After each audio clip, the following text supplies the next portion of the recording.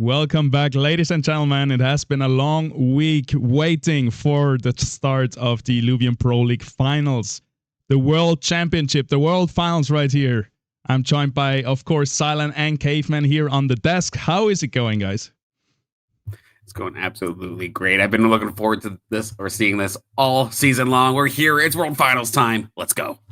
Oh, Silent, I'm going to one-up you. I've been waiting for this for 3-4 years. 2021, hearing, massive esports coming from Illuvium, and we finally got a world championship here. We have 64 incredible players. Who was going to be making it to the next day? I'm really excited to see who's going to be doing that.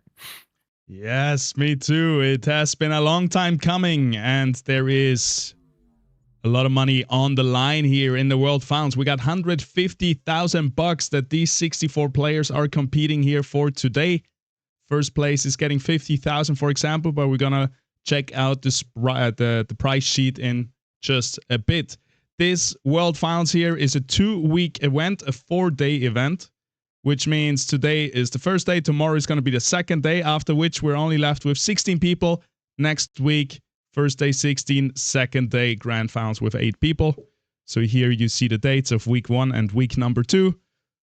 Basically 4 more days left of IPL, and it's all gonna be about finding the world champion, the first world champion in Illuvium, which it still feels unreal to say this. Absolutely incredible to think about. And just, we, again, said before, we were waiting for this all season long, if not longer now. And so much prizing on the line. I cannot wait. Yes, sir. All right, let's have a look here. What else do we got?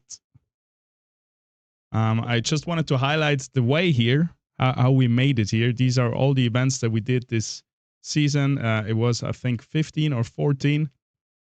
A lot of small ones to start off with. In the end, we had just banger after banger, IPL 1,000, 500,000. Now we are at the World Finals. And yeah, here we are. Let's check out the format right here.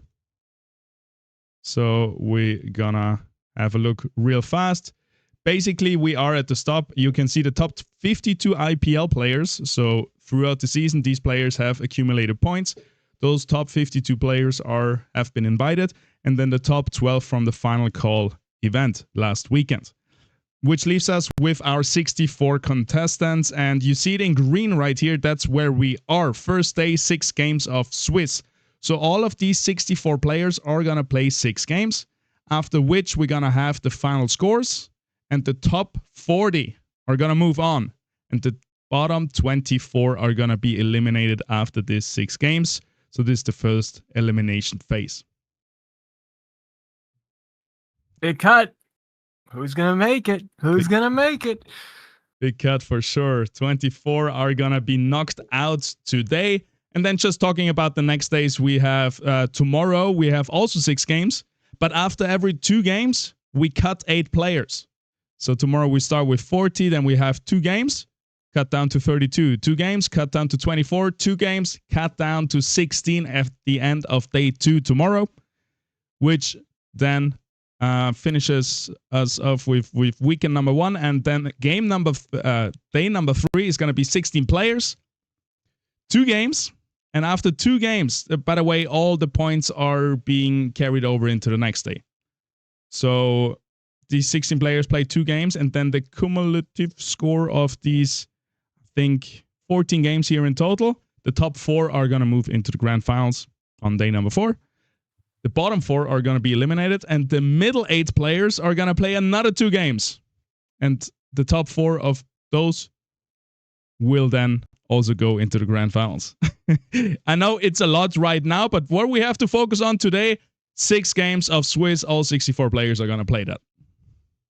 What it can, I guess, mean for a little bit right here, right now, is that you cannot let off on the gas, even right off the rip here today. You need to be getting yourself like the best possible finishes, obviously, as quickly as you possibly can, especially since these points carry over.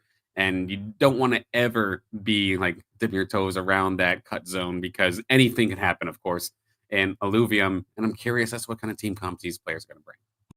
Yep. Yeah, and I'm just thinking that day 1 right now is the most important. This is when there are the least amount of the competition will be really, really difficult still, but this will be the least competitive because there's going to be some players that are just barely squeezed in. And so this is your chance to get a lot of first places, get yourself a good gap so that you can survive going through these next couple of games. Yeah, exactly. Because going into day 2, for example, maybe you're at the bottom of the 40 players.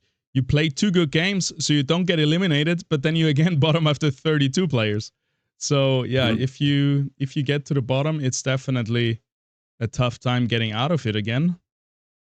But that's how it is. You gotta be the best of the best here to be in the grand finals, and then in the grand finals on day number 4 next week Sunday, we're gonna have a 20 points checkmate format with a maximum of 8 games, which is a very high number. So it's very likely that we're gonna find our grand champion with checkmate format and don't have to do it by score at the end of 8 games. I would assume 6 games, maybe 7 maximum.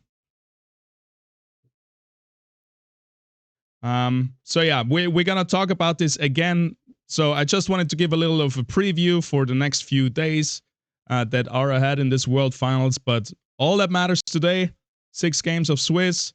We're gonna always watch a lobby 2 games and then swap to the next lobby, watch them 2 games, and then another lobby 2 games. And we're gonna check scores throughout it. And we're gonna see how our players perform. These players are gonna be very, very nervous because there is $150,000 on the line. And I don't care if you're actually a pro player, which we do have a few of them. Everybody will be super nervous because if you're getting first place here, you get $50,000. Even if you just get in the top 8, you get at least $3,000. And everybody that made it today here in the top 64 is already in the money with $300 for the last place. And there is a lot of paid jumps all the time. So you really want to perform no matter what, who you are, what your plan is. You are on the chopping block today. Yeah, I don't care how experienced you are with with either whether it be an Illuvium or in other esports titles. With prize money like this, with the first possible champion of the Illuvium Pro League title on the line, you're getting nervous, 100%.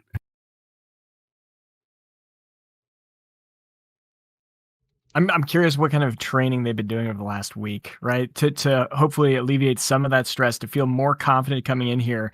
They have got to have been grinding. They have canceled every plan that they had over the last week or 2 weeks if they didn't get in there in the final call, and they've just been training, especially with that new patch came in last week. You know, there's a lot to learn, a lot of differences coming in. And I think that getting your scrims set up properly, I saw a lot of scrims in the arena chat, people trying to find, a good competitive, displayed to go against to figure out, okay, what is actually good in the meta right now. I imagine most of these players weren't playing too much ranked. There could be a lot of, just behind closed doors scrims going on, which would be interesting to see if there's some crazy comps that come out today. Yep, I did watch a few games just because I really wanted to know what the meta is like at the moment.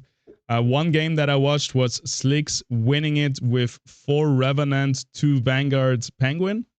So there is a little bit. I think we have a few more composite traits again, which I'm really excited for. I love seeing like the 4 composite traits being hit, like 4 Revenant or whatever it is. We haven't seen so many of them, I feel like. Of course, we have seen so much Revenant or 4 Dust or Wildfire, but I have never seen, I think, 4 Inferno, or not a lot at least. We've seen a bunch of 4 Invokers, but 4 Colossus, that would be deadly as well. I'm really excited to see some composite traits here.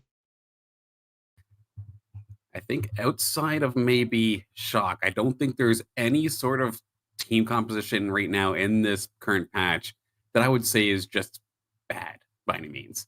Have we found maybe those S tier compositions? And maybe not, but especially since we're finding more composite chips, like you said, it does add a lot of additional creativity. We're starting to see some like really high spikes. I know personally, I never seen 4 Harbinger in my life. I got to do it yesterday because chips allowed me to, and it was extremely fun. You can get really creative with it, and I'm very excited to see what these players cook up. Yes, talking about the players here, we have the top 64.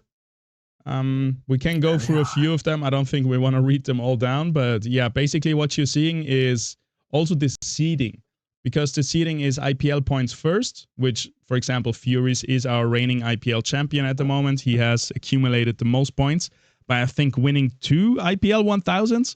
So yeah, definitely a huge gap to the second place. Fishy, also super good performance, has won the other IPL 1000.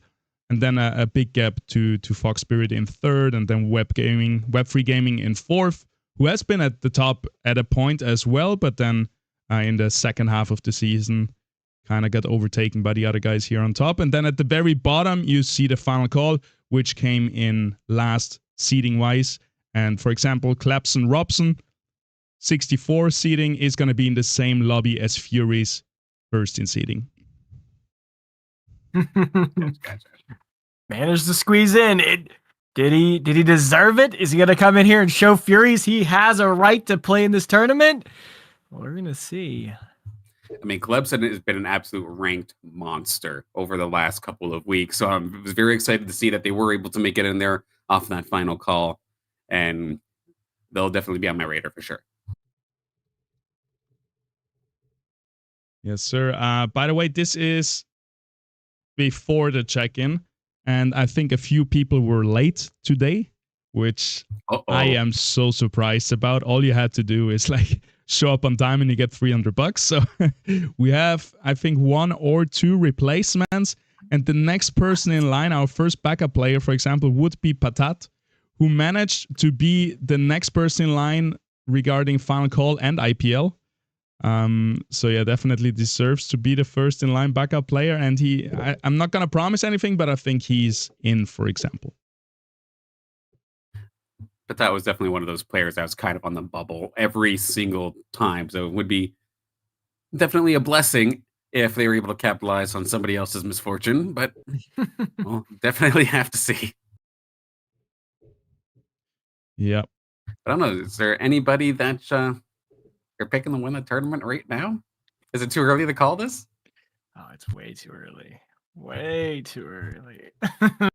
Hey, Mr. Prophet, I want to hear who is going to win. Let us know in chat who you're rooting for. I know we're going to do this again and again, but what's I think we should all have like one strong pick and one dark horse. What do you guys say to that? Works for me. I like it. Yeah. All right. I mean, I saw Furies growing. He was a hard worker. He pushed himself, and he is top of the IPL leaderboard. He was consistent in almost every tournament. I put my faith in him one game, won 1,000, and in many other tournaments, and he put out. And I gotta put my trust in him that Furies is gonna take it home. That's gonna be my strong one. I'll do dark horse after you guys. Okay, we're doing our top half pick right now. I think so. Yeah. Okay, I've got mine actually ready to go. I picked them out yesterday. So, one player who's been rather consistent in majority of the tournaments that they played, and I love the fact that they have basically two modes. You got Rogue, you got Scion/Invokers. Sota, you're my pick. Fair pick. Wait, are we picking underdogs now or favorites? Favorites. Favorites. Okay. Who ha he. Okay, I think I'm gonna go for I'm a fishy. No pressure at all. I'm a vote. I'm a fishy. I think it's a safe bet. I think his I was deciding between Slooper and I'm a fishy. I think similar in skill, but such a different background. Where Slooper, I think, will be very less influenced by being nervous. And I'm a fishy, either he rises with the pressure or he crumbles under it. So I'm curious to see how that goes. And yeah, I think I'm a fishy has a good chance here. All right, your dark horse. You get to go first. Dark horse. Reverse order. How about dark horse's final call, or at least the right side of the thing, right? Just right side, I think. Right side, probably. Yeah. Okay. I mean, there's good players. There's a lot of good players still. There's one person in particular here that kind of like cheats the system a little bit. Okay. I mean, I think I have to go with Siren right here from Phantom, my fellow guildmate. There you go. And I've seen him win tournaments before. It has been a long time. It wasn't in the IPL, but yeah, definitely has what it takes on a good day, which can happen. So yeah, I'm gonna go with Siren. Right, then for myself, my underdog pick coming from the final call. It's another hype member, but it's actually going to be Texan. I want to see Texan do it. I want to see some chaos. I want to see Texan have a fantastic finish here in his grand final. Yeah, Texan's a good one. I'm gonna have to stick with Kristen. All right, I've seen her start playing, and she was very, learning the basics, learning the mechanics, and she has grown over this and made it into the World Championship. I would love to see her come back and take it all right here. She had a couple fantastic finishes in that final call too, like a couple of wins under the belt. I think I got 2 wins in that. Another player that's also like extremely strong from final call. We saw Gym Rat absolutely popping off, but again, at the same time, like just because we're making our picks doesn't mean that we don't have an absolute list of killers here. And I'm looking to see, obviously, rooting for everybody at the end of the day, but would love to see maybe a couple of underdog upsets. Yeah, this is what we've been waiting for. This is basically the best people throughout the season competing against each other. So this is really the cream of the crop, the best of the best. And the tournament format, if I may pat myself on the back a little bit, we have found something, or the whole team, the organization team, we have found something that will find the best player in the world. This is nothing, RNG is very low here. We have, at the very end, you're gonna qualify for the grand finals after a total of 14 games. So the sample size is huge. This is not a best of 2, best of 3, right? Today is arguably the smallest sample size, 6 games, but from there on, it's only going to grow because we're going to add the points on top of it. So, and today you only need to be top 40 players. So I'm really excited to see who is going to end up in the top 8. And I'm confident to say these are actually going to be the best players in Illuvium. Like the top 8 players in the world in Illuvium are very likely going to be our top 8 in the World Finals, as it should be. And I'm so excited. 100%. Definitely shout out to you for all cooking this one up, because 100% it would have been heartbreaking. You get to the World Finals and it's like, oh, it's a best of 2 for the first round. Good luck. Yeah. That would be brutal, because anything could happen, of course, and you getting shut down that quickly would be incredibly brutal. With the minimum of 6, like once you can get bitten twice is sometimes a problem. You're not getting messed with 6 times in a row. Yeah. So like I said, lots of sample size, and we're gonna 100% get our best of the best at the end of the day. Positivity here in chat is saying Amafish is going to win with only top 3 finishes. He needs a win in the end, fair. right? That's the beauty of the checkmate format in the grand finals. You need to win the lobby to win the tournament. So you cannot just have average good placement. I think positivity means every game he's going to be in top 3, maybe. Yeah, a lot on of the podium wins every single in there. game. I'm excited to see that. Where can we bet on the winner? He's asking. Where we bet on the winner? I don't know. We don't have anything. I think maybe there is some underground betting going on. Oh, a missed opportunity right there. Should have set up a betting pool for sure. No, just kidding. I'm sure there's some stuff going on. Yeah, I'm sure you can find someone to bet with. There, reach out to positivity, guys. No, I don't know what. I'm just joking, obviously. I don't want to facilitate anything here. No, but of course, by all means, let us know who you're rooting for in the chat here, because you never know. Maybe we see enough of a certain individual, maybe that influences which lobby we watch. We'll have to see. Yeah, I mean, where's the Brazilian community? Usually they're so loud right now. I don't see you guys out there. I'll give them a minute. You guys awake? They're here. I know it's early. Yep, they are going to be pouring in. I think our players are slowly loading into the games. We're going to pick lobby number 1 to start it off. So the best seed versus the worst seed. I think that's just, you have the biggest favorite and the biggest underdog in one lobby. So I think that's a good one to start it off with. And then we're going to see how we go. So these are going to be our 2 first games are going to be with lobby 1. So we're going to have at least Furies and Claps and Robson. I know that much.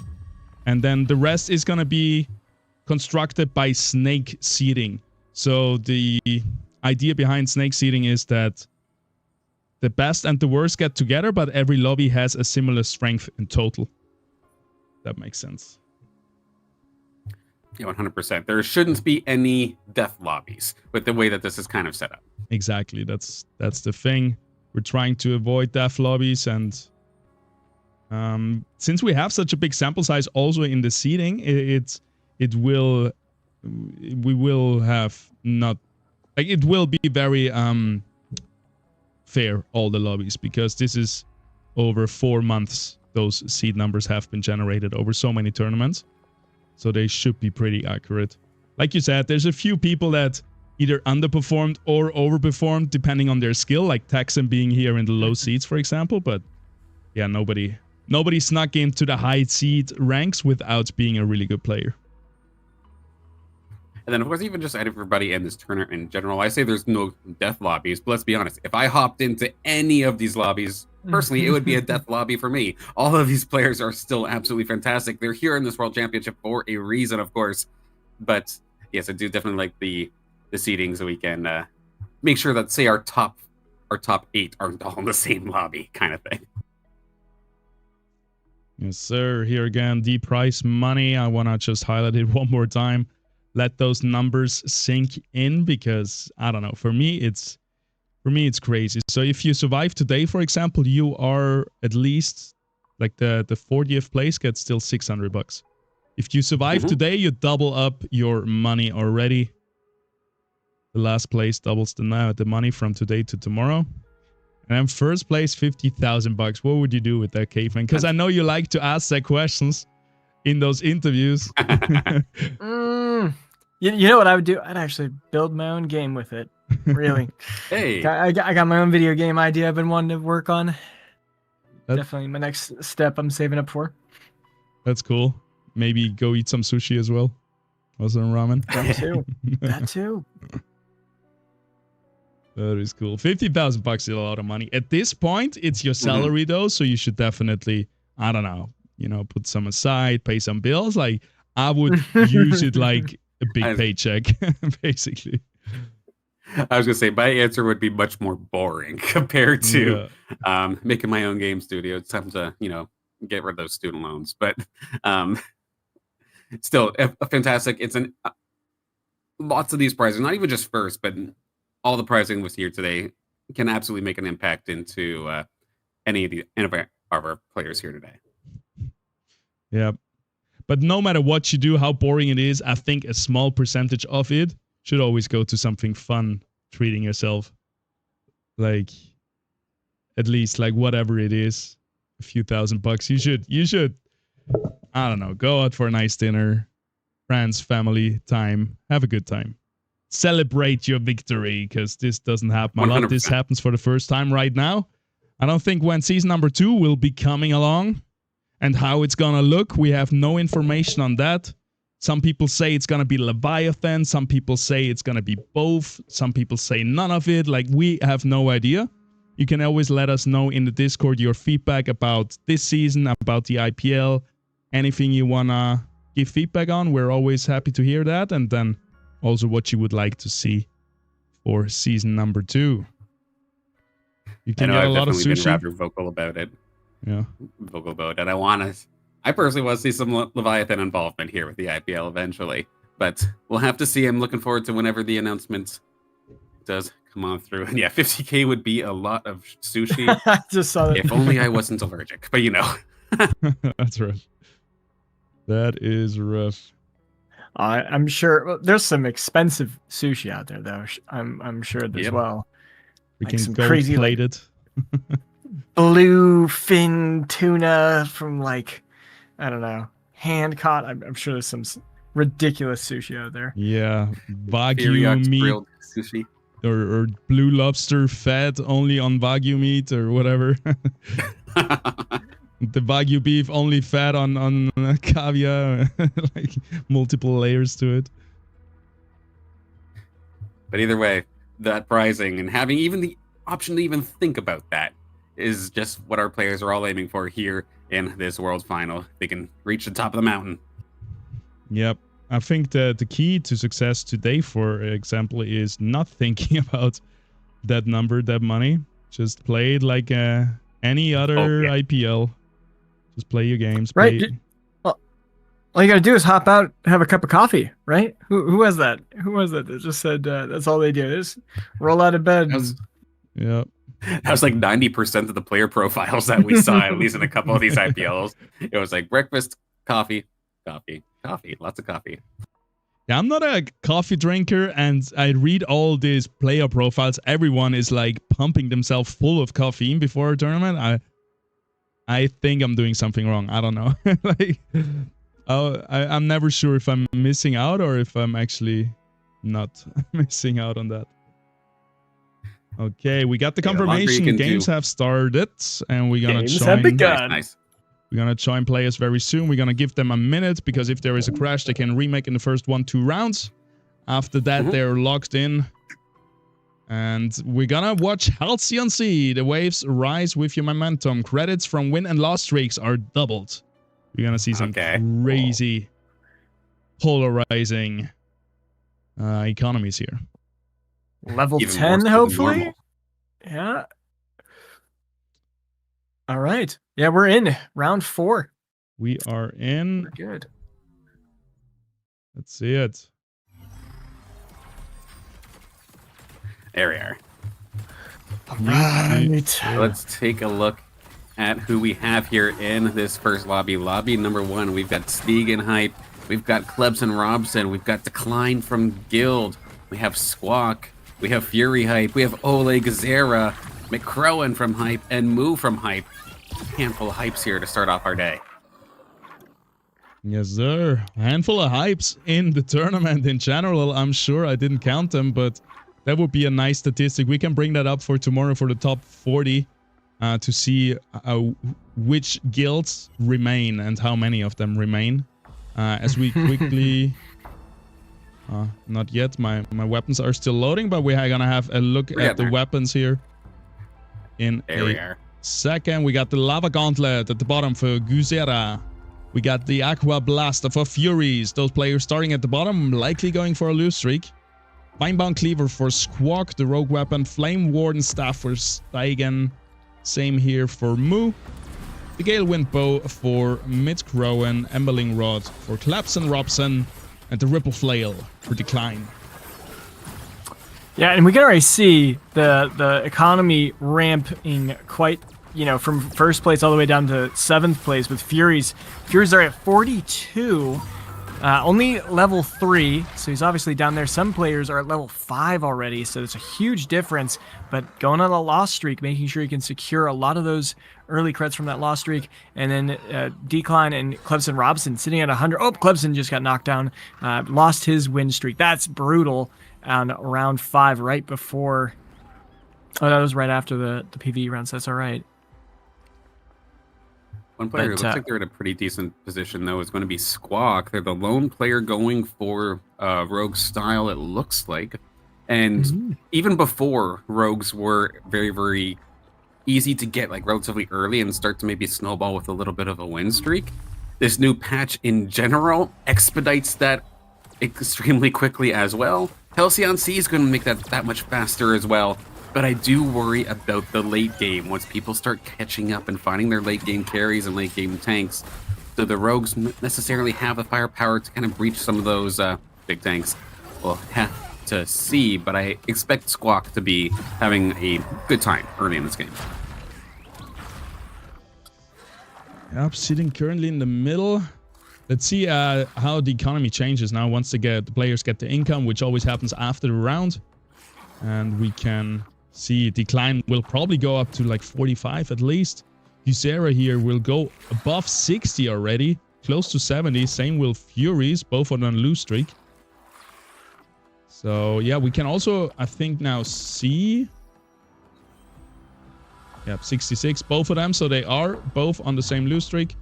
And you can definitely see how this lose streak tactic yields a lot more money early on. So compared to Decline with a full win streak, 45 gold and 66 at the bottom. They're going to be on max interest right after finishing these Dokas. That is so fast. Yep. And now they're chilling, right? They still have 80 HP. So the more you can lose at this point, the better it will be. So Furies are #1 seed in the World Finals. Let's see how long he will keep this lose streak going on purpose, or if he will just let things happen how they will. Versus Moo here, it's gonna be tough anyway, so I don't think he's in danger of winning. Versus the Relentless Lynx, for example, this is looking scary. In danger of winning. That's one way to phrase it. That's the first I've heard of that one, but it makes perfect sense given the situation. Yeah.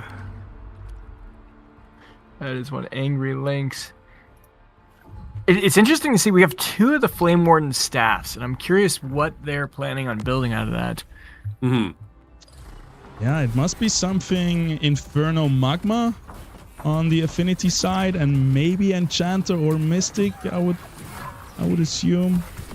Could maybe squeeze Aegis or Temple in there and Wildfire attempt, but yeah, we are gonna see how the meta has evolved. Finally, we have the new patch, a lot of changes.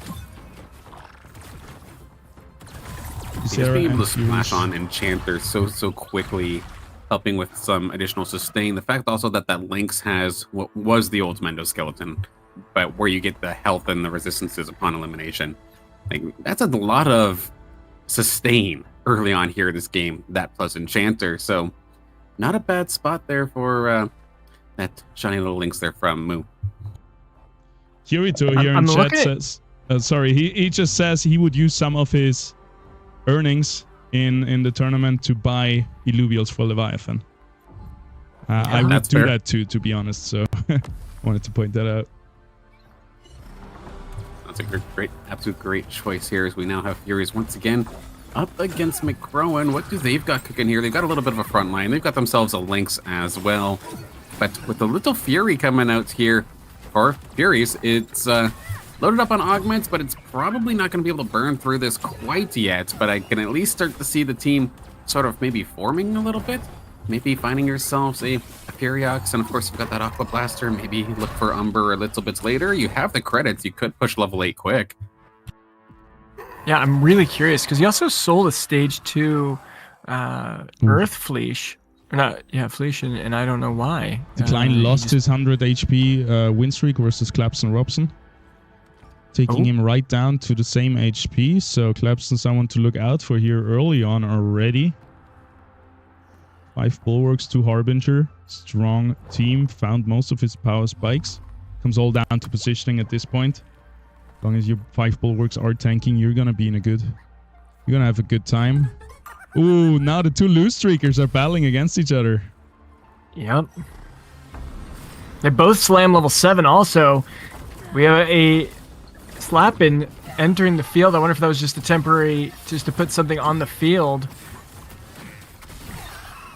I think that's going to go to Gusera here with the Ranger and the TNT being a way stronger backline than the Fury, I would assume. But Fury has a little bit more consistent damage.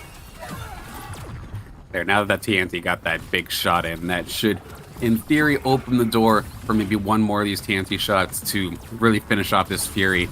That's where a lot of this damage is coming from. Same thing here with the Ranger. Did that stop the cast on the TNT? I think it did, but it may not necessarily matter. They're slowly but surely chipping away at this thing, and with the Omegas coming on through, it will end up popping it. So Fury's going to keep their lose streak, but Gazera, they have to debate whether they want to hit the gas now. Yeah. Yep. They're cooking. All right, let's see the money. I'm sure Gusera is going to roll down. We are also around... Usually players wait till level 13, right? But sometimes you want to hit that gas pedal a little bit earlier to give you more time. Maybe roll before your competitors, because there is a few fire weapons in here.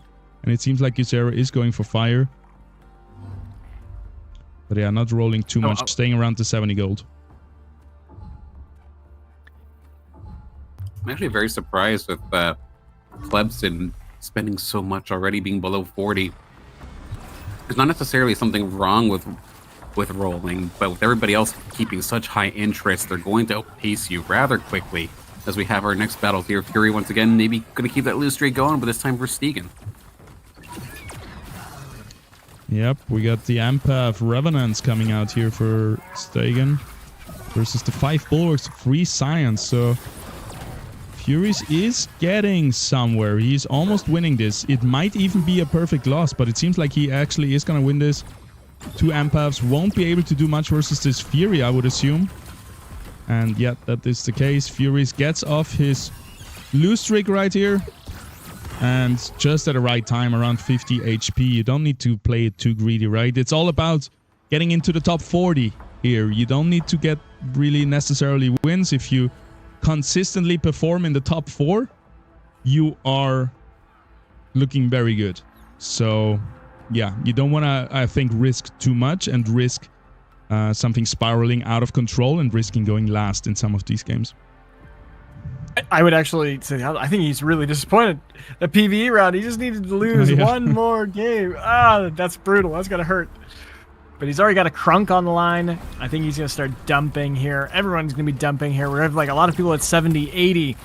Almost everyone's level 7.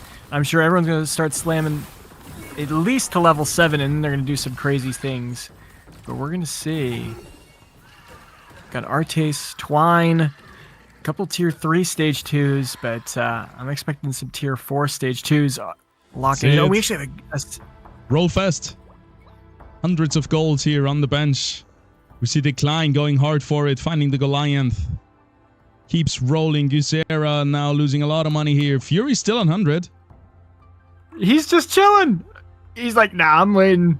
I'll let you guys do it. Oh, now he found Harbinger. There was a composite crate, it seems like, so he was focusing on that.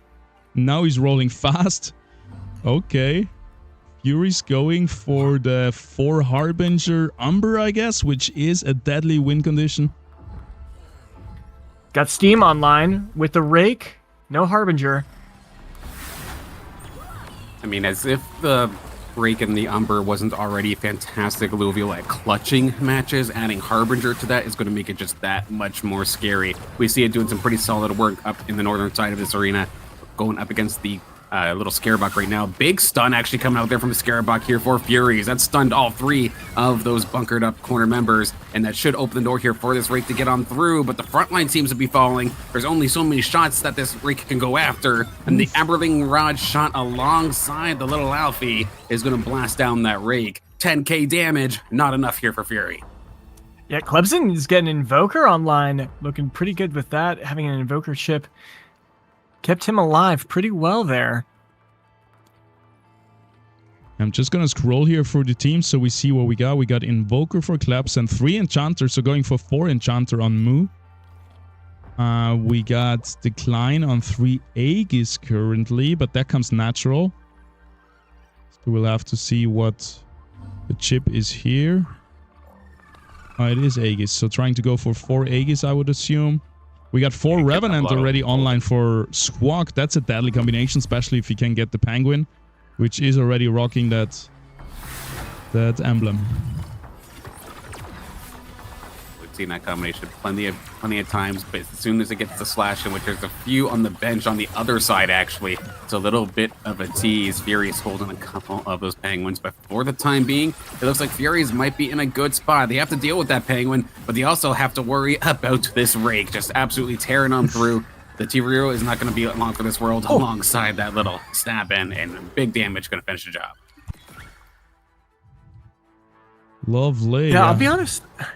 I'm feeling a little bit concerned for him, though, because he needs to get the Axon, and there's already an Axon on the field. He's level 8. That's going to be really tough to secure that. And I'm really looking at Guziera. Has Arcanite chip, has a Furiox already, has the Scion weapon to do this. That could be a pretty quick one. I could see being very devastating. And that unit, they're also holding a Matu, which is going to hurt Furies as well. Declan just got a Forest online. Oh, with an Aegis. If he gets 4 Aegis on a Phosphorus, that will be game winning, I'm sure. Yeah, only the Blotto missing. Definitely already fishing for it. Just needs 2 more headies for 4 Aegis, which is going to be huge. But for now, we're going to watch him again versus Furies. No matter where we go, to all these people hitting power spikes, they're going up against Furies. And Furies slowly but surely is getting in a dangerous situation here. He's going to fall below 40 HP as he looks like he's going to be taken down. But you never know, right? Sinaf gets a huge cast in and the Rake is cleaning up. But now it's against the Forest. But it's able to dodge the aggro. So Sinaf gets another laser roused, but I don't think this Rake can take down the Forest. One more cast here. It's not going to be enough. Fury is taking another hit down to 29. I just love the way that Forest is actually augmented as well. It's so easy to just want to go for pure damage here, but they've opted for all of the Bruiser or the Brawler augments instead. So you've got, of course, the one where you get the health and the resistance stealing, as well as a shield when you get knocked below 40. It's all rather safe augments, and yet it still packs a good punch. Yep. And once they get 4 Aegis, they're going to be giving that health also. And then that shield is going to give a 30% shield. That shield from overflowing impact reactor is going to be easily a couple thousand. Or maybe, yeah, probably at least 2,000. So that's going to be a lot of health that it's going to get from that shield. And as we can see, it's chewing through this Berserker comp. But this Jotun's now in the Forest. The Forest is shooting through. Big shield comes up from that augment. This Jotun is trying to heal. Is it enough? He gets killed. Rylu. The Templars have stacked. I don't think the Forest is going to be able to chew through it all. Can it Lifesteal, though. make it? And it can! One more stun here from the heal. Fur Knight. Oh, it's not enough. Forest takes him. Wow. It just gained so much health. 8% max health. That's also another thing. It's going to gain so much health over time from that restoring impact reactor. It's going to heal a lot. Oh, we should have checked how much it healed. Ah, that's already gone. That would have been great to see how much it actually healed. Man, but just it looked like it looking should have here been dead like 5 different times. Yeah. Looking right now at the bottom, Fury's lost another round. Our number 1 seed in the tournament is down to 14 HP. Here in game number 1, so maybe the nerfs are getting to him. Again, it is a 6-game first stage here, so nothing is lost after losing the first round, but definitely nothing I would have expected going into this first game here. Like, the rolls just didn't necessarily go to their favor. They're going for Umber. They are pretty close. I think only 2 dashes away. But the first, or their big roll, did not necessarily lock it down, even though it's basically uncontested right now. Getting that Umber is going to be the make or break difference between them, I think, winning this fight or not. They do find the Umber at the last possible second. Big pickup here for Furies, going up against McCrowan, who's also getting rather low in terms of their health, needing to try and get themselves in here. And I think I saw Skoriox also getting picked up there. I think that's from Gazera, so lots of big power spikes coming on through. But the big one right now to pay attention to is right here with Furies versus McCrowan. Yeah, I mean, McCrone's in a pretty bad spot too. There's already the Force. There's already a Rye Plants. He's other Jotuns on the board too. McCrowan is really struggling. He does get the Blaze of that, which is going to be good. Let's see. Can the Umber chew through all this army? But the unit's a little bit wrong position against the Blaze Knight. The Sinnoh, the Ranger, and the Umber focus the other corner. Blaze Knight is untouched, goes hyperactive with 3 augments. That might be deadly, but now the second laser goes to the Blaze Knight. Maybe the next one will kill it. Is the Umber gonna be enough here versus hyperactive Jotun and the Blaze Knight? It doesn't seem like it, but maybe. Maybe. Wow. All right, McCrowan down to 5 HP, Steigen down to 3 HP. Furies holds on with the Umber. Then a Mega Power went up to 300%. It's over 300%, and now he's going against Gazera with a Skoriox, Arcanite, Seer.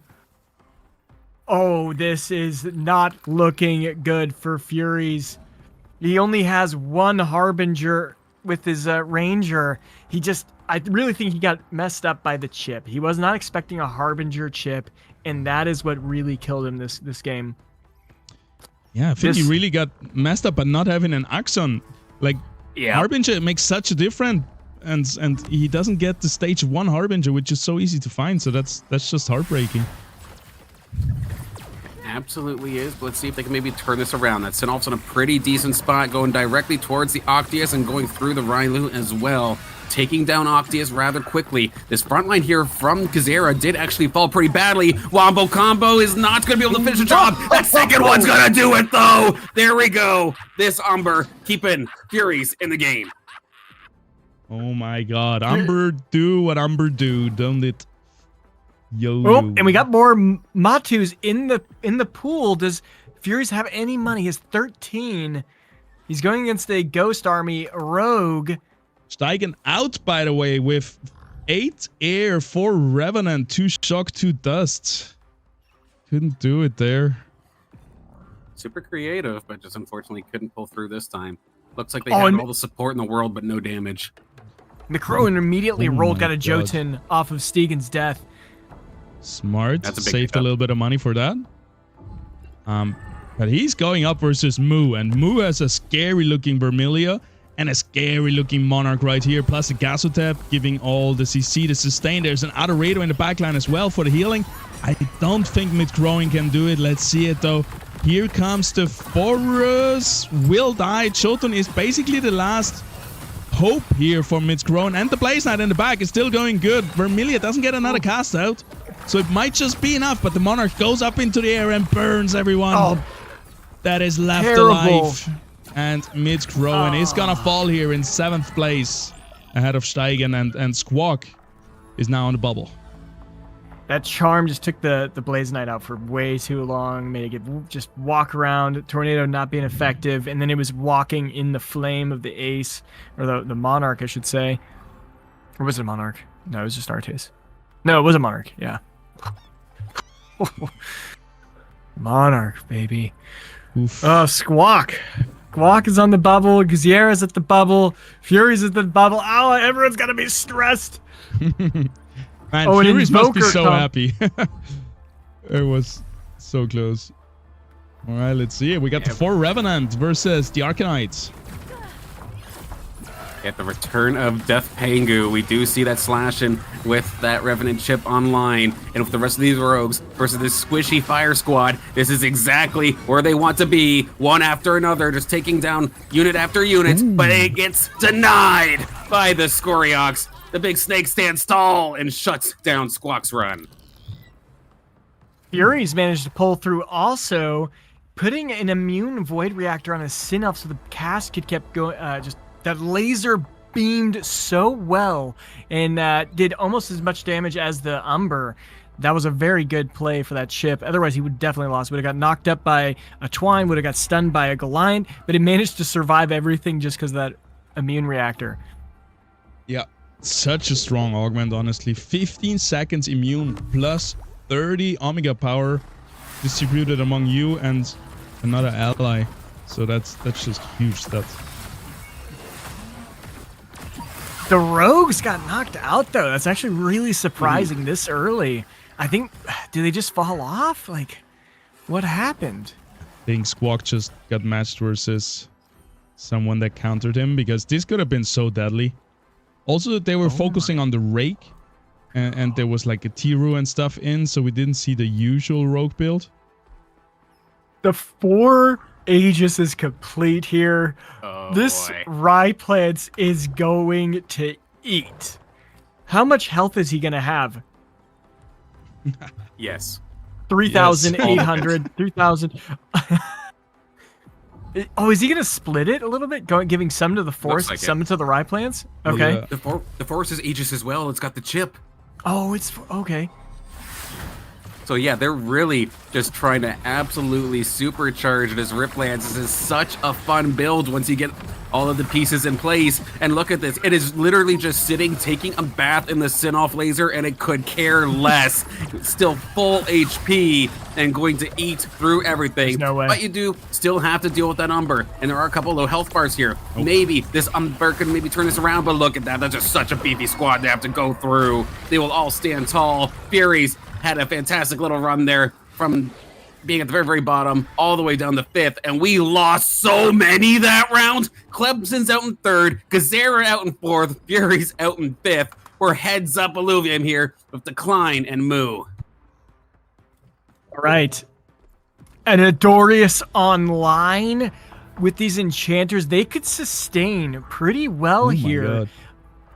But I mean, that Ryplants is gonna eat. One thing to point out, that last game, I don't think he meant to spread his Aegis buff to everyone, because what happened is the Force actually gave the Aegis buff to the Ranger, and that might be no, not the case this time. So this time it's actually giving it to the Ryplants like it's supposed to.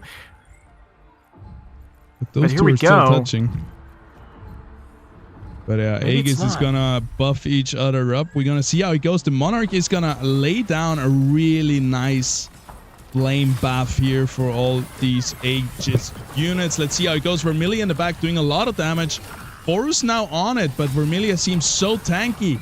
And it seems like the Adorius now with the heal gonna save Monarch, who was so low, back to full life. Everybody's trying to take down that Ryplants. But they're just not succeeding quite yet. It goes down in the end. Forest still alive here. Bloto in the back still alive, which is never a good sign. Your main tank, the last unit standing, and oh my god. Moo has cooked up a team here with Adorius. That's insane. And what's really crazy about this is every time the enchanters cast, they're granting a 2% damage amplification.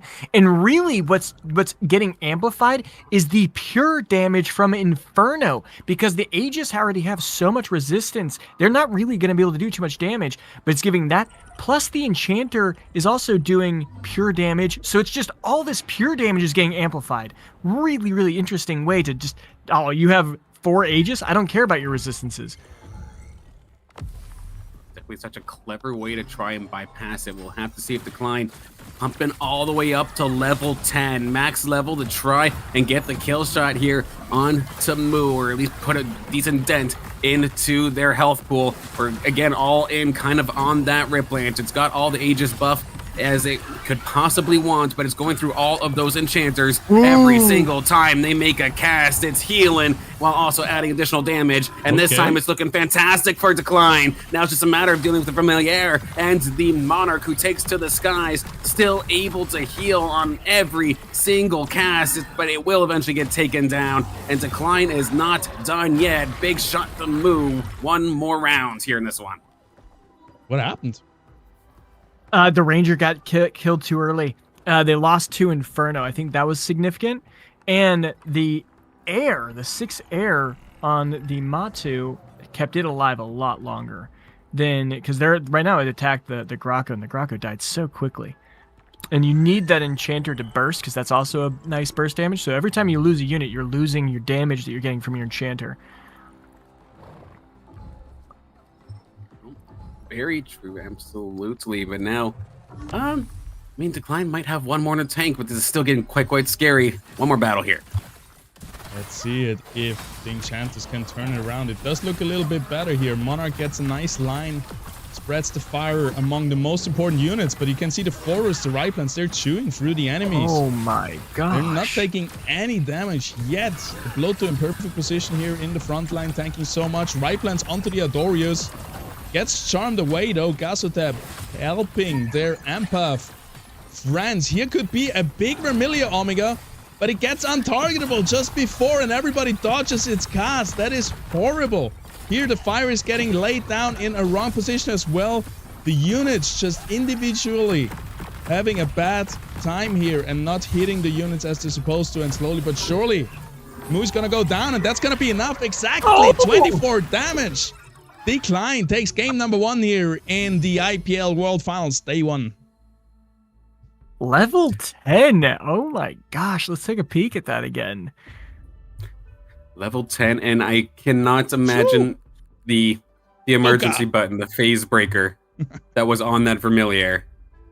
Normally, that's a fantastic option to give it, but the fact that all the Alluvials ran away from it when it went untargetable, had it killed one Alluvial with the Omega, it might have resulted in Moo having maybe 1 or 2 HP still left and having ourselves another round. But no, the phase breaker and all the Alluvials running away was absolutely devastating. We'll see it here, I think, in this replay, but just absolute heartbreaker there for the Vermilier and for Moo.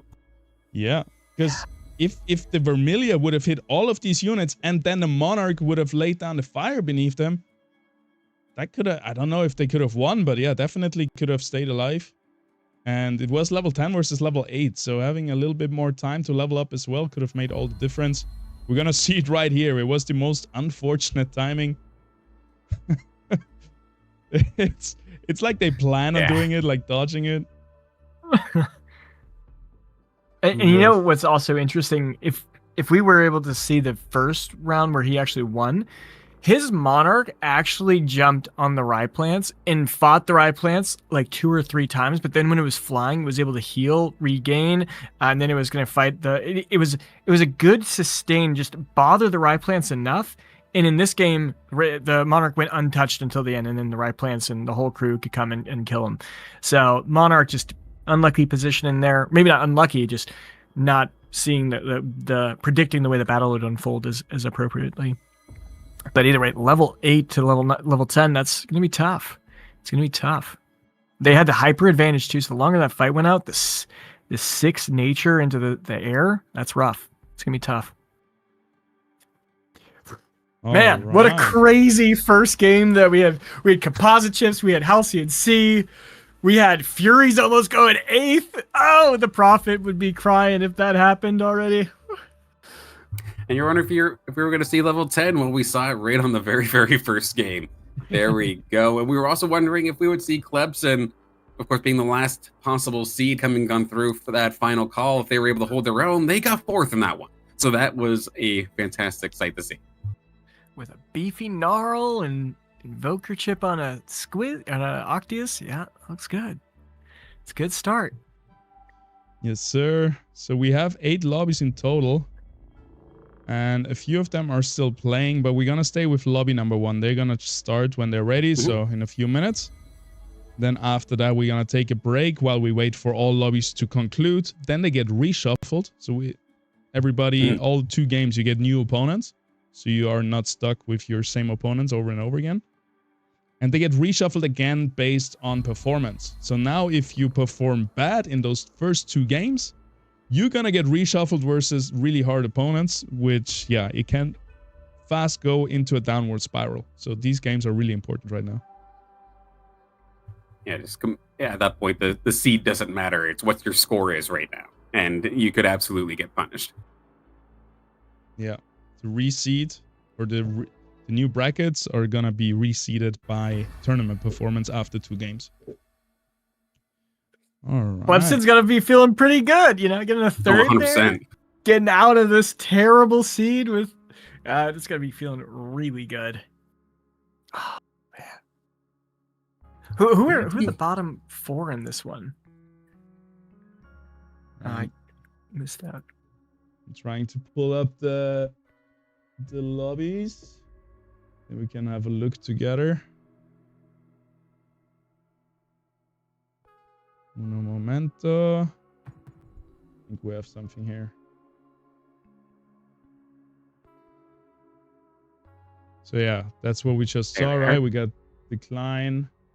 Here is lobby number 1, decline 1. And then lobby number 2, we got Seiko Perico first, Hoshi second, Jonakinyo third, Amafishi fourth.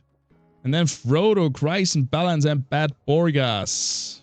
Crazy lobby here as well. All of them, pretty much, I guess. If we look back at the top 64, which who are at the bottom in our lobby 1? I want to see who the bottom 4 and top 4 were. Be interesting to see. Seed-wise? Yeah. Like, did anyone else upset? All right. It'd be cool to see who else is changing their place, changing their destiny. Yeah. I mean, Fishy was almost put in for a World of Hurt there. They were 4th in that last one. Seiko Perico leading that lobby. One of my other picks that I called out that I wanted to see do very, very well here on stream yesterday. Ah. There we are. And here we are. Many a graphic. Yes, sir. McCrowan, 49. What did he place? They were 7th in that first game. Okay. So, unfortunately, placing probably where they are roughly. Who else? Guziera, Squawk, Oxmu, Declan.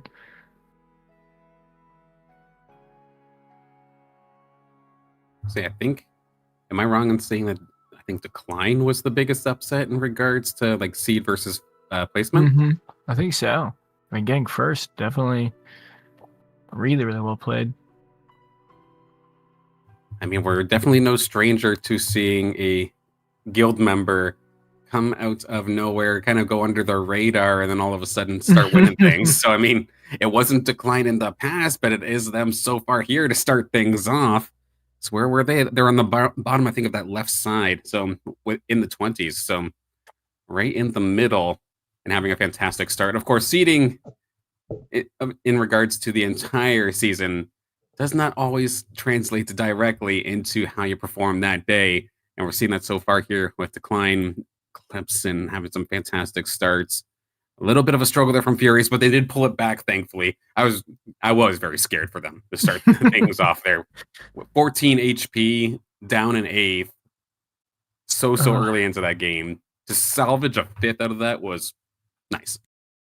Yeah, looking when he got that Harbinger chip, I was scared for him. The Axon not in the bag already, level 8, and then just the Matus were already heavily contested. You're not going to get your win condition. You're just fighting to not get last place at that point. It'd be really, really tough. Maybe that's what separates Furies. But I also think Furies was playing way too passive that game. What do you guys think? Like he was just taking the loss streak like it was a casual game. I think he got super lucky to get the Umber. Otherwise, he would have been out in 8. Like it was a thing of like 2 rolls finding your last unit that you needed. So I was happy for him when he found it. I understand why they were so patient though, because normally Umber is one of the most highly contested units in the game. And like you try to rush to level 8 and then just start rolling like crazy. But to be fair, nobody else was going for it. So the rush on, I guess, the urgency in terms of people stealing your units wasn't there. So you could actually build up your economy a little bit more. But on the contrast, you're then paying with your life and all of your health points. And in a certain sense, in terms of, I guess, economy efficiency, they've essentially played that perfectly. But the fact that throughout that entire time, they didn't get Axon, that was brutal. Having that third Harbinger, Even not even just having a third Harbinger, having that middle stage evolution of a tank, something a little bit bigger for your front line to buy that Umber a little bit more time would have been huge. But we have lobby 3 and 4. Looks like we've got them complete. Yeah, I'm looking at that your boy Carl there, Paz, getting the top 4. Let's go, Carl. Good job. Love to see it. That's a good start for him. He's going to be really happy about that. Detective Align first. Fox Spirit up there. Orc from Guild. Formiga coming out of the final call. Yeah. Up in 4th so far. True. And then on the other side, a little bit of a heartbreaker for someone who is kind of dominating the final call. Aki having a very rough start here in this one. Yeah. And I'll be honest, I don't remember seeing D4 Show. Who is D4 Show? Getting first. The show, I remember him in a few IPLs, yeah. I think he came in through the IPLs. That used to be OLA the show, but just spelled differently? Or am I thinking of somebody completely different? The Ola tag is now gone. Okay. Or maybe just not in game. Web3 Gaming getting second there too. That's gotta feel good for him. Yes, sir. Ooh. Well, Star having a fantastic start here too. My goodness, another player that we saw come out of the final call and just put in the work. Seeing Lynx and Slooper up there definitely does not surprise me. They're probably 2 of our most consistent players in the Illuvium Pro League. AI Blaze, though, good on you. Good run here so far. Got Zarin, Kuligas, Alnert, and then CFGD fighting their way in there, though. Lobby 6, we got your Sota. I love to see it. Sota coming in. Yep. Second place there. Another guild at 1. GM Phoenix. Selfless. Another guild. Guild is coming. They're coming for this. They're like, we're going all out. Oh, I can't wait to do the guild breakdown. Like, how many of each guild are that'd be cool. Actually, Karabasov getting a 5th. Maru. Axel. Patch Tourist. Struggling at 8th there. That's not great. Yeah, definitely a little bit of a rough start there for them. Yep, and do we have the other ones as well? Yes, everything has concluded, it seems like. All 8 lobbies. We got Luis first, Patat coming in as the backup player, second place. Yeah, there you go. Good for them. Definitely, there's a lot of fire if you come in as the absolute underdog. Rudo, Narkesh, Nareba, Hasu, Texan, and Dr. Spoon at the bottom here. On the other side, FRK, Lukids, Lemko, Slicks at the bottom. And Not Complain, Broachson, Fancy Pants, and Jimrat at the top. Jimrat doing well. Even given the seeding system, this lobby 8 inadvertently became a lobby of death. My goodness, like that is an incredibly strong lobby here. Because I think Debrotion was rather like new to the IPL, didn't really join until like the halfway point, I think, right? So their seed was low. Mm-hmm. Yep. And Jimrat was pretty much the dominant force in that final call. So their seed would be low, but they were very, very, very good. Slicks, of course, it's the classic. Slicks has always been very, very strong as well. I think Not Complain was in that lobby. That's your rank 1 ladder player and then a top 10 IPL finisher. Lemko as well, top half, I believe. Yeah, 25th. So that was a brutal lobby. Yeah. I mean, we saw FRK taking 8th, and it looks like that was his appropriate seed position there, too. Can he break out of that in the next game? That'll be important for him. 100% the underdog in that situation.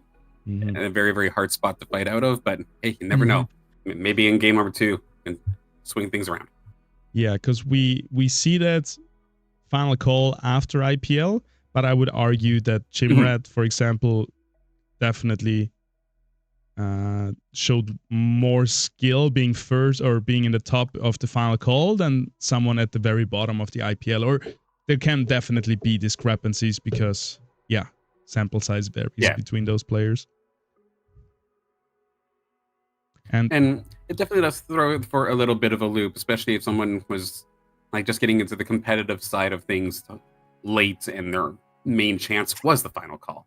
Say like Jimrat, for example, I saw them grinding ranked maybe about 2 weeks prior to the final call. And as per most players, just absolutely destroying me. But coming into the final call as well and just dominating there. But yeah, it's kind of a wild card scenario. You can't really like truly find a spot to seed because it'll be speculation. So you have to do it based on the data. And right now, Jimrat is absolutely upsetting people, and I love to see it. Yeah, I think Jimrat is very, very famous in the IPL organization team or in the back-end side of team because pretty much every single weekend he's qualifying for the main tournament, but he never shows up and plays it. So, yes, I think qualified probably for every single IPL, but never really had time to play the main tournament. So, a little bit of a sleeper here. Well, I mean, at least they're still getting practice in a competitive setting in that regard, though. Like pushing themselves for these qualifications. Unfortunate the timing's not necessarily lined up right, but thank goodness it lined up right here, right now, when it really counts.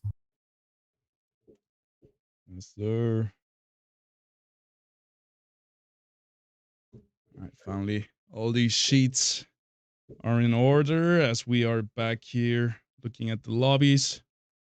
Yeah, we're gonna do one more time lobby 1, and after that there's gonna be a reshuffle, and then we're gonna pick our favorite.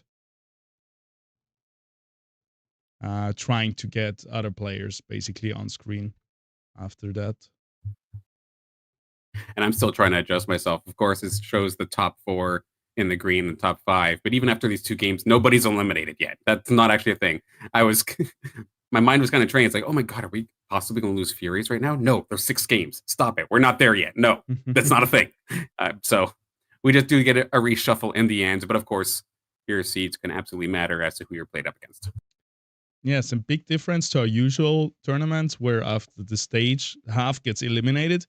Here only, I don't know, 2/3 or whatever get eliminated. So you don't even need to be like top 5 or maybe even top 6 is enough to get into the next stage. Yeah, I'm thinking of it like, say we're going from a round of 32 to like our semifinal or something like that. It's like, no, that's not what this is yet. We're not here. Different format.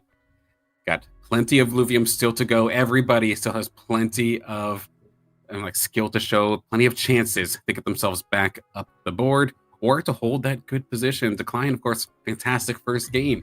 Can you keep that going though? And we know we have plenty of hungry players ready to take that spot.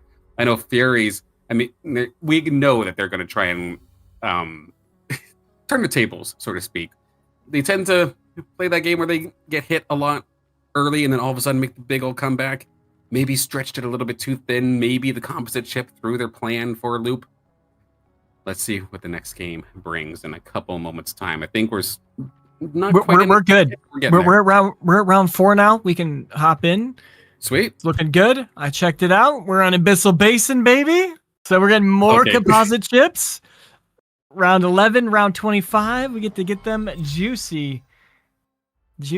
Hopefully we'll get more 4 comps. Like that Enchanter build was awesome. We'll see what comes out this time. And which one is this? Oh, the 11 and 25 one. Okay. Oh my, even more composite chips. I know some people love it, some people hate it, but we have seen more frequent composite chips since the last patch. Personally, I love it. More chaos, more crazy stuff, and more compositions, right? Because usually you play what? You play fire, like you fire, earth, water stuff. But now you play so many different things with all these composite synergies. Yeah, even without Abyssal Basin, we've been seeing them a lot more often. But I know, again, I personally love it as well. It just opens the door to so much creativity.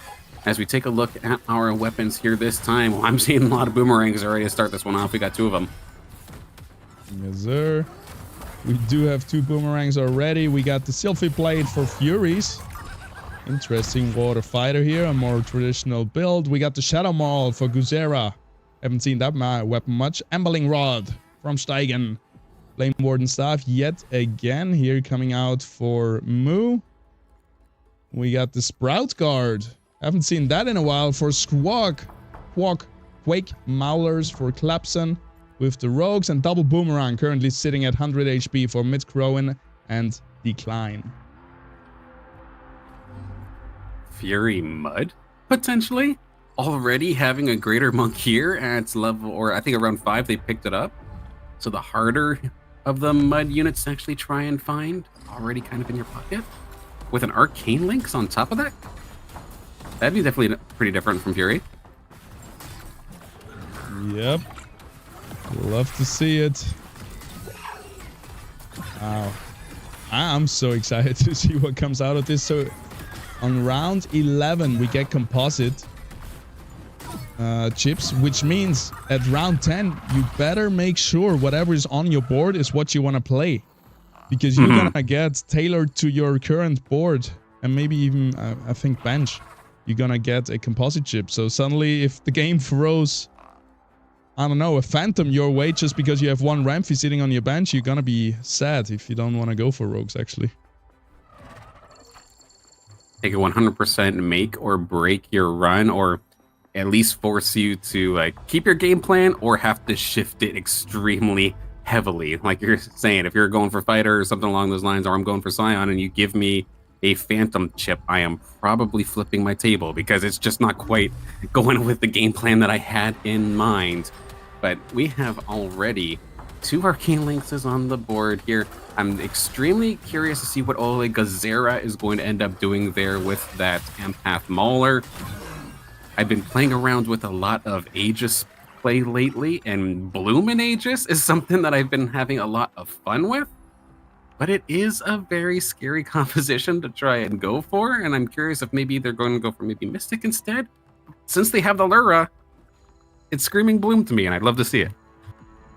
Well, I'm looking at Squawk here. He's got an interesting Enchanter comp there. Using the shield one, which we don't see the Sprout Guard. Curious to see how he kind of scales it up. Obviously, you're already trying to plan for what that 4 composite grouping will look like. And so some of these players, what are they going to build? What are they going to be doing with them?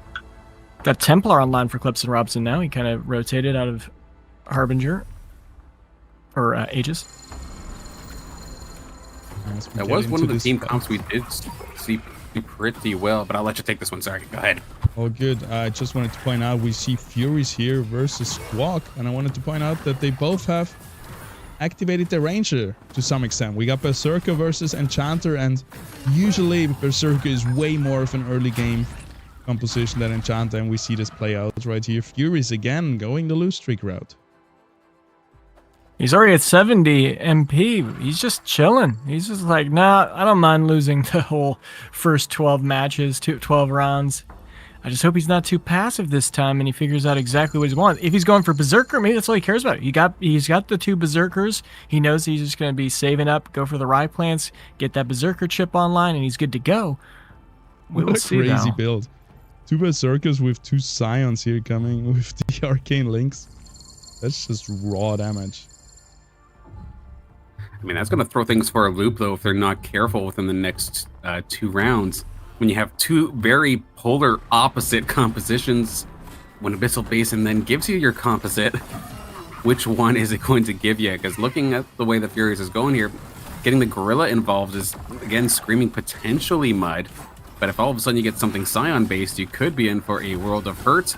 But one thing that absolutely got in for a World of Hurt was that Ranger. It just face tanked that Arcane Lynx blast, and it got taken off the board. So Furies, definitely not that big of a lose streak like we saw last time. Gonna stop the bleeding early. 2 more rounds until we get a composite trade, and I'm sure somebody's gonna forget about it. This is something I love to do. Suddenly you have some random composite trade from a random unit you had on the board, and you have to somehow make it work.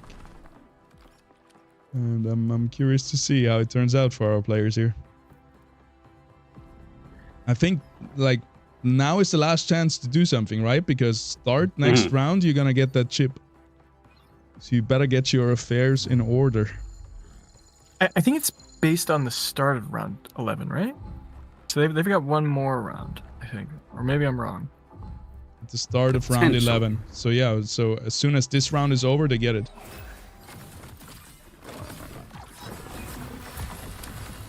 Got Arcanite coming out from McCrowan. That's what he's going to be trying to go for sure with the Furies. Trying to predict what other people are going for. We've got Verdant coming from Stegan. Already with 2 Verdant. Mud Berserker.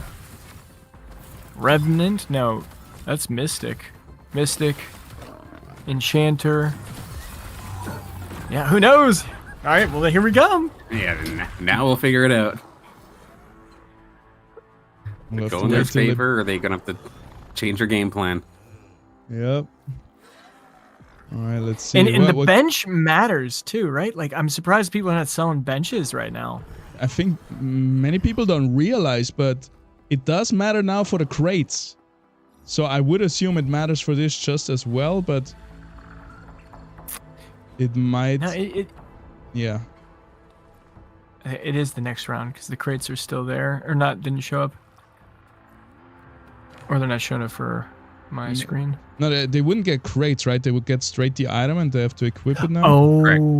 You're right. You're right. But that. I'm pretty sure it must be now, but nobody has equipped anything yet. Everybody's in shock. Even might have been on to something. Yeah, maybe it is. Might be right after this one. Oh, Guzziera going for Bloom now. Bloom Mystic. Hey, all right. I was half right. You got Bloom at least. Got a squeeze on there as well. Let's see our next battle here with Fury up against the lobby leader. Decline right back on top. Has a little Fury here for damage, but it's actually all on the Kookaloos to really get things going here. Ooh. Very healthy and strong comp to get started here for Decline. Boom. So much damage. Down to 58. And I'm just looking at the items. Like, Furious has a whole bunch of Omega power items. I don't know if that's necessarily he needs to figure out his comp.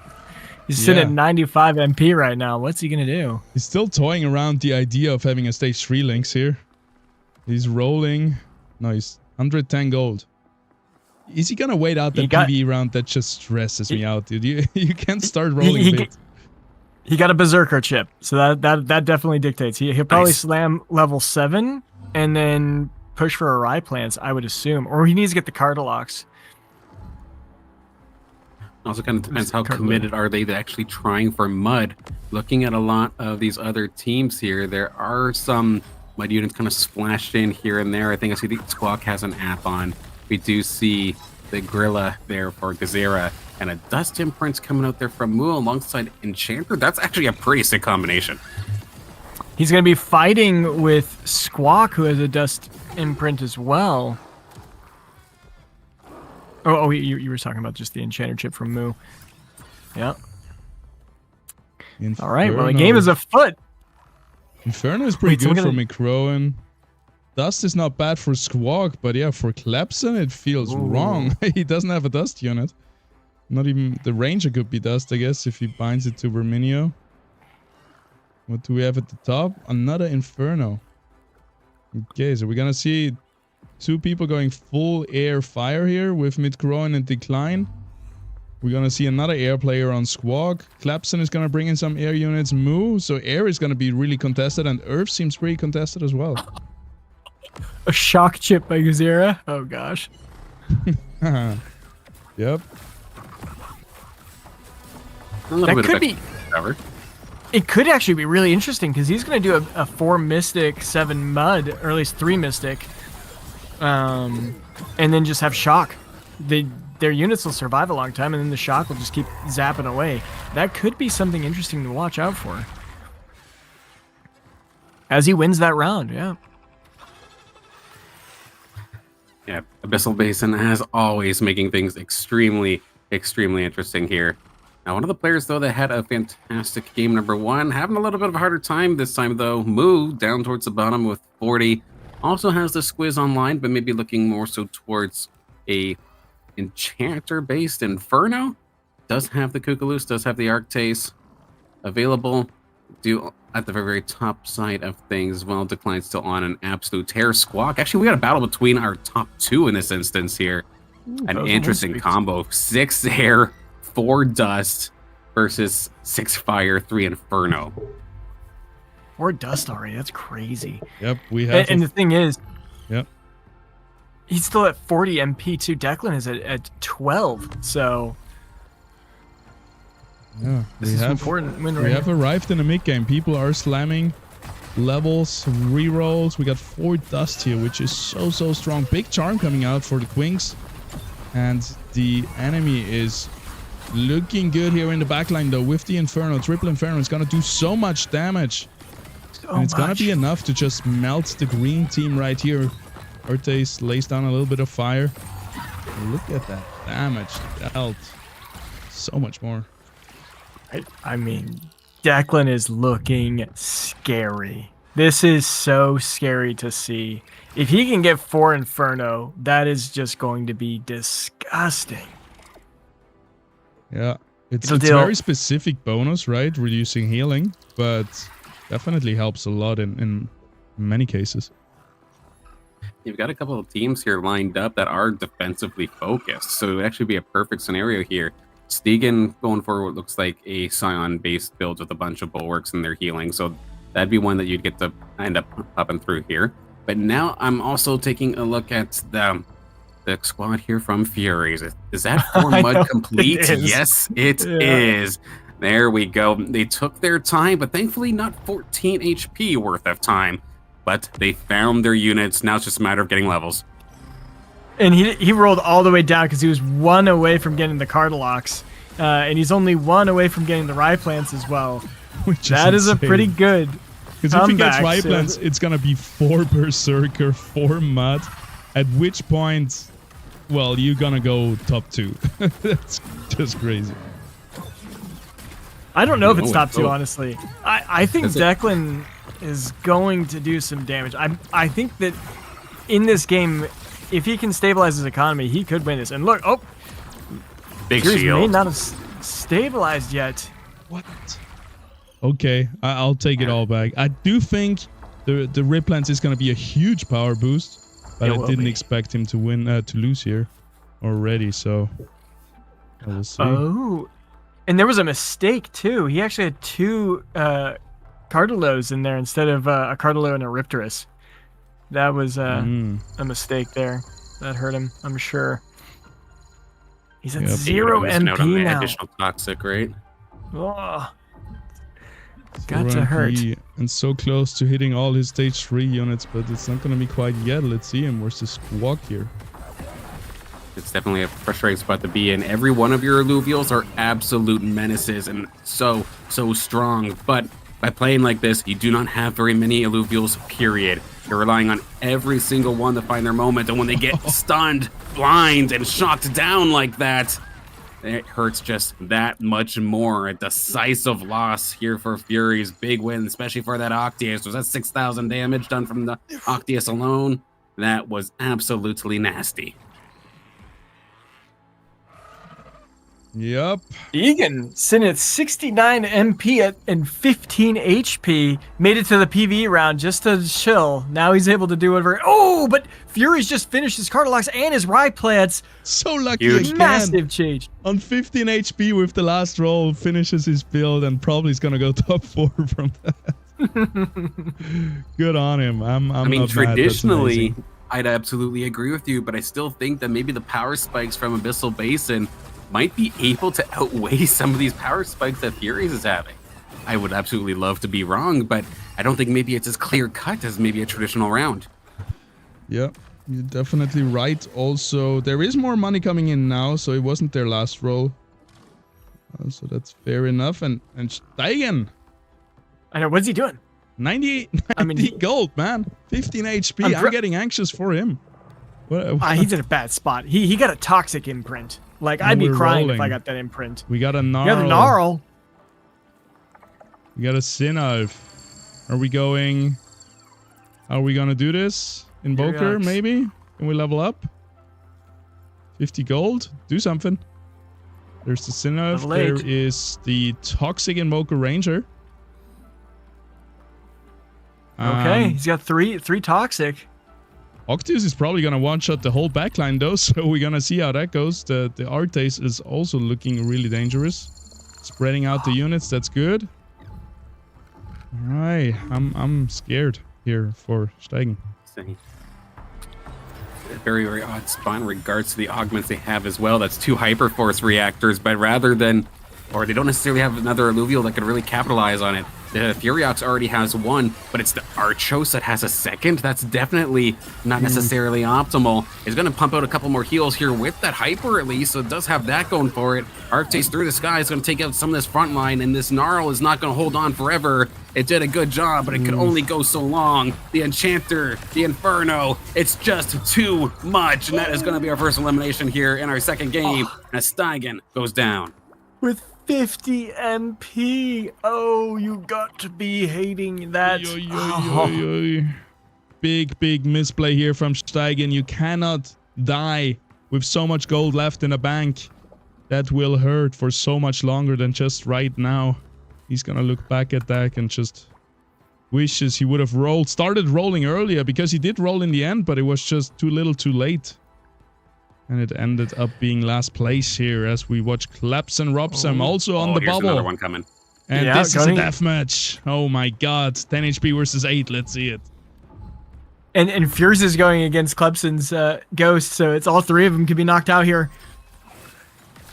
Absolutely scary scenario. Death Pengu on board there on the left-hand side, slashing, just hacking away at that Mammoth. Takes it down quickly before an Omega is able to come on out. You do have the Bloom here for the red side here for Gazera to try and buff up that Allura and buff up the Ranger. The Ranger is doing a good job of holding off that Penguin for at least a little while, but the Penguin's broken on through. The Allura on the other side gets one more charm, gets all the attention away from the Penguin. It's a 3-on-1, but we've been here before. We've seen this many times. It's just a matter of time before Slashin takes everybody on down, and that is going to be Ole's Gazera falling here in 7th place. Yeah, that hurts. What was his chip?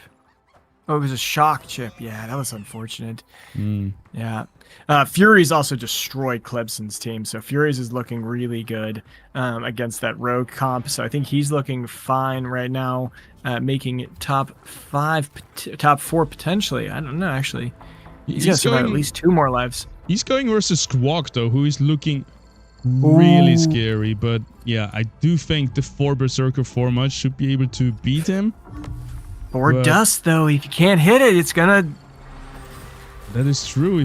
We have True Sight on the Riplance, though, so that's gonna help. It goes up against the Goliath. One more sting to finish it off, but Goliath gets a huge stun out of it. And a heal back. Is dead already, and the Riplance is getting thrown away, getting stunned. So much CC coming out, and the whole red team, they're all hyperactive. They all like this fight, and they're going crazy. Furies, our number 1 seed in the IPL, is out in 6th position. Yikes. The poor Riplance could not do a damn thing. It was missing, even with the True Sight. It was getting shunted around by Mammoths. It was getting stunned. It couldn't focus a target to save its life. And unfortunately, does end up falling. A big loss there from Furies. That one definitely going to hurt, and we're going to see someone else get knocked out here in just a moment's time. Clemson's Rogues, this time going up against Moo. Let's see how this one goes. Yep. We got the Slashin and the Malura, so the double Vanguards are in the backline hacking away at that Chicken, and the Chicken is not going to fall. It's going to stun the Slashin, which is now going to take so much damage. It's actually going to fall very early into the round, which is so big for the red side. Malura dead. Huge win here for Moo. Clemson is out in 5th. Mitch-Crowan now in the bubble. Yeah, I was just watching the McCrowan versus Declan one. They're both going the exact same comp. The fire boomerangs with 3 Inferno. I'm sure if McCrowan goes down, Declan will scoop up all of those units and we'll get 4 Inferno, and that could be just game changing. But with them both fighting over the same units, like they're holding themselves down from taking first at the moment. But maybe it's enough. Declan sitting at first place, Squawk taking a hit there. Yep. 4 Inferno though, we gotta remember that's a ramp fire, so that is definitely still a hard thing to get. The Klein doesn't even have a ramp fight yet. And yeah, he is looking the best economy-wise, but still only 30 HP. There comes a PvE round though, which It's gonna buff them up at least like 20, 30 gold. He has 77 HP, so he can survive a couple losses here. Yeah. If he plays for the long run, he probably is gonna be able to get a Rampfire. He is only Just gotta be patient. two flares from getting a Seer, though, and that might be worth more than trying to go for 4 Inferno. I wonder what his thought process is here. Is he rolling? I think he's stabilizing. He's just waiting for a Macron to die. Who's Macron going against right here? Macron got a Jotun, just found it, so that is pretty huge. We see everybody rolling down. Macron, 20 HP. Moo and Squawk on 0, and Decline still sitting on 60, feeling comfortable. Oh, they got legendary augments. Got Power Cube on there. We got a Omni Spark there for Squawk. Oh, Macron, can he shoot through? I mean, that Power Cube legendary augment could definitely be the difference maker, but you actually have to hit the units first, which is Furiox might have a bit of a hard time doing for these first couple of seconds. Going to be able to eventually take down this Goliath. We do have one unit directly into the center. One shot to the skies with that ramp fight does a pretty decent amount of damage, though the front line here of the green side here from McCrowan is all gone. Ooh. The true sight comes online, but it might just be a case of too little too late. Even though the Ranger tried to take it into their own hands with the nasty Omega, it is not going to be enough. McCrowan, a much better round this time. Going to end up falling, though, in 4th, as we do see actually Decline pick up Scoriox and a Seer. And he Damn. just dumped. He just went from 70 to 38 right there. Scooped up those two. And he's like, cool. We're good. We're chill. Oh, he's rolling all the way down. He's going for the Jotun also. He's 2 away. He stops at 7. Augmentizing his ramp fight. Got a ramp fight, a Seer, and a Scoriox on the same round. Declan is going to be one scary beast right here. I mean, the 4 dust could work, but you have to keep that Scoriox occupied. Scoriox does not have any true sight. That's going to make it hard for it to land its shots. As we are watching the man on the bubble, Moo right here, trying to come out victorious versus the Ghost of Squawk, which is going to be so hard because this team composition with 6 air, 4 dust doesn't really care how it's positioned. It's in a good position either way, but the Sinnoh gets a beautiful laser into the backline. It's not enough though. Kukurov is hanging on. Octius is still looking healthy. Here comes another laser from the Sinnoh onto the Octius. It's gonna not be able to shut it down. It's a very close fight here. The Artes is gonna go up into the sky trying to finish it off. Here the Chokul holding on as well, finishing off the Ranger. Woo! Oh my god, Artes, are you gonna be able to clutch this round? It's gonna burn the Octius. It's gonna burn the Ranger. Moo is holding on. Oh my god. But he's done. The Jokul hung on for so long. We have a couple of final big pickups here as well. That is going to be the Monarch online there for Moo. After a fight like that, damn right you better evolve. Beautifully done. But a Titanor coming up here from Squawk now. Wow. Yeah. Okay. We are in the late game, all right? Let's see. That's what you need against this Fire team. Yep. Scoriox is looking Declan. dangerous. We've seen Monarchs come in clutch in some critical moments. We need another one right here, right now for Moo. Diving directly on into that magma. Big shot from the Sinolf is going to end up falling, but at least it takes them down with it. That is going to be the Monarch getting focused by the ramp fight for a second, but it is going to end up taking it down. But it's the only one left. You still have to deal with Scoriox, Seer, and the Ranger. I don't care how legendary your Monarch is. That is not a fight you're going to end up winning. Decline going to take them down. It's going to be Moo falling in 3rd, and now it's going to be Decline and Squawk to round up our second game. Again? No? Did Decline just win? No, Squawk is playing the Ghost Army of Moo. No, So I mean the first round. There we are. Oh, yeah, he did. He won round 1. Yeah. Oh my god, coming in strong, but I don't know if it's going to be enough versus a Titanor. Oh, and a Fisto! Oh my god. That's huge.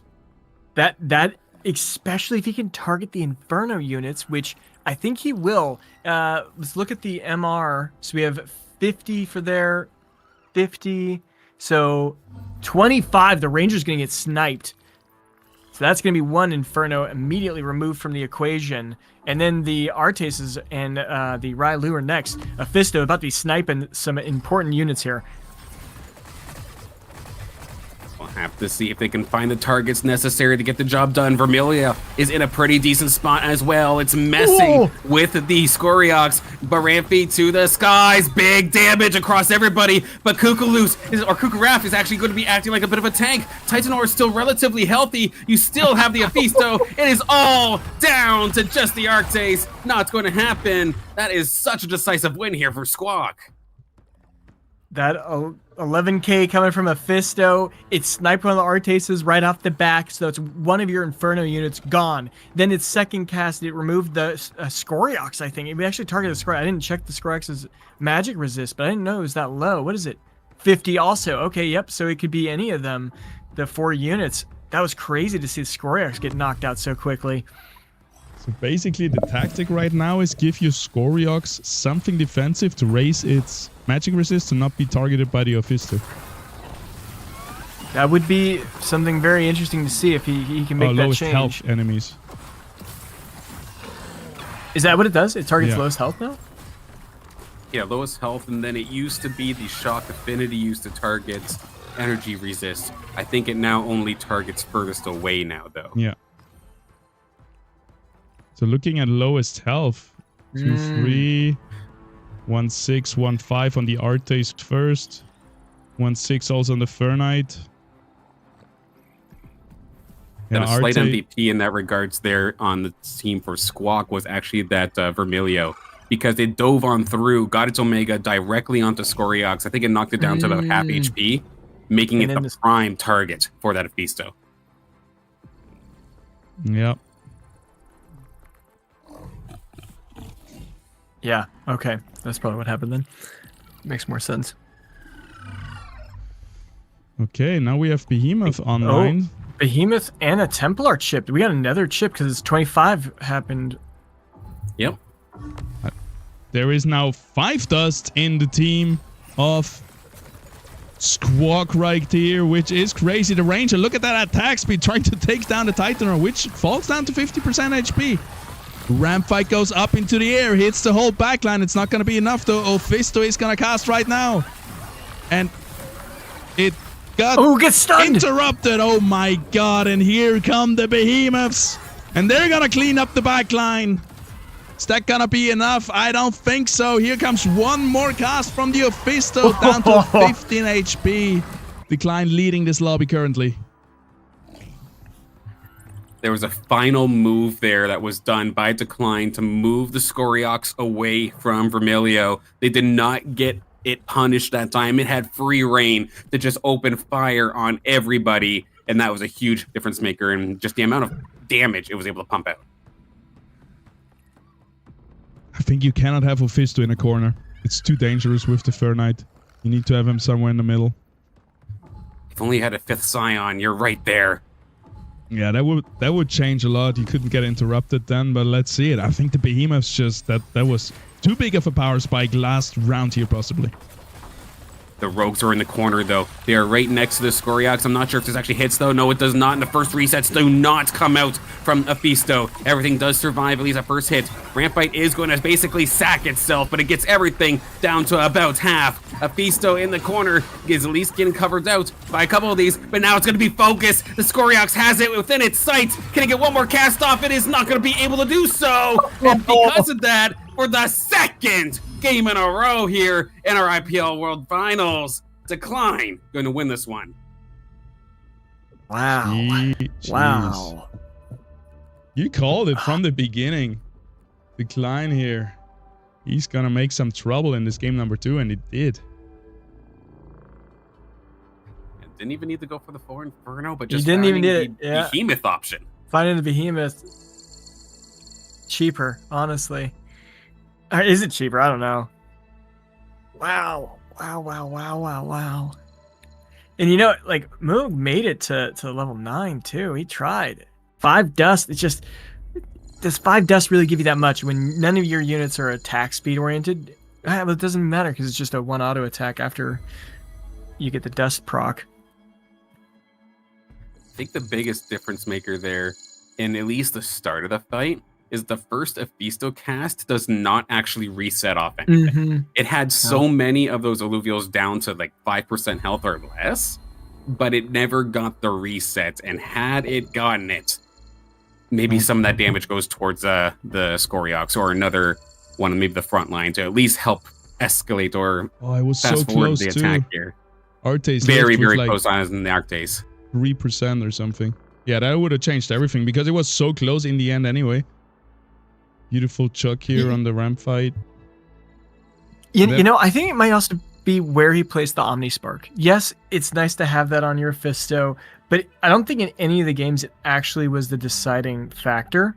If he would have put that on like a frontline unit to just disrupt, keep them alive a little bit longer, maybe that would have been a little bit more impactful. I mean, what other augments did he have that he could have gave his Aphisto? Like, you want to replay one more time? No, I see all the augments here. Yeah, just a little like bit more maybe- damage because Omni Spark gives you 20 Omega power only, right? It's really low damage boost.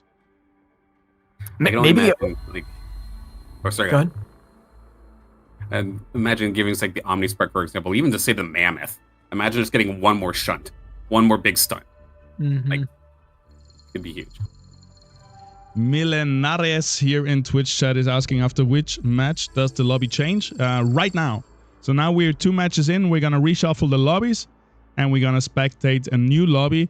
We're also going to give our players a few minutes of break. We have to wait for the last lobby. So we're going to take like a 5-minute break here on stream as well. And we're going to be right back with game number 3 here in the World Finals of the Illuvium Pro League. Day number 1. See you in a bit.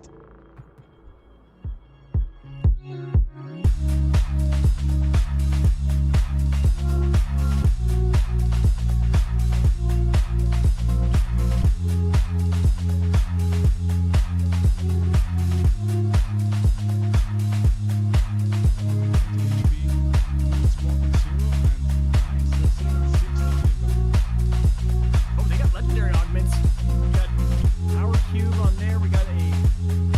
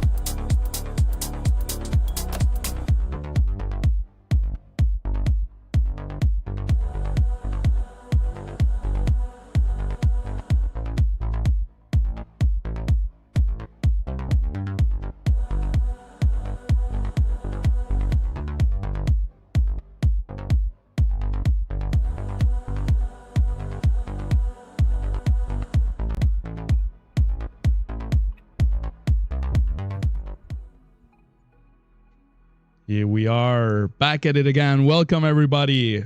Out of the break, ready for game number 3 here in day number 1 of the IPL World Finals. Yep, coming in fresh off of a lobby refresh. So everybody going to get to play some new opponents this time by, all based off of their seeds, which of course, like we saw in rounds number 1 and 2, shook things up a little bit because there were a handful of overperformers, underperformers, you name it. It's going to shake things up big time. We're going to take a look here at, I believe it's going to be lobby 1 that we're going to end up following. Chat, you're looking for Slooper. Well, I think we're going to get them this time by. We've got the show, Fancy Pants, Sota, I'm a Fishy, Always for Mika, Narkesh, Slooper, Holy Frodo. It's going to be a crazy one to watch. Yeah. That one Really be pretty cool, crazy. really excited. Yep. We don't have any repeats from last round. 8 fresh players, some of our top favorites, top players, some of our picks who we think could win the whole tournament. So yeah, this is going to be a crazy one. Quickly going up here, and we can look at some of the player numbers at the points a little bit. So lobby number 7, we got Nareba. No, Big wait, swing for them. Luix actually leading with 15 points. Then we have in lobby number 8, we have Fancy Pants leading. So that's going to be interesting to see how he performs in the next round. Then another 14 points coming here out for Sota leading their lobby. So we do have a bunch of high-profile players next round. Stars from Atlas is leading lobby 5 with 15 points. 14 points here for Detective Align the Show, 16 points, 2 wins in a row, which is gonna be quite crazy. Perfect win streak so far, and then we have Decline also on 16 points. Okay, I was worried with Fishy there for a second because I saw after game number 1 they were down 4th, but no, they did manage to get themselves up into second. It looks like Jonah Kino leading that lobby out. Nice little start there for them. Yes, sir. And here again we have the original seeds and their placement in the IPL league. Just a little guideline, so we know what we can expect from those players. I believe Formiga also is going to be in the lobby that we're watching here. Ended up, I think, 3rd or 4th in their last lobby. So making that run count there from the final call all the way to top 4 of their first lobby. But of course, things are going to get a little bit more difficult. We'll see how it goes. Yes, sir. I'm just trying to get up like a better scoreboard so we can actually a little bit see who is at the bottom, who is at the top. But yeah, we're just 2 games in. There's going to be a total of 6 games. We're still quite early, so to speak. Yeah, we got lots of Illuvium still to play here today. Yes, sir. I think I found something. Okay, this is the overall. There we go. Nice. That looks so much better. I was trying to like find some cool insights there. So we had 2 people who managed to win back to back. We saw one of them, Declan, just killing it this last game. And the show also doing that. There you go. Yep. Got 2 15-pointers. No, 3 15-pointers. Lynx, Star Atlas, and another guild member, Luis. So guild is taking the lead right now. Then we had some 14ers. Gianakino, Detective Alan, Sota, Fancy Pants. All right. Yeah, a lot of these players, if their worst finish was second, you're doing something right. Very, very nicely done. That'd be the case there with all of our, I believe, our 15-pointers. But and with I guess we go to the going bottom. to our top. Yeah. Yeah, let's see everybody who's on the kind of like the bubble, so to speak. Probably anyone with 3 points or less. You'd be Siren really is the concerned. bubble here at 8 points. We obviously have a lot of tiebreakers still. This is gonna get better round by round. Yeah, we're still extremely early here. I'm gonna bucket to scroll. I might be blind. I can't see Siren right now. Yeah, he needs to scroll up a little bit for us. Oh, sorry. Oh, no worries. Oh, there he is, right on number 40. So yeah, 8 points is kind of your bubble spot as of this moment, it looks like. Fury's in the bubble. He needs to pick it up. Rank 1 to get knocked out first round. That would be a tough 7 points thing to swallow. Like 8 points, that's the bubble, and that's an average of rank 5. And I guess Fury's was 1 time 5 and 1 time 6. Oh my. Who else is this down tournament today, it's just as much about endurance as it is about your strategy as well. If something doesn't necessarily go in your favor one game or another, gotta just try to reset yourself, get yourself ready for the next one. Of course, plenty of things can throw you for a little bit of a loop, whether it be Abyssal Basin, making you have to get extremely creative with your compositions, whether it be this new patch making it so that everything feels like it's on fast forward. There's definitely a lot of adapting that's needed to be done since the last IPL. So a lot of these players, thankfully, still very, very early, not counting anybody out by any means, not even close. We're still way too early for that. But gotta treat this like a marathon, not a sprint.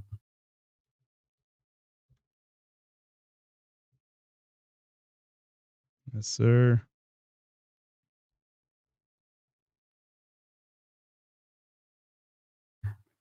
slowly but surely getting intense. the lobby side of things going. I think just waiting on the round 4 threshold.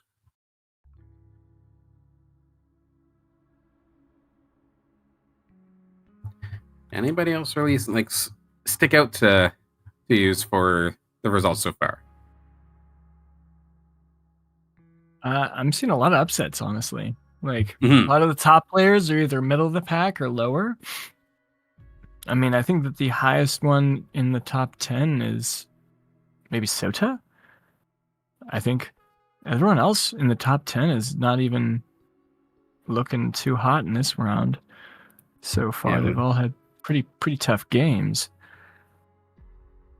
Yeah, at least off the start here. I know, like, just looking at what we can see here in front of us, for example, like Funk Spirit, Slicks, Not Complain, all within the like 30th or lower area of our results so far here.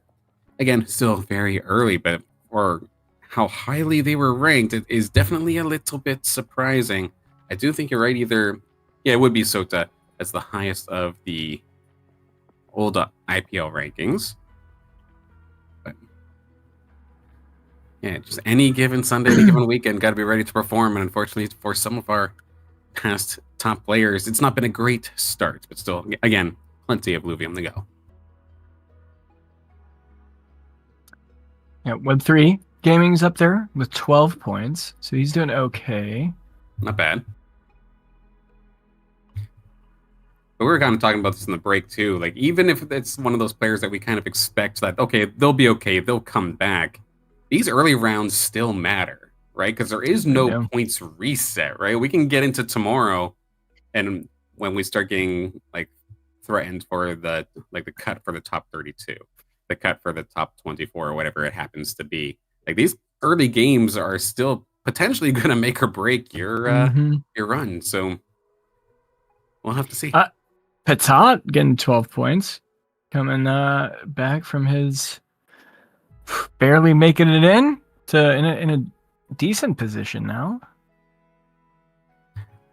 Big opportunity there for Patat. Of course, was one of the players on the waiting list, I believe. Right, was like originally was just barely on the outside looking in terms of qualification. Had their chance to be able to join us here today, and they are making the most of it within the top half. It looks like as of right now. Good to see there. Got a little hype here as well for Unhappy in the chat. How are they doing? I'm curious right now. Your Zika Perico is doing good. 13 points. That's going to be right on. One. Holding pretty well there. Good to hear for Zika Perico. For Miga, go ahead. No, I was wondering how our predictions are going so far. No, well, for me, the Prophet left a couple IPL tournaments ago. I must have been. No. This is just the character building arc. This is just the add intensity for the eventual major climax later in the storyline, right? But there we go for those who are looking for Unhappy, sitting quite pretty actually right now, 14th overall. Not bad. For Slooper, right there in 23rd as well, top half. Zabrochson hanging in there as well at the top half. Sorry, I keep scrolling around furiously. No worries. Okay. Hollow. Wow. Hollow doing all right. He's right on the bubble. How many people do you have at 8 points? 8 points? We got a lot. It's just 3 of them. Oh, not so many, yeah. 3 of them. But yeah, just above it, I see Fox Spirit and Slicks at 10 points. That always surprises me. Texan at 6. Oh my.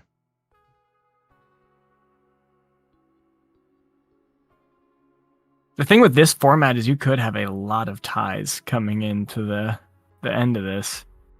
There's always a potential for things to get pretty wild.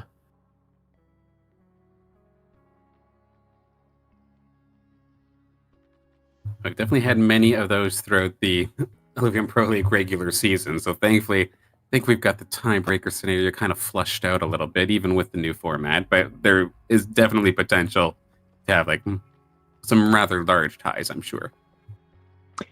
So is Star Atlas, is that our highest final call player right now at 15 points? They were in final call, right? Yes, I believe you're correct. Should I swap over? Should we take a look? Oh, yes. No. Star Atlas did not come in through final call. Oh, yep, they did. Oh, they did. They did. Number 60 there. All right, they're coming to make a statement. They definitely, I would assume, a meme of count of some kind. Or, who knows? Yeah, because I'm trying to figure out whether Stars is on Team Atlas or if this is a shout out to something else, if you know what I'm saying. So it's very, very interesting tag to say the least, but good to see them come on through the final call, and they're doing rather well. Was that fifth? I think they're at fourth or fifth so far. Definitely leading the charge in regards to the final call members, but there were some other players doing rather nicely as well. Formiga, I think, was like 14th overall or something along those lines. Came in from final call. Gemrat was doing well, but I think they had a rough second game there. Clemson Robson was doing okay. I think he's in the passing zone. I think he has 10 points if I remember correctly. So he's feeling all right. And it's good to see everybody trying their damnedest to make the most out of that opportunity with that final call and getting themselves into a decent position.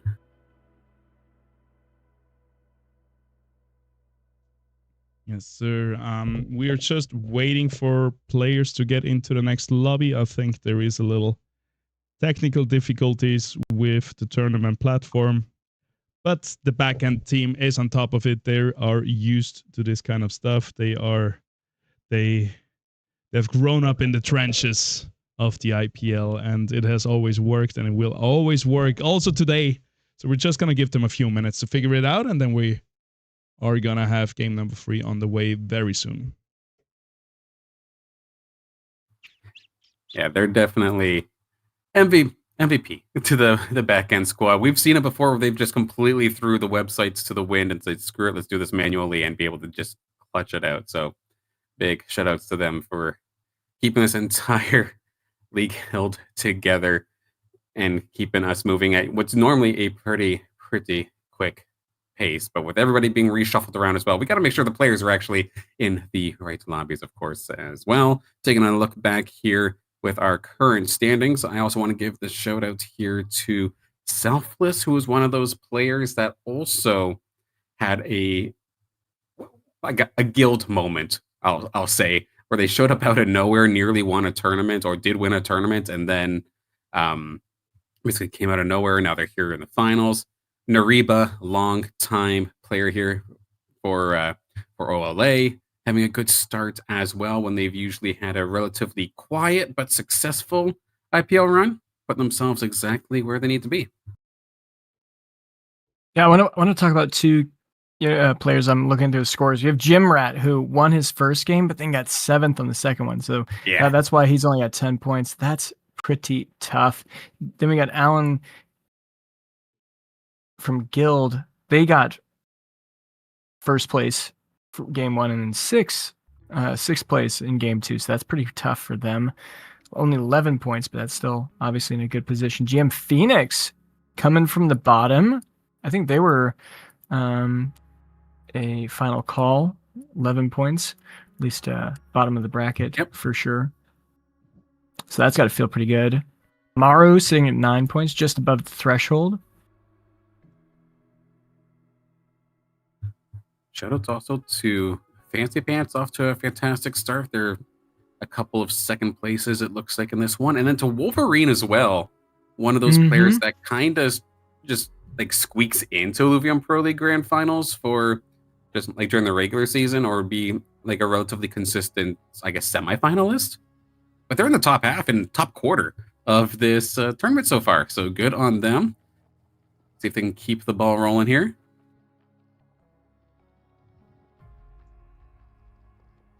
Web Free Gaming, I wonder what's the time right now in Sydney or wherever they are in Australia. Probably is middle of the night. Usually Got pulling Fox all-nighters. Spirit also had a good game 1, getting second, but then got a 6th place, 10 points. Seeing some, inconsistencies of different players. Yeah. I'm assuming everyone's playing a little bit of a gamble, trying to get those early first wins to give them a good spike, but it might not be paying off. Which is crazy to me. But yeah, some people like to risk it. I like to see Web3 Gaming up here. Probably like 2 a.m. in the morning for him. He's going to pull an all-nighter again. And talking about all-nighter, we're going to go dark for a second as well. We're going to kick it back to the break screen so we can figure out the technical issues right now. And we're going to be back in 2 minutes with game number 3, or in a few minutes. So please go nowhere. And we're going to see you in a bit. Get your snacks, get your drinks. This is the best of the best in Illuvium, battling it out for $150,000. Oh my. It still shocks me when I say this. All right. See you in a minute, guys.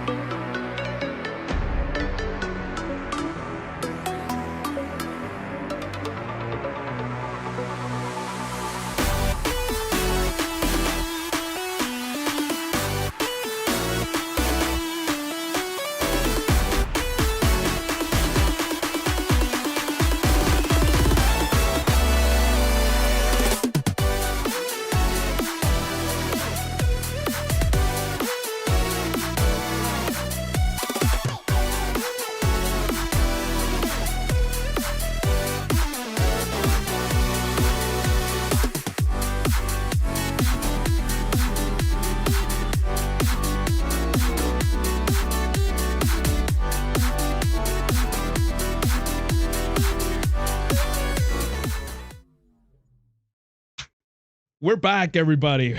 Thank you for staying patient with us here. We are about to jump into game number 3, halftime here for round number 1, day number 1 of the World Finals. Yeah, looking forward to this next one. I think we've got a pretty awesome lobby ahead of us here. I think things got reshuffled since the last time we were talking about it, and I think we're also going to be on a fast game because I think I heard Crimson Wastes as the region that we're going to. So yeah, it will be an exciting. We're gonna see everything in a second. Players are connecting, we are connecting, and we should be able to jump in a second. I think we're gonna see Sota and Fancy Pants and a lot of interesting players. We're gonna see 8 new players, no matter what it is, and we're gonna try to keep that going.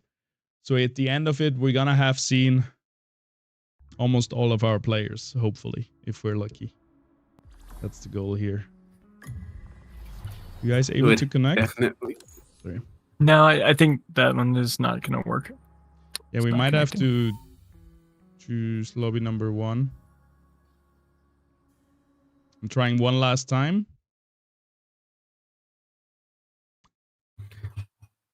Yeah, there's a few reboots on a couple of games, it looks like. So still getting situated here. But this one, McCrow and Crash, it looks like. So we might have to reboots there as well, it sounds like. What? I said nothing. I always joke about the Game 3 curse. I don't know what it is, but it seems to be biting some people here today. But that's not... it is. Sir Dexter in chat loves Caveman shirt. I love it too. He's our Dark Holocaster. Yes. We got one rare one up here on the stage in the studio.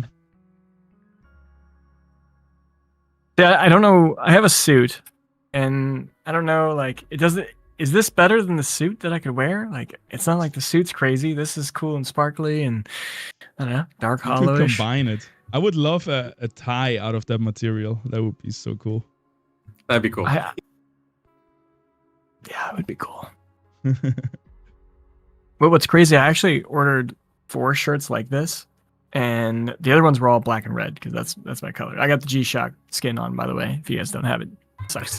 But I didn't like any of them. And then this one was the only one that actually looked good. I'm like, all right, well, I guess I'm going to go with this blue and black. It was good. This is my Vegas shirt. Anyone be in Vegas? That's where, you know, looking, you have to look a little extra. A lot.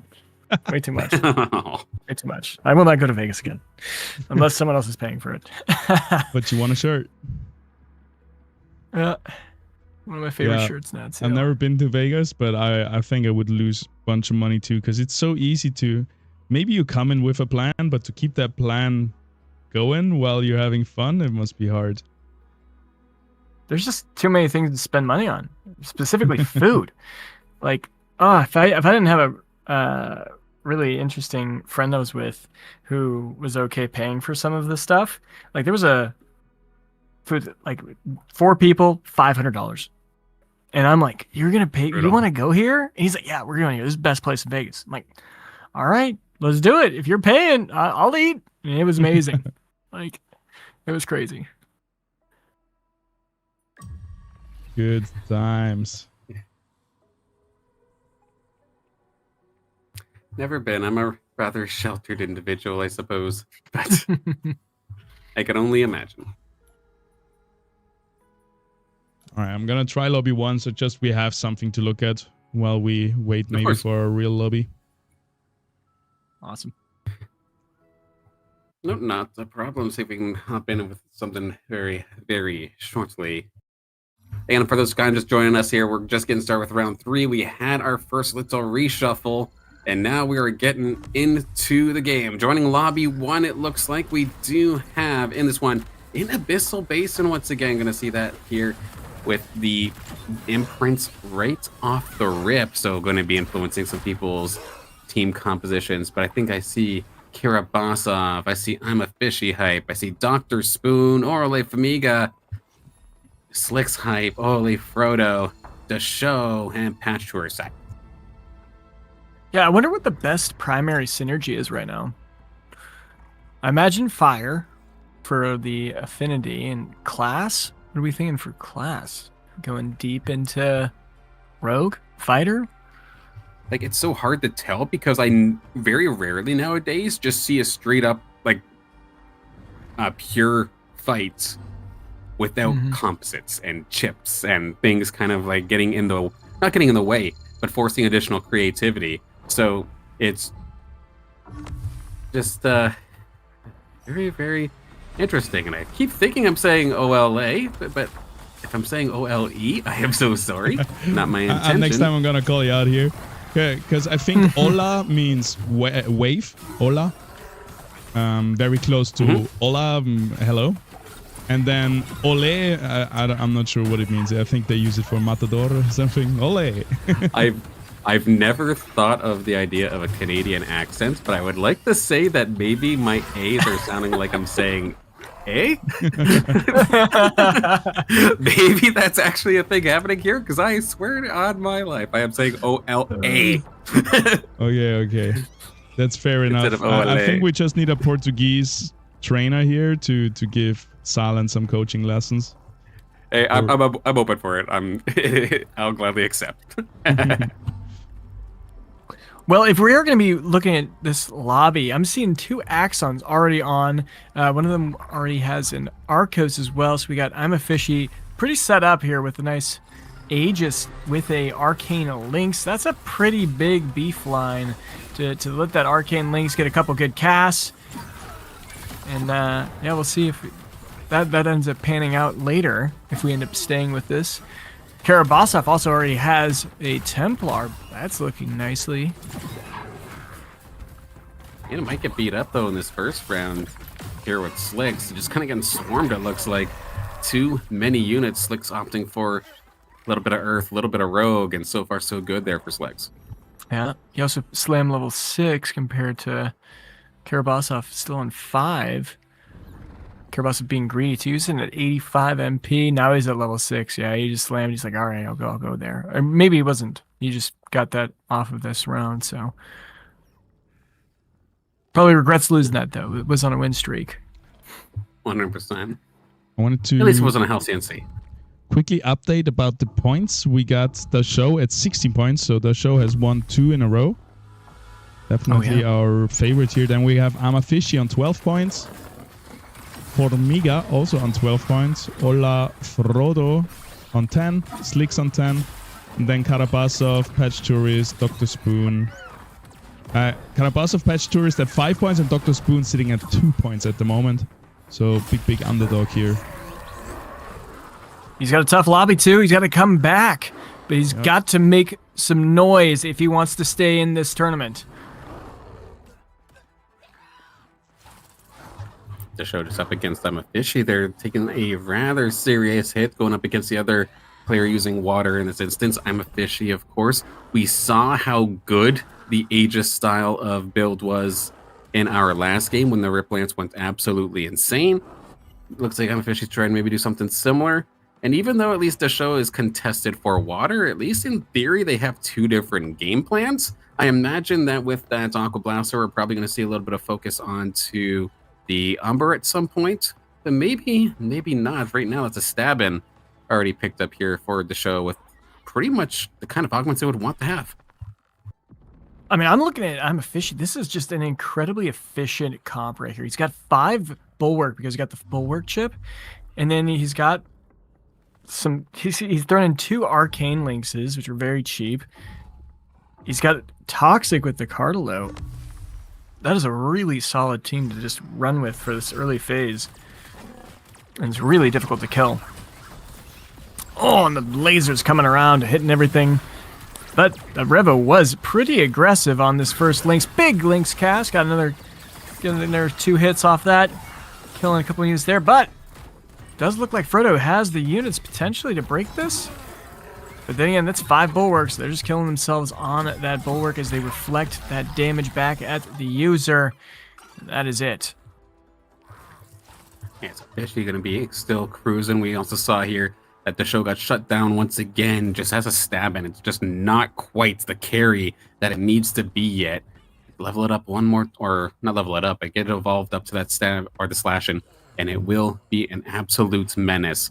Plenty of water alluvials here still for the show. Even adding on what looked like was thinking about a TNT, but putting the links on instead. Double arcane links. That's 2 players with double arcane links. Good luck, anybody, to actually find the fully evolved version of this thing. This is probably the most I've seen an arcane links contested. Yeah, 4 of them right now, because I'm officially has 2 of them. But yeah, I mean, we're also looking at Axon being incredibly contested. We have 3 Axons, and then obviously Deshow wants it. He only has an Atlas, so he is in a really tough situation. If you wanted to hurt the tournament leader right here, this is the perfect game to do it, because he does not have the units. He's contested quite heavily for everything. He just slammed level 8. He's just going straight to level 8. He's like, I'm going to roll down for Umber or for slashing. He's picking up an Alfie right now. Got that online. He's rolling more. He got a Rake online. Yeah, he's going straight for the Umber. He's got 2 arcane links as well. What arcane links is it? Is it a water links? It is a water links. It is the water one, yep. Just needs 2 more small linkses, but everybody, like you said, is going for it. Infamous round number 3. Everybody's rolling down. A few people are staying at 70 gold, which is very surprising to me, because you're gonna get steamrolled now after everybody else slammed levels and rerolls. I love a little bit of an addition there from the show. Just throw Fury onto the board. This way you do have Steam online. You can try to get that Rake to become that hyper carry, but it's still way too early, it looks like. It does get shut down. You still have both of your Scions in the back line, though, here to cover for you. Beautifully done there from the Ranger and Alfie to clean that up. I wonder if everyone just saw water arcane links, like, we have to go for that links, and then maybe this is like a super meta comp that we don't know about. Yeah, because normally whenever I see that it's an arcane links, I see majority of people avoid it. Like, it's just so inconsistent, right? But I mean, it is a good combination, having the arcane links with the water, being able to just get those extremely quick casts off, get into the right position. Sure, you're going to whiff some, but when you do hit, it's going to be absolutely money. Unofficially full dumped. He is at 0 now. 1 links away from the arcane. Didn't get it. He's opting in for a Riptor. Getting 3 toxic in. Aegis is currently buffing. What's he buffing? Oh, yeah, he did some last second adjustments, but he's buffing his Twine. As we watch Spoon versus the show here, the Rake versus the Rake. Both have a bulwark augment as well. Looking interesting there, but it looks like Dr. Spoon has just a better version of the show's team. He has them all in stage 2, but the Mammoth Throw dealing so much damage, and Rake is going to be able to clean off the backline here. Jeez, with the amount of lasers, smoke, and mirrors and all the things that I was seeing in that fight, I thought I was watching an episode of Dragon Ball. Like, that was pretty ridiculous. It was just extremely crazy to see, but that is going to be Dr. Spoon taking a hit here. Big win here for the show, going up against a player that's also trying to take their Rake, or take their chance at the Umber. With both of them not necessarily in the most healthy of positions here. Dr. Spoon down to 37, it looks like. Yeah, I was like, point out, Unofficial did lose to Slicks' Rogue Army. I think he just had some really bad positioning. His Ranger was buffing a Twine, and his Arcos was buffing a Cardalo instead of the Riptorus getting buffed, so maybe he just ran out of time trying to dump everything, while Slicks remained at 39 HP. So that's probably going to hurt Unofficial quite substantially. Patch Tourist is the only one really holding a strong win streak here. I guess the show is also, but Patch Tourist rocking level 8 already as well. He's got the 7 Earth, 2 Bloom, 2 Granite. Strong start going against Slicks here.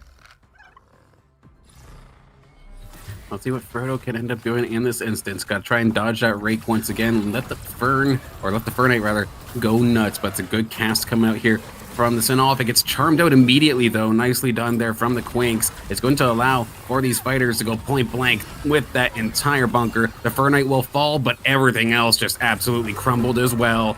Big win here for Ola's Frodo, and then Dr. Spoon. 1 or 2 more shots, and they're going to be in for a world of hurt. Yep.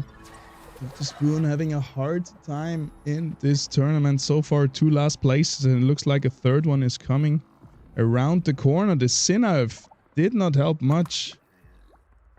And Invoker's not online, which is very surprising. The Ranger should be I'm really with the Scion. Oh, man. Because he doesn't have Harbinger, so I there it is. doing that. There it is.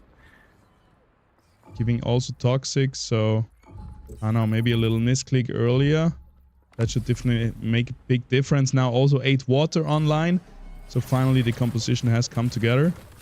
This Ranger always jump scares me coming in here. Doing so much damage. Massive Sin Elf laser though. Yeah, 5k damage off one cast. It's already recasting another Wow. 2.5. There goes Karabasov's team. That's how it should have looked for a while now, but might be too little too late. I mean, that's the kind of round that you're dreaming about as someone rocking 8 water with a spellcaster as your focus. That was absolutely beautiful, but your change purse isn't looking so beautiful right now. 1 coin to your name at this point. Well, now you got 2. You've doubled it, but still, you've got what you got at this point. You're not getting much upgrades unless you could somehow just win fight after fight now. You know, I think what happened is everyone saw Abyssal Basin, 2 random basin prints, and they went for 8 water. Because that is probably the optimal one to go deep into. And with an Arcane Hydrolinx, everyone went for it. And we do have I'm a Fishy who managed to secure it. He's sitting with that Arcane Hydrolinx now. But he's not even sitting at 8 water, which is interesting. He's doing 4 and 4. Perfect for the toxic units. Yeah, just an extra little bit of firepower onto that team. Doesn't necessarily need the Scion side of things, but will gladly accept it, I'm sure. I imagine they're still on that Aegis style going to be letting the Riptorus kind of be the carry in this instance. But I know I've definitely dabbled with it. I've tried to Aegis buff an Arcane Lynx before. It's fun when it works. But that's basically the Arcane Lynx in a nutshell, I think. It's fun when it works, but sometimes it just doesn't. We're watching Frodo? Yeah. Okay, so he's going against a Mammut online to show. Locked it in with the Steam beauty. Harbinger. But he's actually got it locked in. He doesn't have a flare. Oh, he has 1 flare, but he doesn't have the Singe. Okay, there he goes. He just relocked and he did swap. So now he has Harbinger on there. 3 Harbinger with Steam. What are the important targets he's got to kill? Ranger's going to be tough to get on because it'll jump away. The Jotun, or the Jokul. Honestly, Frodo's team is looking a little bit underprepared for this. I really like the reposition here. Fernite and Quinks on the right side is going to make a lot of trouble for this Furiox and for the Ranger. We see the Charm coming out. We see the Whirlwinds coming in. Really good. But the Rake here in the backline is having an easy time on the backline, and backline is gone. Alfie casts 1 more time, takes down a lot of core units. And only the Ranger left alive. 1 more cast to seal the deal here. Frodo holds on with 1 HP. Dr. Spoon -2. Too bad there for the Ranger. That was a fantastic little assassination attempt it did there onto the Furiox. The perfect amount of damage to knock it out and then zipping right to a new target, but was not enough for Ola's Frodo to keep themselves on the winning side of that one. But a big power spike coming on here for 2 members in particular. Slicks, I think, just found Slashin', and the show just found Umber. Yeah. So some of these water comps are starting to really show up here. Yeah. Now, I was looking at him at Fishy looking really good, but he's not scaling well. He's going in Slicks there. That's going to be tough, but Frodo's sitting on 1 HP. Will he be able to beat Patch Tourist here? Patch Tourist with 7 Earth and a Sin Elf. Why not Force? Here we go. Let's see, Frodo, can you keep yourself in the game? Going to be a tough one. Looking for that Sin Elf. Where is this beam going to go? Directly straight. It's going to take care of Kukulus, and it's going to put some hurt here on to the Quinks that is just getting essentially stun locked here. Had its own polar bear thrown at it, and then a interrupt from the Fernite as well. Or not the Fernite, but the Goliaths. And now the Ranger is trying to stand this, but look at this. There's just been absolutely no front line at all. This Ranger is going to try and absolutely be an elusive little bugger, but it's trying to take care of 7. Good luck. That is not going to happen. Olafrudo is going to end up falling down here. Big shot, -20. Wait, you want to know what's interesting is he has all of these Scion chips. He has 7 Scion. That's actually what he went for.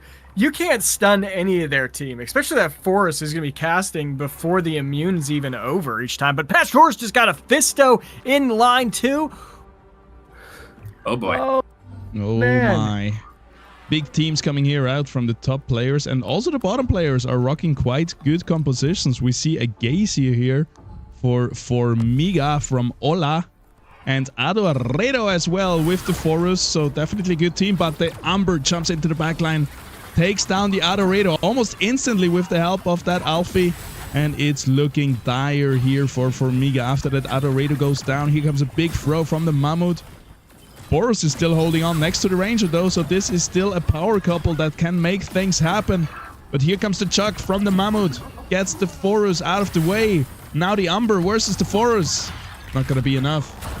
Formiga down to 7 HP.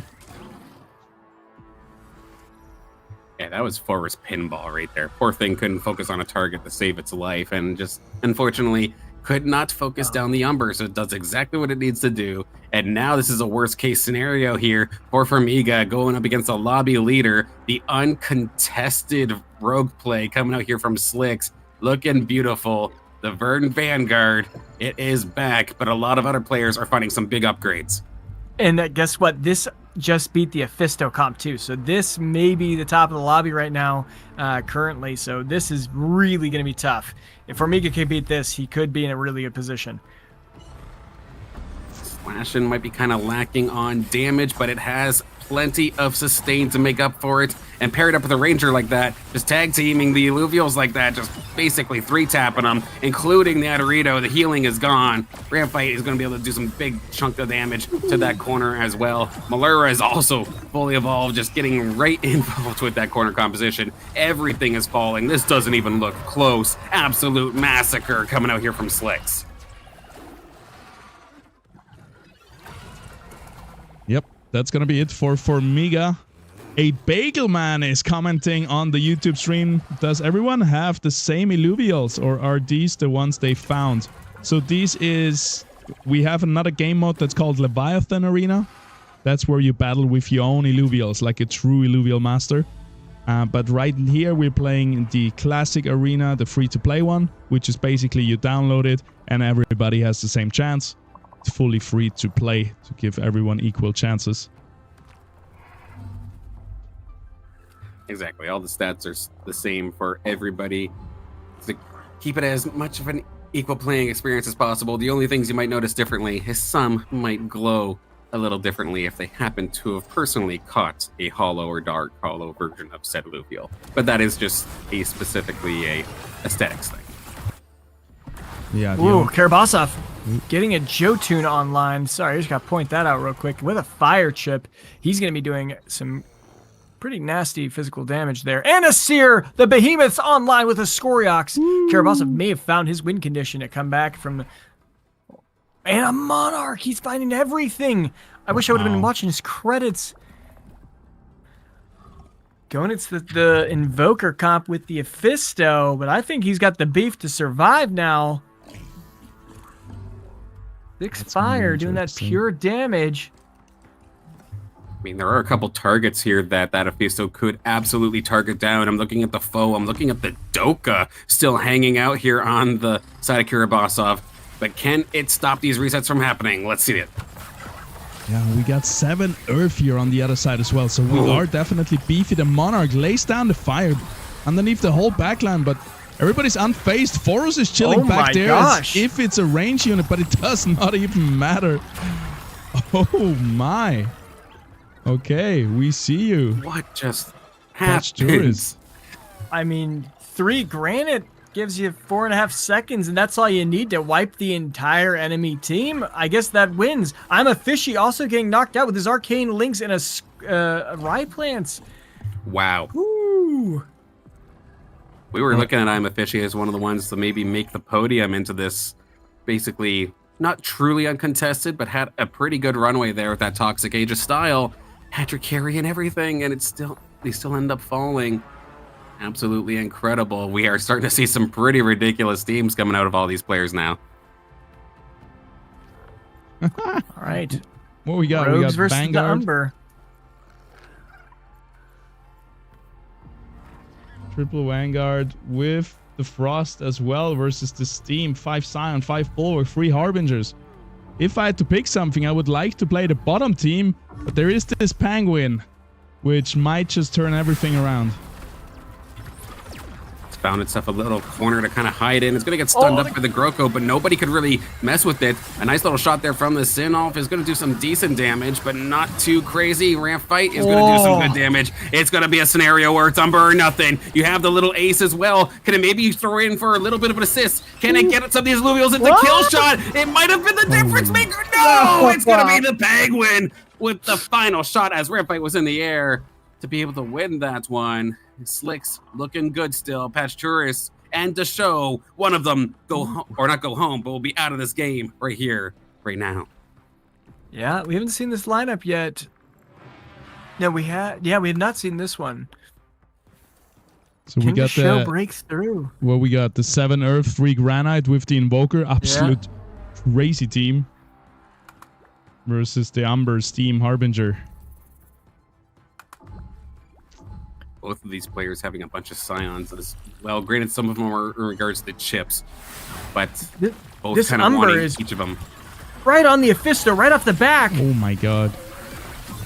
It's dealing a decent amount of damage as well, but now it gets thrown away by the Mammoth. Such a clutch play coming out from that woolly Mammoth. And the other one does the same, throws the Ramp Fight onto the Aphisto. Aphisto will get one more cast here, being hyperactive, will do so much damage. It's not gonna get the reset though. And it's gonna be one more cast to seal the deal. Doesn't get it. No. Umber takes them down, and that's gonna be Pasteuris falling in 3rd. Yeah, I was thinking, what was that positioning? That the Aphisto is getting attacked right at the back. Then the Umber cast killed the Epon and the Sinelf in one go.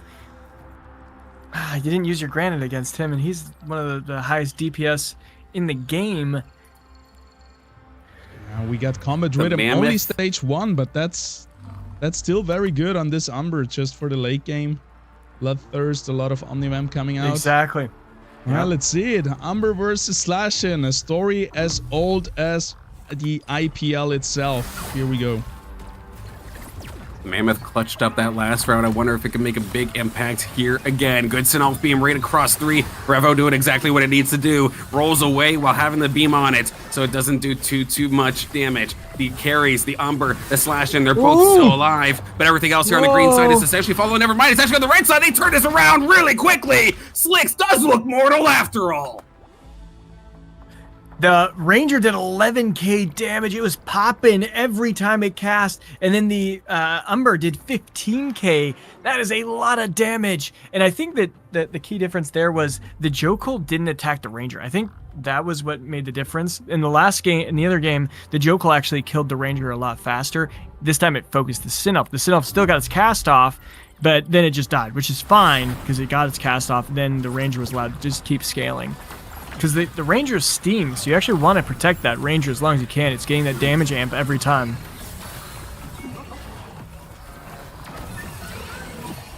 And one final opportunity here for these players to get a good influx of credits, make one final push. I do see a couple Alfies on the board here, a Sinolf on the board here. A dual F be a possibility here. Ooh.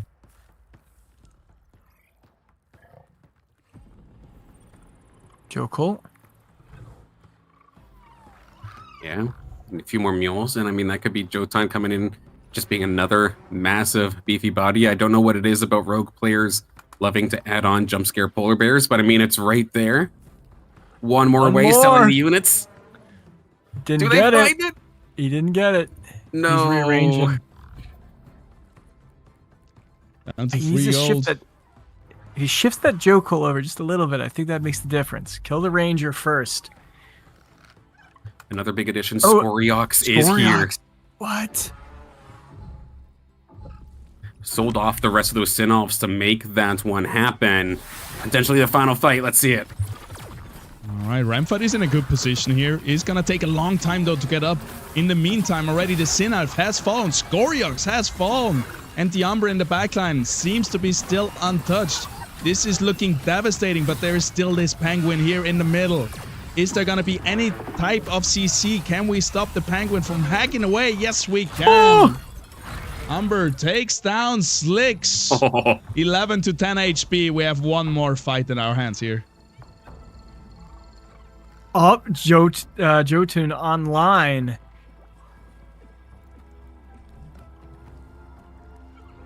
Putting the Sinalf back there. Oh, this positioning.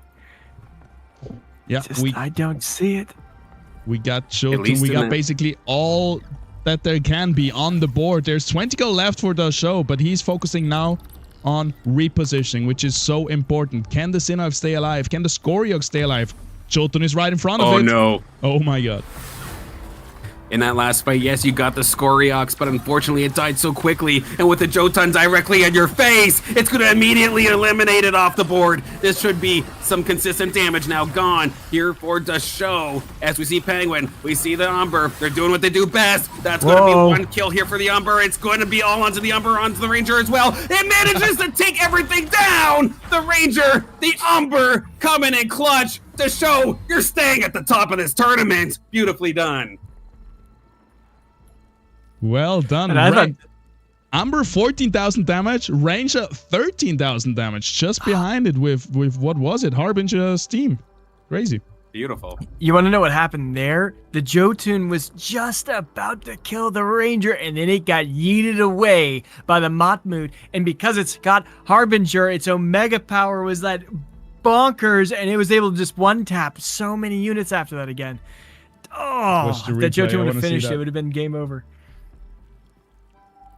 Absolutely crazy. You have a Skoriox, but you're basically just leaving it there for the sake of magma positioning, because it just got pumped so quickly. Same thing with the Sinalf, but again, the Ranger, this Mammoth as well, Umber, all coming in clutch beautifully. So Jotun is able to kill this Skoriox quite quickly, taking it out of the game. Then it's sustaining and it's attacking the Ranger, and then it gets thrown away. I guess the Ranger wasn't that low. It wasn't even that low, and it was still doing that much damage. Yeah. Oh! And that shot on the Penguin. Yeah. At the same time as the Umber cast as well. So that was so much burst damage. Man. Wow, you're basically suiciding your Skoriox and Sinalf, and it doesn't matter. Umber for the win. Umber for the win. I mean, I think Slicks I think knew he needed to kill the show like back at round like 26, 27, because the rogues fall off, and he didn't. And then he's like, okay, I need to add something. Let's throw in a Jotun. I'm like, that's all I can find. Let's try and do something. What a shame. Good try. It was a good ad. And again, just like I said, just unfortunately, that's the name of the game here with the rogues. You absolutely can devastate early if things go your way, but when the tankier bodies really start to show up, things can get scary. And honestly, that was still a very close round that could have gone their way, but the Ranger just being able to survive just that little bit more to be able to get that massive amount of burst damage with the Umber at the exact same time. Things just kind of lined up perfectly against Slicks this time, and we'll still take I'm also curious if you would have put that rogue emblem on the Jotun to give him extra crit damage, and he put that Quinks and frontlined it into that Skoriox and Ranger Sinalf, and instead of trying to burst them, it just blinds them. Maybe that would have been better, because what happened is that Quinks was in the back corner where the Sinalf could shoot its laser and hit it through all of its rogues. And so that was only hurting, instead of it just trying to clump, and then that Sinalf laser maybe hits 1 or 2 instead of 3 to 4 units. But lot to process there, obviously. I'm also just looking at the weapon enhancements here and at the suit. So we got 450 Omega power % damage. And then we have 70% resistance piercing and 20 stacking Omega power. So full offensive build on the Ranger. Just getting the most bang for your buck on every shot, doing the most damage. And we definitely saw that, just huge burst damage shots coming out from the Ranger. It's truly built like a sniper. That's incredible. And I feel like title penetration is actually like so good. That's 70% piercing when you're doing so much damage. That is it's a just lot. Bust. Then we have the Umber with the Facebreaker. Stacking Omega power with Omnivamp. Definitely came in clutch here. All those fights were really drawn out, very long. And then the classic Breach Pulse Reactor. Triggering almost all the time in the late game. Mm-hmm. We got kicked out. Oh. Sad face. That was an exciting one. Another fantastic matchup. And of course, this is just the halfway point here of our matches here today. Still got plenty more to go. Probably do one more round here with the same lobby just to keep things consistent. See if one of our players can take the next one. Slicks, can they find themselves on the top of the board one more time? Does the show keep running away with it? We'll have to see. They're off to a fantastic start. Should we take a look at the standings? Yes, sir. Well, that is a great idea. I'm excited to see. We do have a new standing sheet. Kind of. Do we? Yeah. We don't have updated standings yet. But they're on their way. Or maybe one of the games looks like it's not even done yet, so fair enough.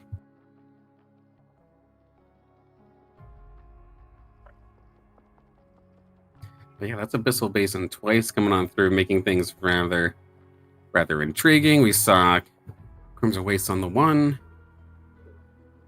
We do have some scores. Definitely fun. I think that the Arcane Lynx was such an interesting fight. Everyone was going on in the little lynxes. Yeah. Loaded that stage 3. It was so weird considering it never really happens usually for Arcane Lynx. Yeah, I guess the combination was just perfect. Everybody wanted it. Well, I don't think it paid off, right? Like, I think I'm officially took. It was too contested 4th? in the end. Yeah. All right, scores are coming through. We're gonna get them here in a second. Awesome. Oh yeah, if you go to the IPL one, you can see those. Those aren't the full ones though, but that's fine.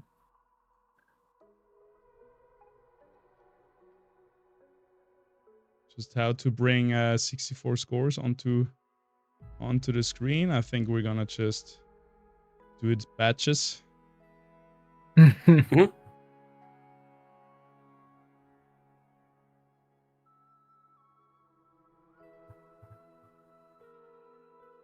now we're gonna have the seed ends. Maybe not.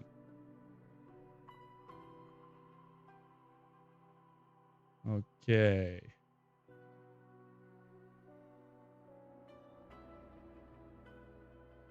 Should be good in a second.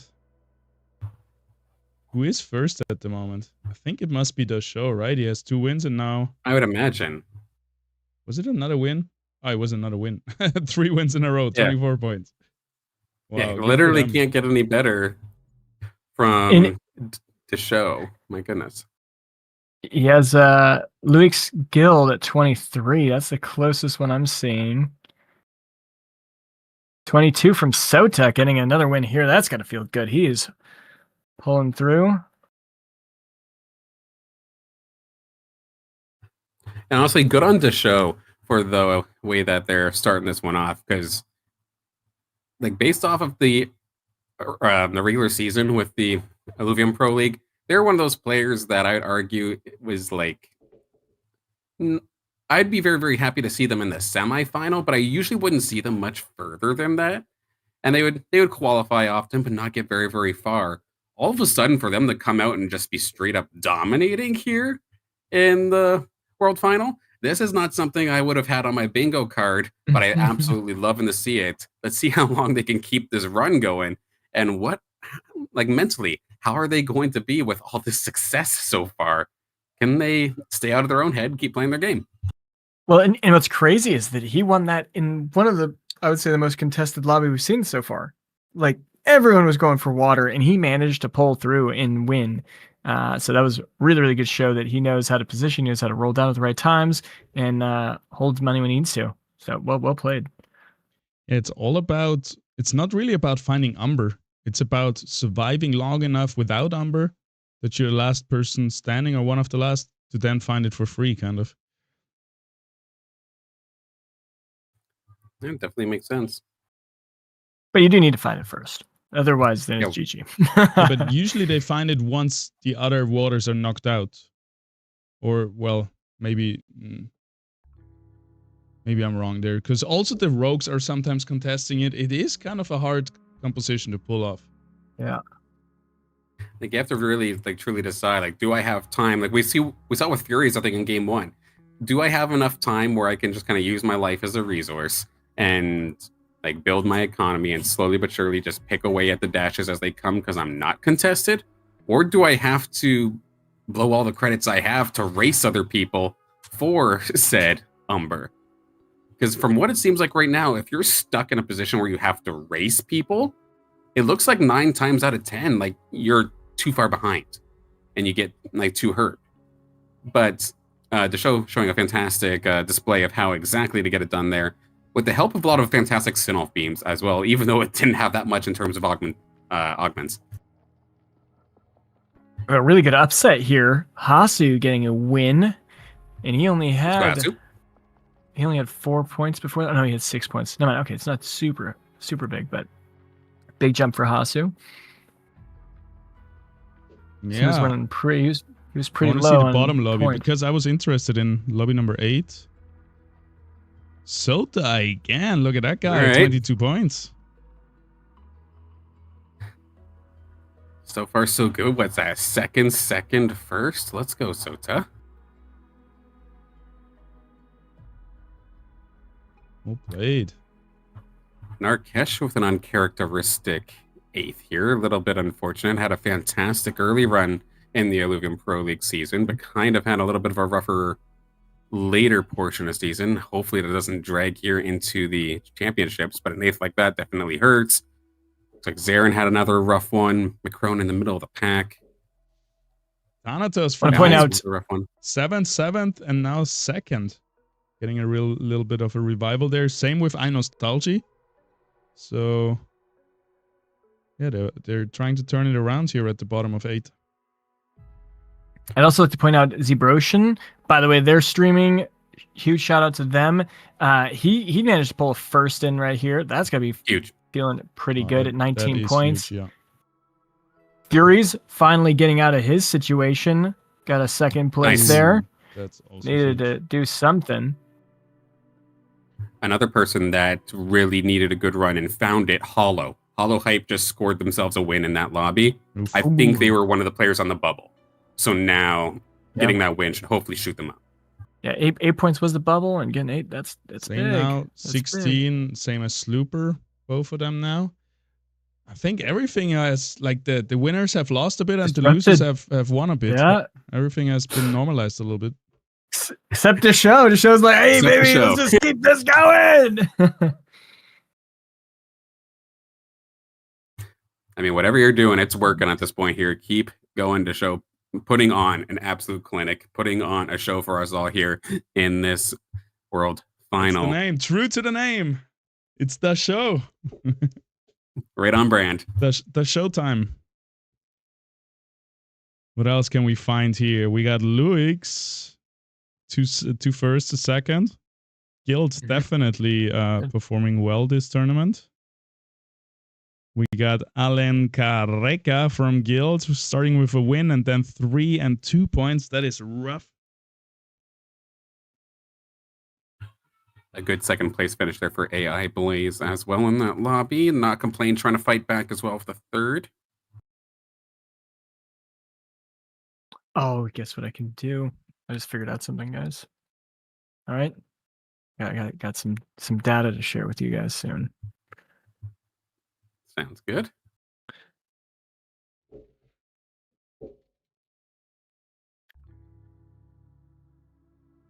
If you guys want to make guesses of how many of each guild there are, I am loading up the numbers. All right. Gimme. guesses. I think 6, 7 guild, 17 hype, 5 Ola. What else we got? Your guild? 4 Phantom, 4 Atlas, 3 Sura. So, looks like... Wait, Silent, how many guild you think? How many guild and how many hype you think there are? Let's see. I'm just gonna just shoot to the skies and see what happens. It looks like you smoke count a bird or something. Let's see. Let's try 21 hype. And what was the other one for guild? So you got guild? Let's say 6. Ola? 4. Atlas? 5. Phantom? 4. Sura? 5. All right, I'm just gonna make sure I didn't miss any guilds. Am I missing any guilds? Comment in the chat if I missed a guild. Who are we missing? Anyone else? By the way, Alnerd Phantom has renamed for this tournament to Victor Phantom. He wanted to rock his old name. I don't know if that still counts. We got LMBR. LMBR, okay. How many for LMBR? I think there's 3.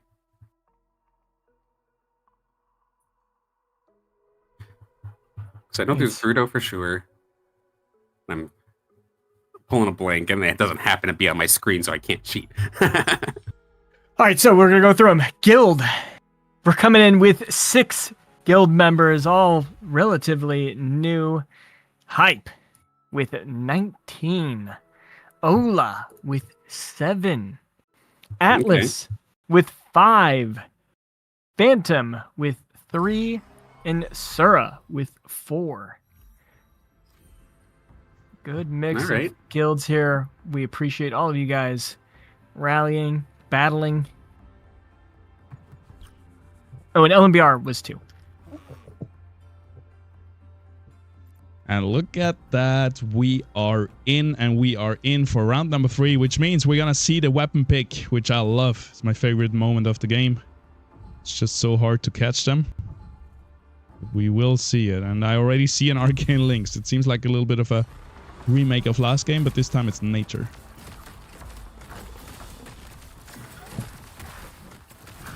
Ooh. I mean, a nature Arcane Lynx would be pretty crazy if it happens to get a legendary augment that maybe Shard Bluff can give you. So we're gonna take maybe a step back from composites, but it's still gonna be absolutely crazy. We've got legendary augments in the pool this time.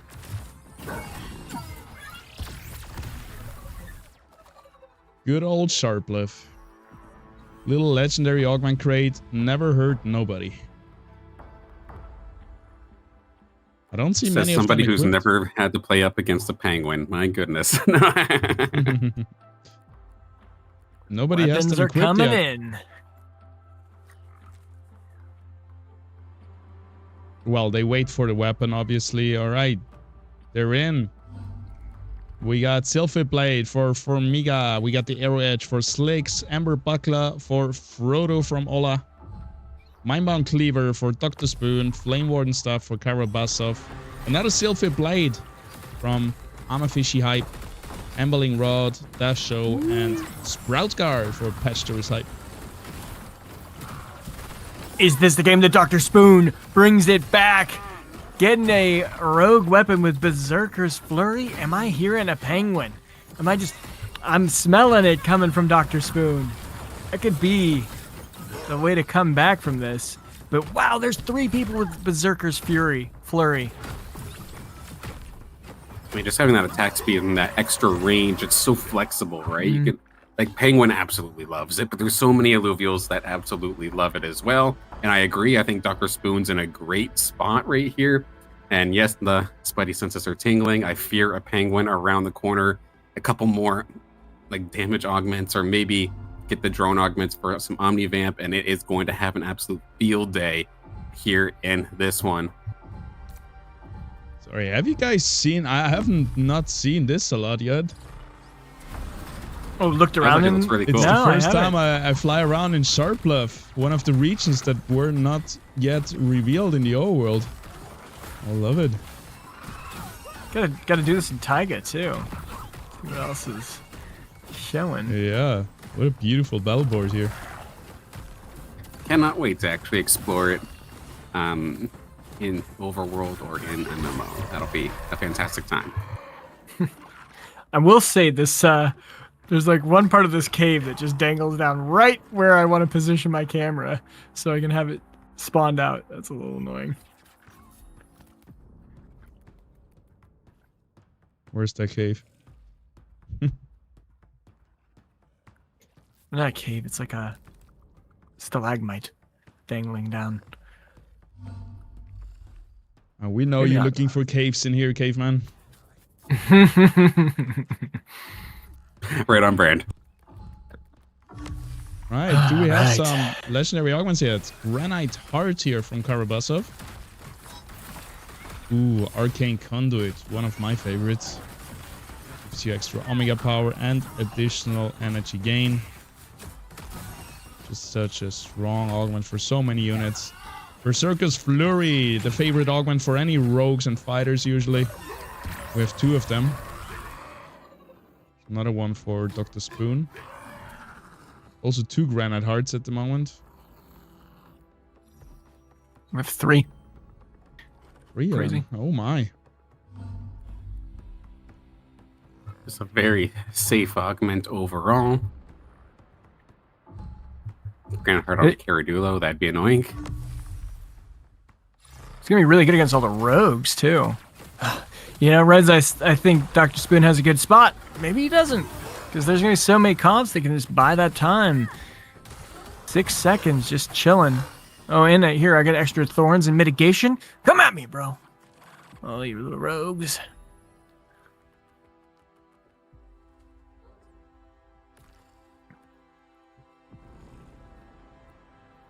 Yeah, good start for Karabasov here. Slex, of course, coming in off of a fantastic game number 3, getting second in that one. Lots of air to kind of get started here. I think already has Dust online. Nice little pickup. Karabasov's playing a little sneaky. He takes off his augment every round, I just noticed. He's got an air Granite Heart. He'll throw it on last second. You think you're safe, and then suddenly there's a rock wall on that Grocco. Is he going to go in the Rocco? He might put it on one of his backline units. Grocco right there. I love that. That's so good. That little cheese. Oh, and it's perfect. Your Yeah. Lynx isn't doing any damage. It's just tanking forever. Oh, here's a big stun. Boom! It's so Holding good. the line. What a good Karabasov's augment Lynx on a is Grocco. chewing through. Such good utility. And this Lynx is just chewing through it. Oh, 1 Lynx for 4 units. That's what you love to see. That is good position. That is good play. Well done, Karabasov. You deserve that win streak at 99 HP right now. We'll see if you can hold it. Love to see it. I love that Sometimes cheese. it's the little things. Min-maxing. Exactly. If it's completely min-maxing, as long as you have the bandwidth or the APM to keep up with everything. Because it's crafty, but then, God forbid, you accidentally just forget, or not forget, but you don't get there in time, and all of a sudden you don't have your legendary augment on the field, you could be absolutely cooked. Yeah, I think he's moving around. He didn't take it off this round. Maybe there's not enough time. Both of them just kind of dancing around each other here with a lot of emphasis being around trying to make this Valente do as little as possible. But it does have that legendary augment on top of it, and it is doing a big ol' chunk of damage. Ace into the corner, right up against the Ranger. Gonna get another cast off before it ends up going down. It looks like it should be able to do so. The rest of this red squad here has been able to hold the line. The little Valente that could, alongside its friends, gonna be able to destroy Karabasov's win streak. Yeah, I was hoping Karabasov would throw that Grocco in the back line, catch those rogues. Those are the damage dealers, and he just let them run free, and he just tanked 2 bulwarks with that granite. Sad face, sad to see. We're gonna watch who beat him again? Frodo, right? I was gonna go to Amafishy, but he's again versus Karabasov. But I kind of want to see the Grocko versus Grocko. Let's do it. The Grocko off. Yeah. The Grok off. Let's see it. Everything in the back and Grocko in the front. That's how you do it. Except that Arcos just behind it to heal it. Nice positioning on the monkey here. Sneaks the Kuko. Or is it the other way around? We're gonna see in a second. No, there's too much damage for the Kuko. Doesn't get its cast off. But hey, Karabasov seems just to be way ahead in tempo. So many more units. Yeah, level 7 compared to level 5. Yep. I think Karabasov lost that fight and he's like, oh, what was I doing? It's so stupid. Here, let me dump to level 7 real quick. Yep. And now I'm officially lost the win streak with 100 gold in the pocket. And he's probably feeling the same thing. He's like, oh, well, I'm going to slam level. Or is he going to roll for a Sephirus? I can see him roll for a Sephirus. He is rolling. What's he going for? Oh, he stopped. Was Wise there for Fishy? They were one of the players that did have the Sylphid Blade at first, so the Mud style would have absolutely been contested. Swaps on over to that Aqua Blaster to maybe get a little bit more of an emphasis on some Scions, and has some decent firepower, but not much of a front line. Just swapped over to Slicks, because usually people roll on 13, but I saw him roll down 20 gold or something. So I was trying to figure out why he did it. I guess it's just to conserve his win streak here into the PvE round, or to sacrifice a little bit of income. As long as it ends up working out for them, because as of right now, it does look like Patch is trying to do their damnedest to hold on. It's a relatively even fight off the rip here. The little polar bear is right into the back line though, right onto the TNT. It is going to be able to cast it off before it gets one more. Now it's just a little fish though, and it will end up going down. The roll or the leveling, whatever Slicks did in that instance, spend a little bit of credits to get the job done, to keep the win streak going. Success. Yeah, I think it was really, you were mentioning how I'm a Fishy changed, and it was a good idea. I think it was also a really good idea because he'd be contesting Formiga, who has the Berserker's Flurry, which is going to ramp up his team a lot better than I think the Granite Heart. So I think maybe he was just thinking, all right, I'm not going to win against him with a Granite Heart. Let's actually change this up a little bit. And now he's got Tsunami Harbinger potential here. There you go. Or just not necessarily Tsunami, but he could if he decided to go for the Axon, but I don't know if he will. There are 3 Axons on the map already.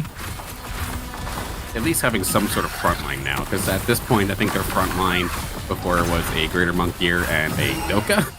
So having the Axon, even just as the Axon, never mind trying to evolve it again, just have that with the Granite Heart, you can at least buy your Scions a little bit of time.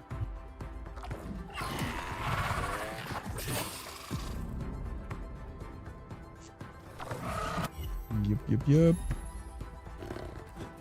Dr. Spoon sitting at 90. I'm officially at 113. When are these guys going to roll? They're just chilling. And now we're rolling, right? Over 100? Right, I'm a fishy. There we go. Starts. Levels up, level 7.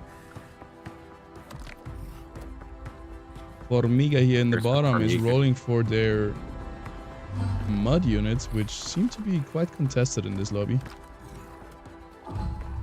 Yeah, with the Gorillas and Monkiers all over the place.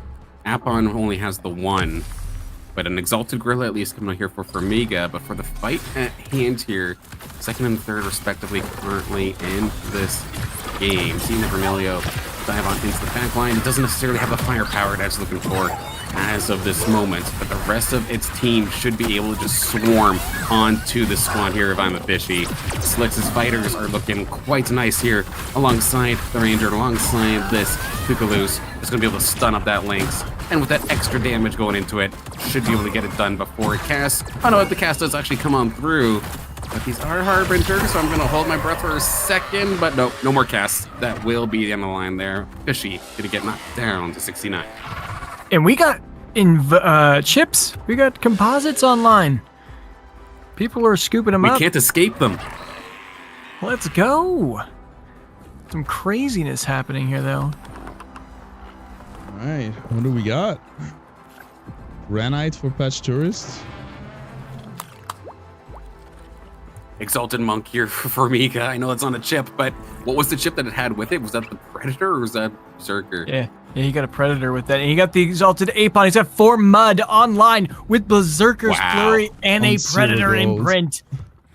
Oh my gosh. That could actually be crazy. The last reroll. Wow. A perfect case scenario. Put that Predator chip on the Exalted Monk here. Whoa, what are you doing with the Caradulo? Now, removed it completely. He didn't get in. He didn't get it in. What a shame. We see you, Formiga. You can't escape the ever-watching eye. But is it going to be enough? Anyway, I don't think so. The tanks are too strong. The front line is holding. Big throw coming out from the Matu. The Monk here alone might be able to splash here the back line, but here comes a big Lynx cast. Does absolutely nothing. Alright, that mud. That mud. And he's healing now. He's just regenning off their dead bodies. One more Harbinger cast. Never mind. The mud already touched him. The disease had spread.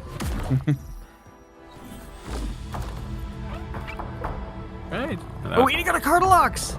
He managed to finish Cardalox too. Oh, he's in a good position. And no one's going for Rai plants, right? No, Ambifishy has a Riptorus. Anyone else? That's the only one I think, though. Yeah, we got Predator Monk here now. Everything is good. What else we got? Harbinger, Prima Fishy. Not ideal.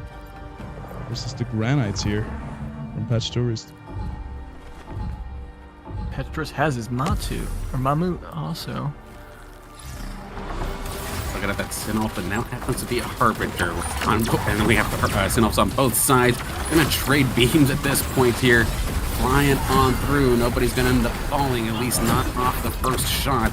Mammoth Shun's gonna go directly into the other Mammoth and into the Ranger, stopping the green side Mammoth from getting its cast off. The Squeeze gonna find a couple of resets. Nope, it's not gonna be able to do so. And this is going to allow for Fishy to, in theory, to swarm down the rest of these Scions and get the job done. Granted, Squeeze, it's trying. This Mammoth, it's trying. But now look at that shot there from the Sinolf. That's exactly what we're looking for. Double kill and takes care of the rest of them. But Patch Tourist is close to getting 4 granted, and that will be great for his Invoker comp. That would be something scary, but there's a lot of Invoker competition. Someone else has an Invoker chip. Who is that? I think it's Deshow. Yeah, Deshow has an Invoker chip.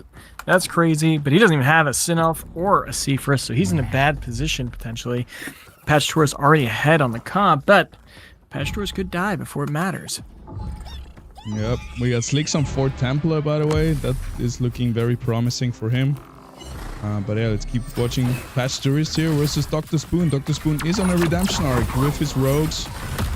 Really good stab in here, looking at the augments. That's everything you ever wanted. Plus a little bit more because you always also have Revenant going on. So there's a lot of shields, a lot of extra damage coming out. Here comes a big laser hits, basically nothing, and the rogues are into the backline. And they're just gonna hack and slay away. That's gonna be it. Patch Tourist down to 2 HP. Dr. Spoon's like, I'm gonna beat him. I'm not going 8th. Not this time. Yep. Good old rogues with a gnarl in the front. This is a scary squad, and they don't even necessarily have the carries truly built out. So they just have all of the support that they could basically need, with the exception of not having Revo yet. That's a little bit odd, because there's no dust right now still on that squad. But having that big gnarl and just leading the charge and just tanking everything is kind of making up for that fact right here, right now. I'd like to point out the only with economy real quick is Deshow. He's sitting at 62 and he just rolled down 20. I think he realized he was like, oh, this is a PvE run. I don't need to roll. But he could have a pretty good comeback here if he can find that Sinelf and then go for an Ophisto. But no, Patch Tourist already has an Octius. Sorry, go ahead. There it is, Patch Tourist versus Deshow. Let's see how that goes. Man, Patch Tourist really would like a Goliath, and there it is, 4 Granite. There it is. Isn't it 4 Granite? I think the chip is just not in yet. Yeah, it bounced off the There it is. Scarabog. Or Granite is so strong. Every 20 seconds you're invulnerable again, and you have Thorns now. Huge bonus. Trying to position appropriately here. They both have Sin-Offs. It's just a matter of who can find the most value with this shot. This Sin-Off has the Zenith Bloom, and the other one has a Granite Heart, but it doesn't matter because this guy's got 4 Granite. It's like they're like inverse of each other. I like the position here.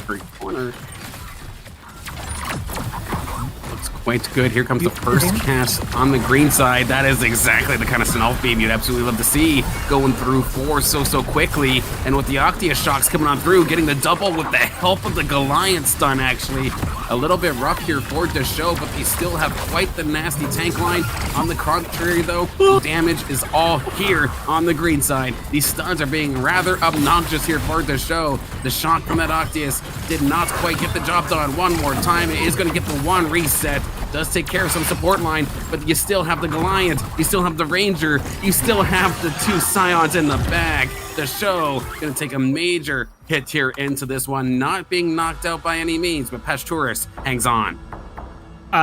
Make sure go to the replay of that. We don't need to actually, but what happened was that invulnerability hit at the perfect time. The Thunderbolt came from the Octius, but the TNT went Granite. Got that 20-second mark, hit the Granite at the perfect time and survived. It's hilarious to see it just do nothing. Yeah, and what's that first laser too? It hits like 6 units. Or it actually kills the Sin-Elf. 4 units. I'm pretty sure, or the Octius does, because the Sin-Elf never gets a second cast. Look at that. The TNT just barely survives, and then it's gonna get invulnerability in a few seconds. Vulnerable. Here comes the lightning. Bop. Beautiful. Oh. Beautiful. As we're watching a deathmatch actually for Miga versus Patch Tourist right here. A Predator Riptorus is in the backline, is trying its best to get through all these backline units, and it's having quite the success until the Octius comes in, shuts it down, and it looks like Formiga will be knocked out here by Patch Tourist, who's holding on with 2 HP. You know, I was actually rooting for both of those guys. I thought they both managed to meet their win conditions, and then they go against each other. That's sad to see. Yeah, that's rough. With the 4 mods, 3 Predator definitely had a lot more to give, but if you don't have the HP, doesn't matter. Definitely feels like 4 Mud might not just have that power spike that we're used to seeing, but one thing that is always an absolute beauty to see. We just saw I'm a Fishy pick up right here, right now. Umber online alongside that Sin-Off now, so that is a ton of damage that is going to be coming out extremely quickly. I don't know how you lock on to this Umber between its Omega, between the Phase Breaker, and the fact that it has the restoring augment to just keep healing and tanking itself up. We're going to start seeing cast after cast come on through. Granted, there is a lot of hyper coming on the side of the green side. Good shots onto 4, going to line up that Octius for a quick old reset. It's basically, once again, going to come down to this Umber, I feel like, to try and clutch this one out. But as of now, Red not doing too bad. The Flood keeping them alive. Don't sleep on the Ranger either. We know it's got some burst damage. Slowly but surely, the Red Squad's been able to chew through this green team. There's a good cast coming out here from the Umber, finding a couple eliminations. And with that, the Ranger's going to take care of the Octius. It's just a matter of dealing with the Ranger on the green side. Big win here for I'm a Fishy. This Umber with over 11k damage is going to come in clutch. And to show your win streak is going to end here. Going to fall in 6th. Yeah, the Granite did its best. It kept the Octius and the TNT alive another additional time too, because the Umber cast and it got deflected, but there wasn't quite enough damage. I think that the augmentation for Patch Tourist just isn't enough damage. He had a attack speed boost on his Octius that just not quite there. Just wasn't quite there. Really, really sad to see. But I'm a Fishy. Will we bring it back? Yeah, he's looking really good now, going up against the Ghost, and I think if I'm a Fishy is able to hit the stage 3 Mammoth, he's gonna be able to win, because then he has an Umber with 4 Harbinger. But everyone is going for Matu. You can see it here, both players here as well playing the Mark II. It feels like this is one of the most played units here in the finals so far. Just such a strong tank, giving so much CC, and it looks like Karabasov is going to be taken down here by Slicks, down to 19 HP.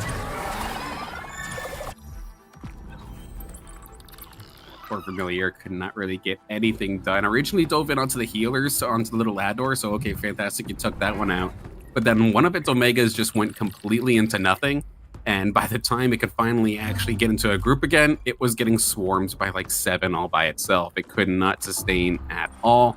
It's interesting to see the Familiar kind of being used as a carry in this instance for Karabasov, but it is seeming to be a little bit unreliable, and you only have maybe one more loss left in the tank. Yep. But the Spoon here sitting comfortably at the top with, is it 4 Revenant already? No, he can't find the Reminio.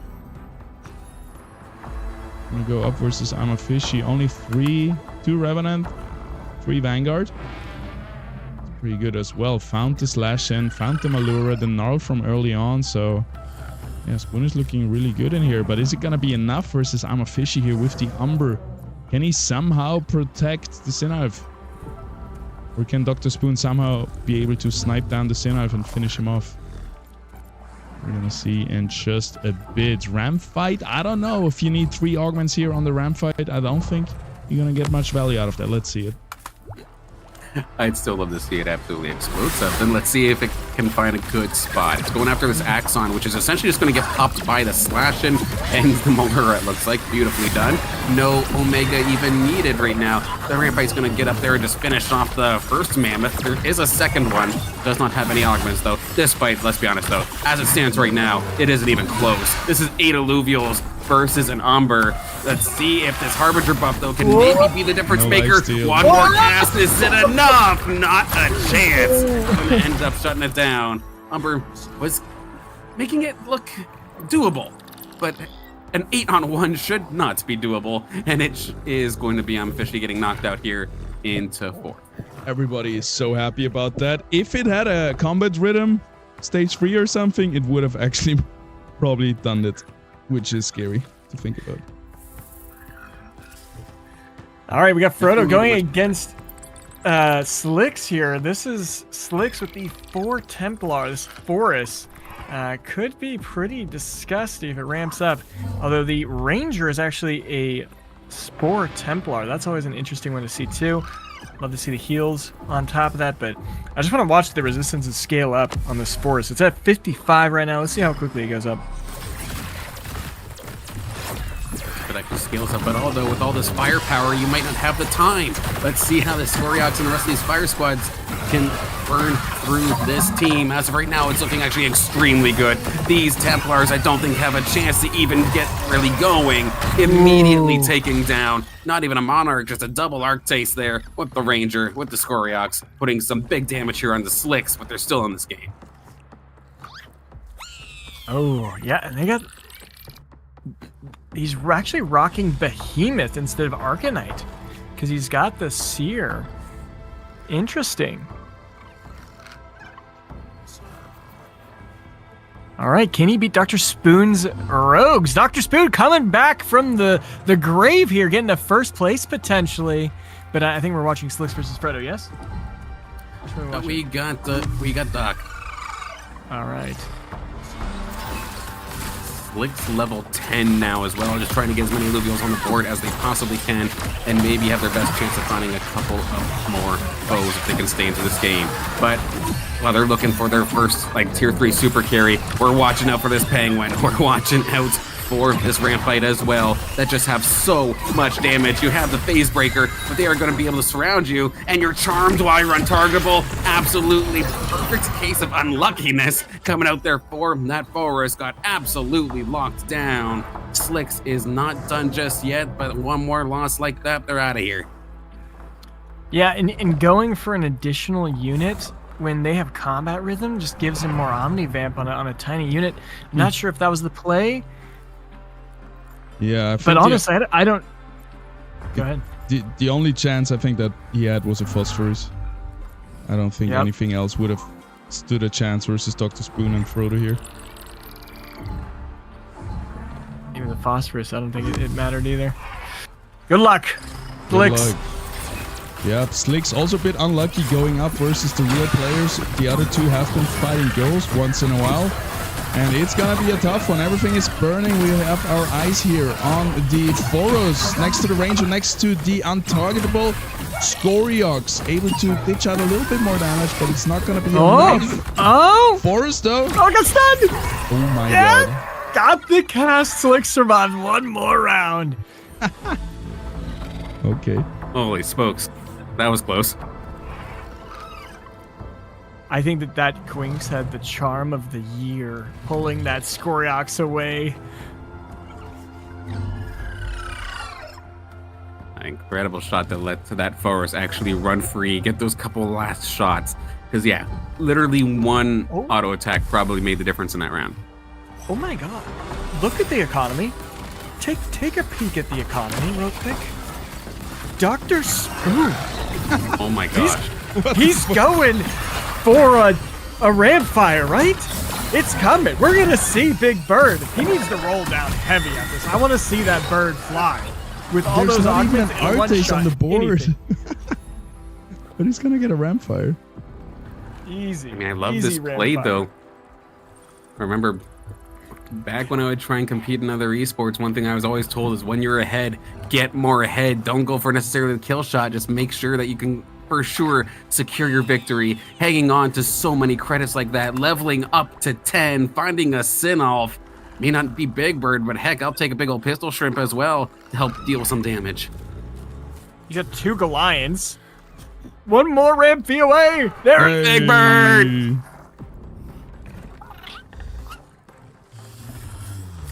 Ramp fire. Oh shit. He's level 10 and he's got that. I'm level 9 and I'm broke.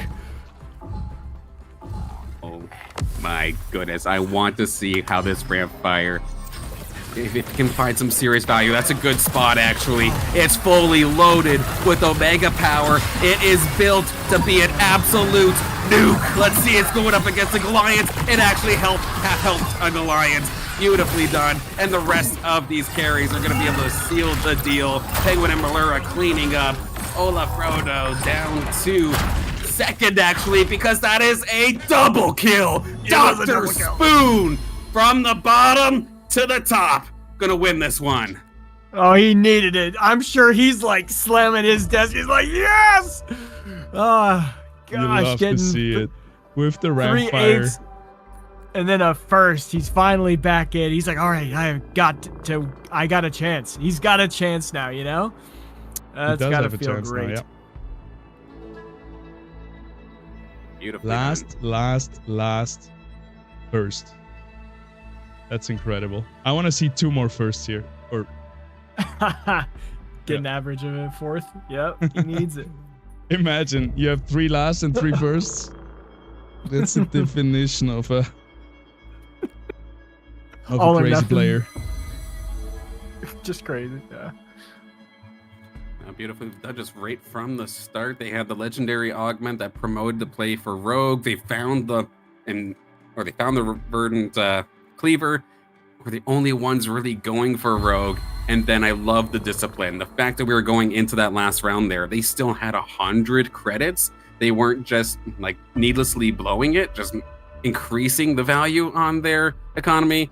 It lets them get some pretty ridiculous plays, just like we saw there with that ramp fire that essentially just blew up the entire center to just leave so much wiggle room for that penguin to go nuts.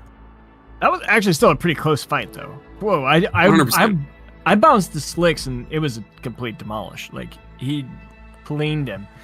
That was actually a little bit scary there. He probably needed that ramp fire to actually win that fight. Yeah, I mean, good game, Dr. Spoon. Well done. 100%. And that was... We don't usually see Goliaths get chunked by half health like that. That was huge. 2 things. First, Caveman, I don't like that you called Rampfire Big Bird. I think that's not okay. We got Kukurov, we got the Blaze Knight. We got phosphorus. Yeah. That's not a bird. That's, I don't know. It's maybe a dragon. The A dragon. pterodactyl. Yeah. Well, actually, guys, that's not a big bird, you know. Sorry. What's the other thing? Secondly, I'm so sad that Rampfire is just not what it used to be anymore since Phantom got reworked.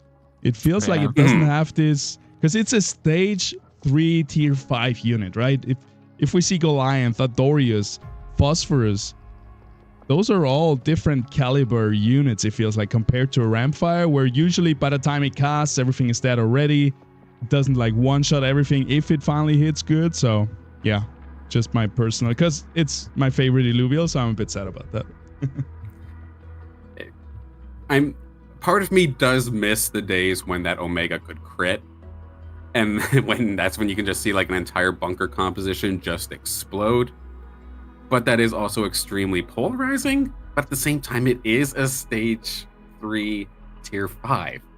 Those should be kind of polarizing. So, granted, as it stands right now, Rampfire still can do an absolute ton of damage, but it's definitely not that one-shotting monster that it used to be. Yeah, it just won a round, so still good. It's still really good. It's a little bit more focused on auto attacks. Those matter more now, I feel like. Anywho, I'm just happy with Phosphorus. I think Phosphorus has been a consistent, good tier 5 that you always have to respect throughout time. Sometimes it was overpowered, but I don't think it was ever like super underpowered. Yeah. I thought we would see them more. Those we haven't seen so much. We have seen one Adorius, one Titan, or I guess one Adorius, yeah. A bunch of Ophistos as well, actually. Ophisto, I feel, is in a good spot as well. Balance in general is really good, to be fair. It does seem like that. Yeah. Yeah, the only one I feel like that we haven't seen so far here today would be the duo left, but I feel like you have to be kind of either doing two things really specifically. Either Invoker and things go your way and you just happen to pick it up, or you're going for like a Steam build, you're already so far ahead that you happen to have rolled into a dual F as well. So it seems to be the win more button. We've seen plenty of Sin-Off, but everyone seems just very content and just leaving it at Sin-Off. Although our second game of the day, I can't remember who it was, but they were very close to getting dual F, but they had to sell it to try and get something else. Yeah, I mean, it's just dual F is in that middle position where either you go for Steam with the Umber or you go with Invoker, and then Ophisto is just a better option. And I mean, there was one point where I felt like Duelif was the best option when you could get the augment that gave you more crit amp for every damage you did. Do you guys remember that? Oh, yeah. Yes, I remember. The Omega would just raise your crit amp by like 200%, and then you'd go and get your Omegas can crit, and you just literally, that was a beam that would annihilate everything in its path. That was cool. Yep, the only way to get rid of Titanor and stuff like that. Love it. So yeah, we are updating scores right now. We're gonna get another reshuffle. We have 2 games left. So the next reshuffle, the next lobbies are gonna be our final ones. I can't wait to look at the scores. We're gonna go into a little break, but yeah, no, the scores are being made right now. Let's give the back end enough time, and in just a few minutes we're gonna be back here. Gonna check out the scores and gonna go into 5th and 6th games. See you guys in a second.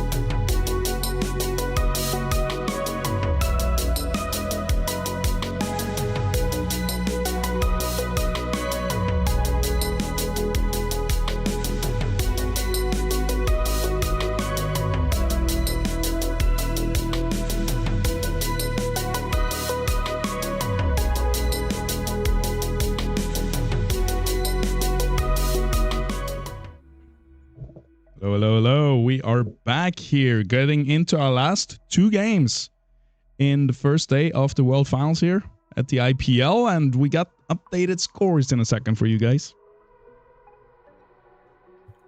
We'll see what kind of placements kind of rock the boat a little bit. We did see the win streak there of the show finally ends, but still on a fantastic run for themselves. Don't get me wrong, but we'll take a look here in just a moment's time. Who's in the lead now?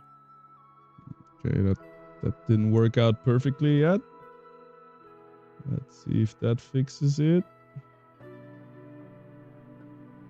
There we go. Okay, there we go.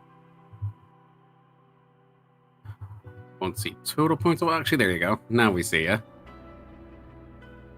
little bit of spreadsheet magic to get everything in there perfect. And now, yeah, we have a new leader here in this tournament as a whole. Luis from Guild leading the charge here alongside John Aquino from Sura. We got Moo from Hype, Sota from Hype, and there's the show still holding strong with 5th. But a couple newcomers kind of joining the top 10 here. Yes, sir. It's pretty cool to see, man. Like, I didn't expect this. We got Lewis at top. It's Broshan. I expected Web3 Gaming up there. I haven't seen much of Stars yet. He's pretty much a newcomer. I don't know if he rebranded his name. Kind of came out of nowhere. Yeah. Either rebranded or new, because they had to do the whole final call thing, and they made their way all the way up here. It's awesome to see. You know, if this was anyone from the past, who would you guys think it is? I have no idea, to be completely honest with you. I don't want to say anything. I'm not sure. yeah, same. I'm in the same boat. I mean, Atlas kind of gives it away that they're Russian, but otherwise, I would have loved to see Japan come back. By the way, we had such really good competitive Japanese players when we had Ascension. I keep dropping the name, but there was 2 or 3 that were really, really good at it. JPL League, or was it what was their clan tag? Yeah, JPN. Used to be. Just Japan basically, yeah. But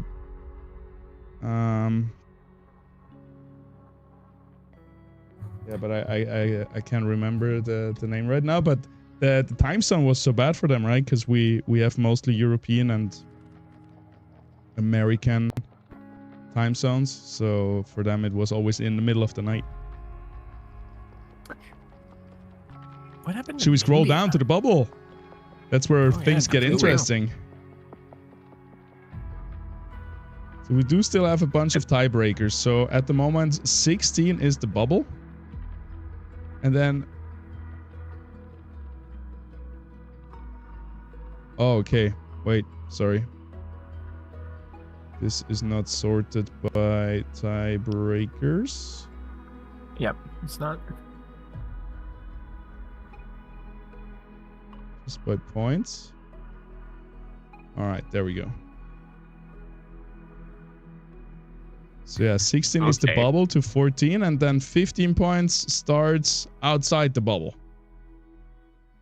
So the one thing that I'm going to point out immediately is something happened to Gym Rat here. They started off with such a fantastic start, won the lobby, and then immediately here is at a 7th and 8th, and then it looks like a 5th. So they're trying to fight their way back here out of the hole, but start off so strong and unfortunately falling off a little bit. Clemson, similar spot with, I think that's a 3rd, 5th, and 5th so far here. Maybe a little bit more. Dr. Spoon getting that win's going to bump them up, but they still got a lot of work to do, unfortunately, alongside the rest of these players down, but not out by any means. FRK also doing a big comeback here. Same story as Dr. Spoon, except he got a 2nd place. So trying to get out of there, trying to get into the money. So really, really pushing that last game. Hopefully he can do a really crazy comeback in the next 2 games. Just needs to get, probably a 4th and maybe a little bit more than 4th. Does need to make up some ground.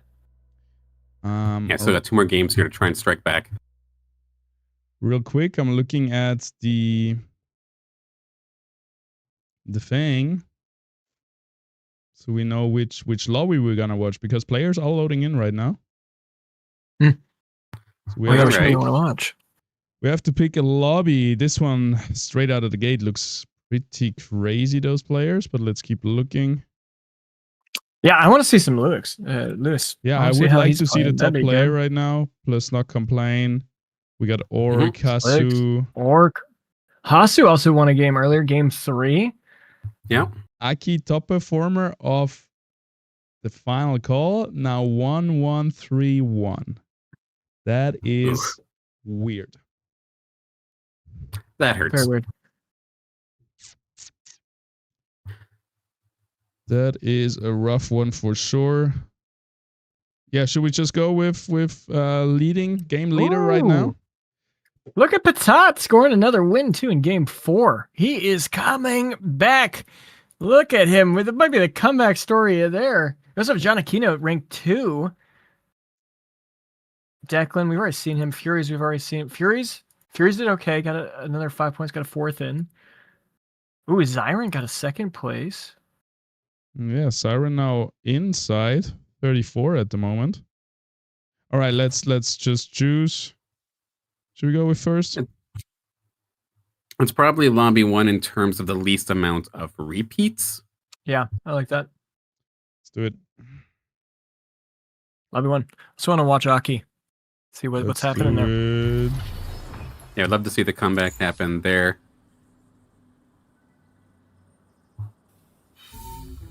They are in Crimson Same Waste thing there as for well. Cooligas, for Drudo.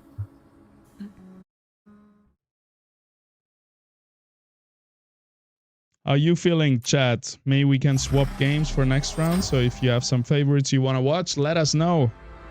Who is your favorite? Who do you want to see? Who do you think will win? Is it gonna be Luix here that we're gonna spectate right now? Oh, and it's round 4 already. Good timing. Crimson round Way is 5 going to already. be on fast forward here in this one.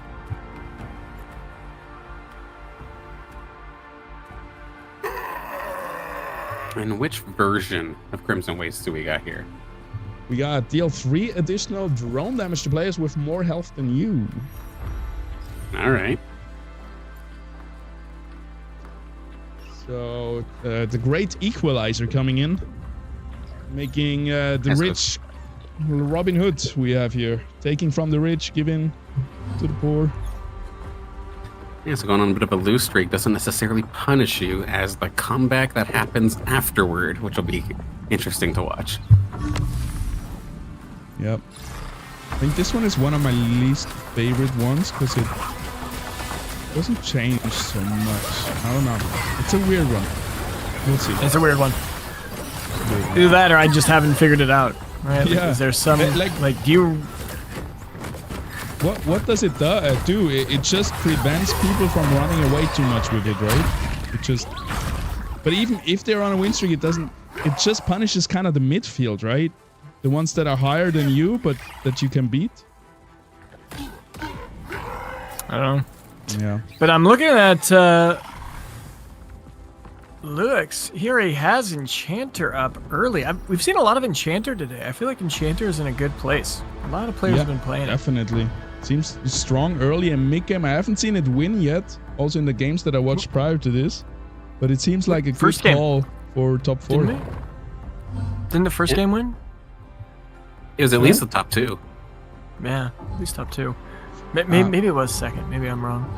Quickly going over the weapons here, we got Drudo and Orc here with the Ambling Rod. Then we got Lewis with the Aqua Blaster. We got Hasu with the Earth Grasp Scepter. The Lava Gauntlet coming out for Kuligast. Quake Maulers for Slicks. The second rogue player here, Vinebound Cleaver from Not Complain. And then Strike Boomerang for Aki. That's 5 Scion weapons here. That's going to be a lot of competition for Scion units. And 2 rogue. Like, honestly, like, can we already call Aki to be at least the top 4 here? If Aki can play this game, like, let's see it. This is the game to win. And they're already down to 81 HP? Like, what's happening here? They are going on to lose streak. They're playing double fire volante, which is interesting. Do they have at least the money to back it up? Not really. They're not looking very ahead in economy, even though their board looks very cheap. Leveled up to level 5 now to kind of stop the bleeding. Before the already having the right interesting choice.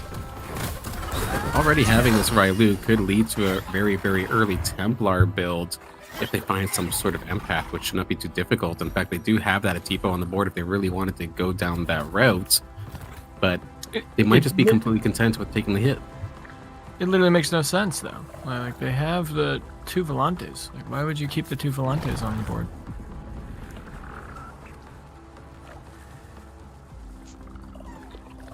Yep. I don't know. Guess we'll see. Does not reflect from the performance we have seen in the final call tournament. Having a bad day here, that's for sure. Luis is having a great day, leading the tournament and on 100 HP win streak again. Very strong with the Stoic links. It's an early Stoic. Aki going against Not Complain here at the bottom of the board. Got the Rogues going in. Already got Predator online and a little bit of a slapping coming in. This is going to be a pretty easy cleanup here. Yeah, that was decisive.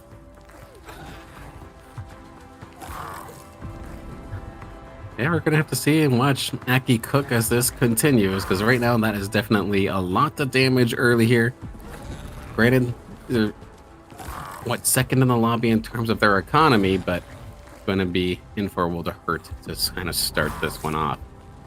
Going to be looking forward to watching how these Scion players all play around each other. If you're trying to think of Invoker, that's already going to be difficult. To see 2 TNTs on the board already. Trying to roll for that and get early Invoker is going to be rather rough. Do you bypass it and just level up and try to get maybe Sinolf instead later down the road? But what I do like is kind of what Orc is doing. It's a bit of a middle ground where you're just focusing on your front line, get your tank build up, and then maybe it's time to start leveling. Kind of a middle ground of sorts.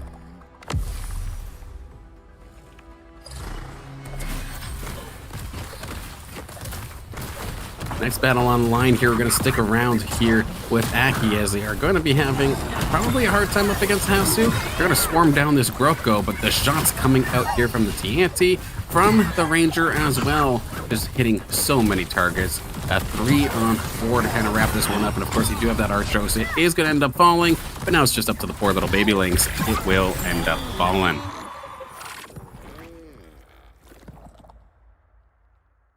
Down to 66 rather quickly here for Aki, unfortunately. But again, Luix is still looking good. Both of the guild players here in this lobby looking like they're in a fantastic position. Still holding above 90. Some more Stoic Links is showing up here. Hasu going to pick that one up. Not Complain. Slicks holding them the midfield. Still rolling on here with Aki going up against Slicks, who does have a rather heavy fighter kind of focused team. A couple of rogues as well to kind of just put on the hurt. Screw your front line. I'm just going to destroy you immediately before it even makes a difference.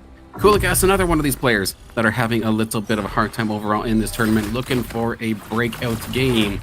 Could this potentially be it? We're going to see the 2 Lynxes going up against each other, stunning at this exact same time. Good for both of these players, because it's one of the worst feelings ever if your stun gets cancelled by the other guy. Same with Grokos, and yeah, it seems like Luis is going to just extend on his win streak here. It's not over yet, though. This is still a tough fight for either side, and this Lynx is just looking really dangerous. Going up against the 2 backline units, is it going to be enough? Fish is hyperactive. Big stun. Yeah, but the Ranger heals it. I don't know. Overtime. Oh, overtime? That's it. Luis taken down. It. That is rough. There you go, Kuligas. All right, let's watch Kuligas. How did he do that? Good for them. and just hung on enough. But of course, with those overtime pulses kind of being percentage based, the Ranger still had just enough, even though technically that Lynx probably had more health in theory. It did have probably a lower percent. So interesting to see. Cool guys hanging on in there. Aki got an exalted fire, Volante. In the Volante we shall believe, I suppose, here for Aki. But we've got our next battle here. This time it's going to be Coolagast up against Orc 1, and this is a rather well-defended bunker kind of composition to start things off here. That Railu had no chance of even moving. Just absolutely wombo combo, knocked down from full, taken down extremely quickly. And even with the Fleece trying to break on through with that beam, there is just not enough damage. The 3 tanks are still standing, and the Archers wasn't even covering for them. Beautifully done here from Orc 1. One more Emberling Rod shot, I imagine, is going to be the finishing blow. May not even necessarily need it. Tank's going to knock him down.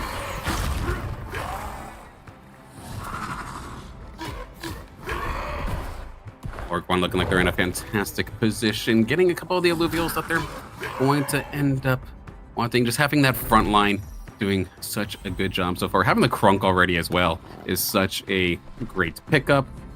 Going to be able to stop a couple of these fighters, a couple of these rogues, at least mess them up a little bit with the blinds. Relying on the blind rather than the stuns that we're seeing from a couple of these Stoic Lynxes. Look like Hasu found their second. Potentially a fully evolved stage 3 around the corner maybe, but we'll have to see. Just looking at the team compositions here. The rogues are not backing down. We see Not Complain here on a more classic rogue build. I'm sure the Twine is gonna come in instead of the Power Duo. But I'm wondering what Slicks is going for with the Quake Maulers. I guess it's gonna be Dust. And then late game, something like maybe bring a Goliath, Granite Vanguard Ranger. Potentially, absolutely. Little Fury on the board now here for Coolagast for a little bit of extra firepower. And there it is. Stoic Terralynx showing up here for Hasu. On a Scion-based team is a fantastic front line. Definitely going to love to see this action in a little bit. But we do have Coolagast and Aki still fighting it out for some of the bottom spots here. We have a ramp fight already on board. I believe that is from Coolagast. Yep. So Aki's run still having a little bit of a hard time. You've got the Arctase at least. You've got the Greater Monkira. You've got that Evolved Polar Bear. But it's still going to be tough. That is gonna be a beautiful Omega here. Gonna hit 2 units, 2 of the core units. No, only the Choco. Early ramp fight, yeah, just not delivering, but there's still a Furiox in the backline, so it still looks pretty good for the green side. But there is an Exalted, or rather a Greater Monk here being hyperactive and punching away. Taking down, Aki stops the bleed. And I was about to point out that Aki could actually have a much stronger comp in that they don't have the bond with the Railu. They could have Inferno Berserker. Right now they just have Magma that doesn't activate, and they were able to win that. I'm curious if they're going to switch that bond now. If they don't, that's very... There it is. Now it is switched over. There we go.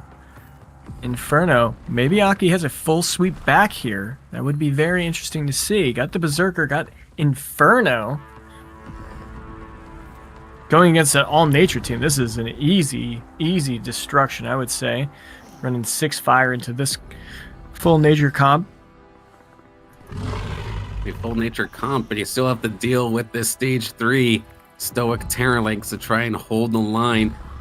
If you get to the nature alluvials, sure, you get your hyper, but at the same time, this Lynx is there ready to meet you and try to stop you in your tracks. And that is where all this damage originally is going to go for. Big stun. That is a big stun. 4 of them getting locked up for just a moment's time, including the ramp fight that did not get the chance to cast its Omega. No burst damage into that bunker composition at all. And the Ranger, the TNT, they're still extremely healthy. And with that, they'll absolutely turn and burn. Sure, the hyper advantage would be there. The Lynx held them off just long enough and took out the proper targets to make that a rough loss here for Cooligas. Big win for Hasu.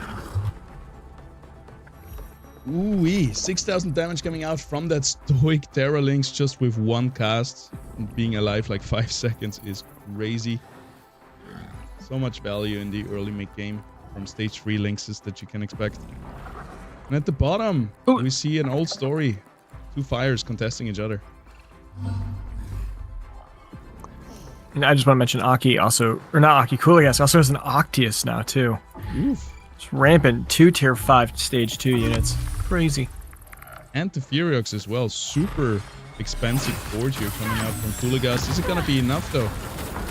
It all depends on this ramp fight Omega, I believe. And it's going to hit at least 2-3 units. And do some decent damage. There it goes. Nice.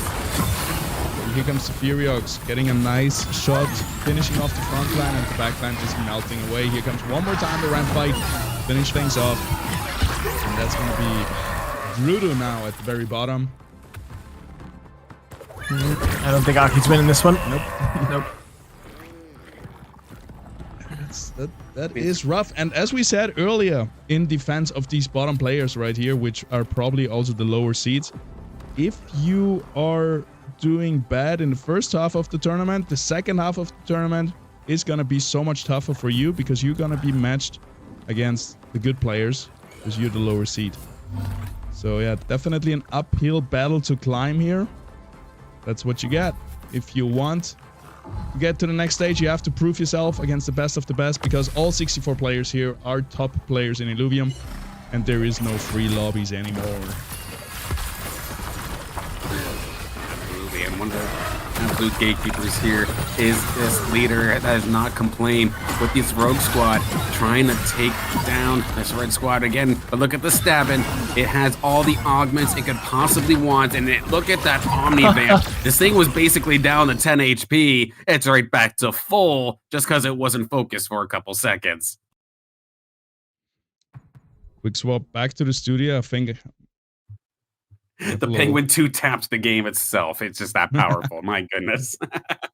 Stabbing. Nothing is safe from it. You can run, but you cannot hide. Stabbing is gonna get you. Would you guys say have been the most dominant win conditions so far in the tournament? I would argue Umber. But what else is up there?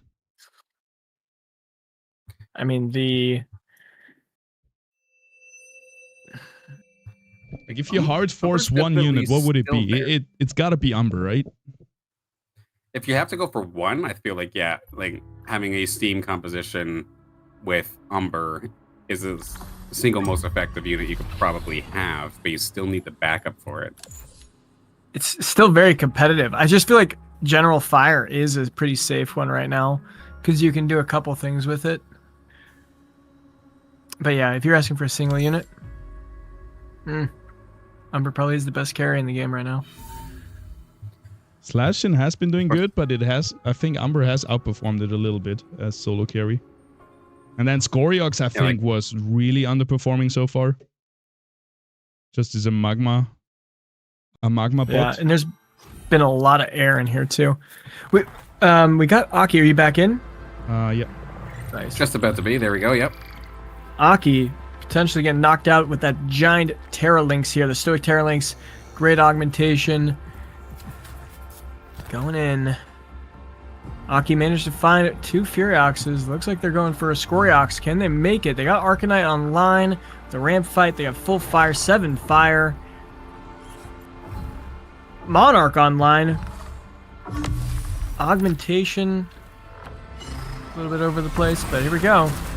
Augmentation not existent, if you ask me. But Monarch, let's see if you can get a nice little carpet bomb across this tank line at least here. The Singe is trying his best on the left-hand side. Ramp fight on the right-hand side. Some good damage, to be honest. There goes the Archos. That's a good one. Sinalf is being targeted, but at the same time, it basically assisted the team with deleting everything. Can Ramp fight find one more big burst to take these 2 down? Not a chance. Shot from the skies. And Hasu gonna take that one. Knocking Aki out of this game, generously donating those fire units right back to Coolagas, it looks like.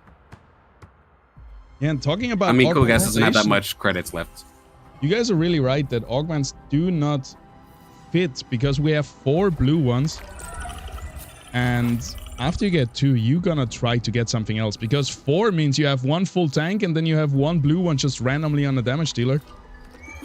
Instead of having actually another damage one. And then, yeah, it would have worked better if you don't have 4 blue ones, because this ram fight, this monarch doesn't have an augment. What do you mean? Why does the Ray Lu have an augment but not the monarch?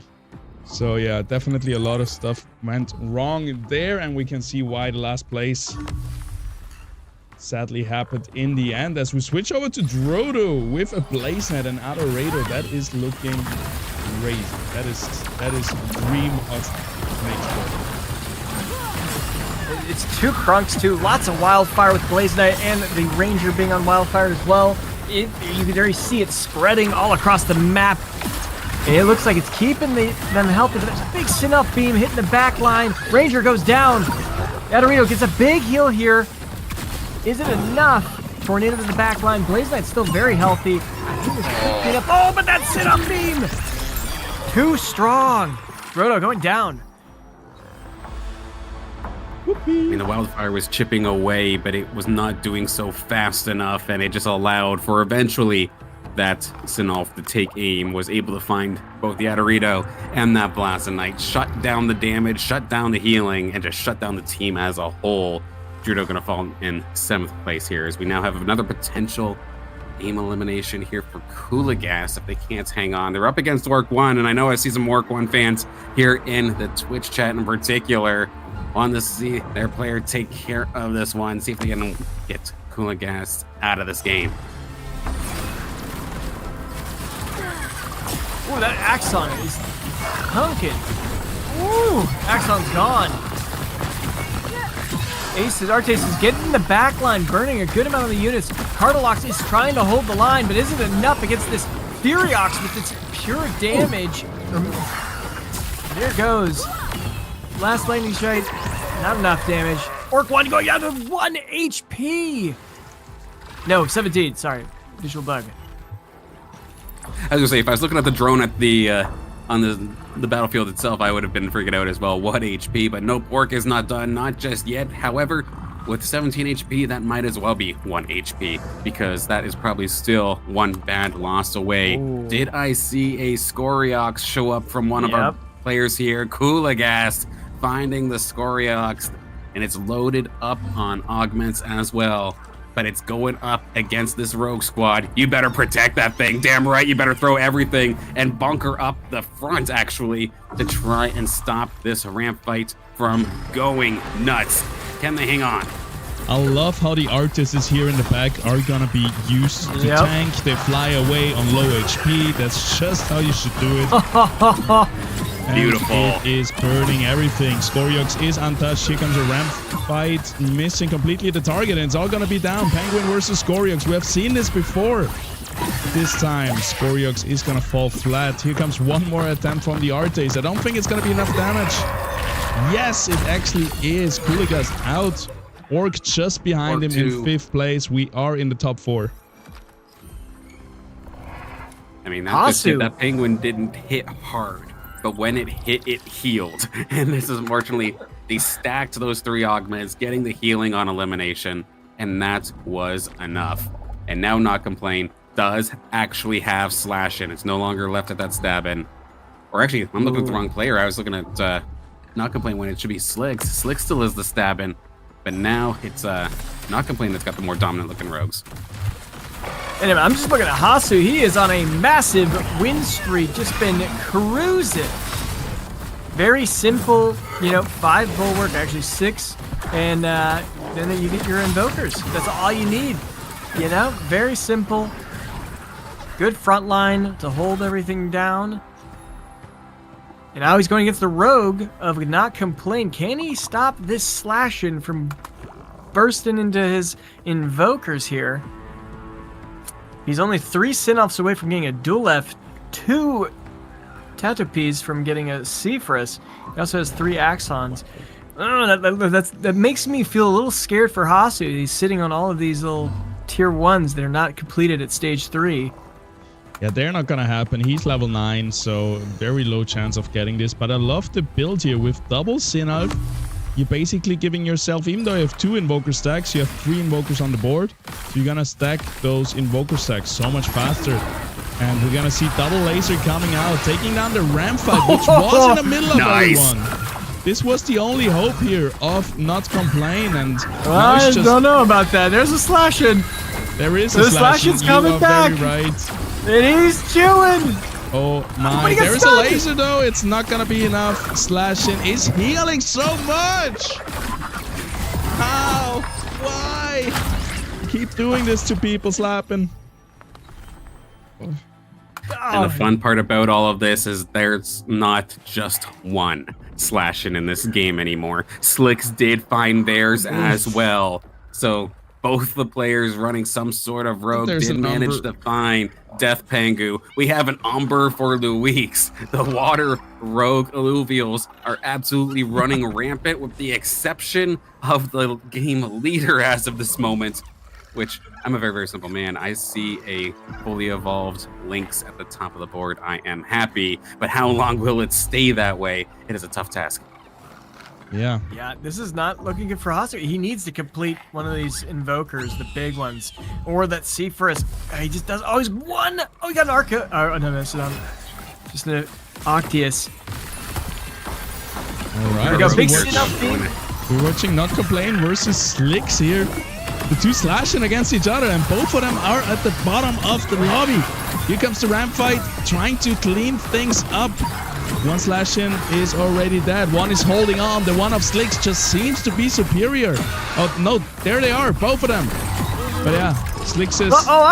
Never mind. I'm so confused. Not Complain wins this round. Slashing wins. That's the bottom line of the story. Slicks was no. Slicks pushed level 9, so he's now level 9.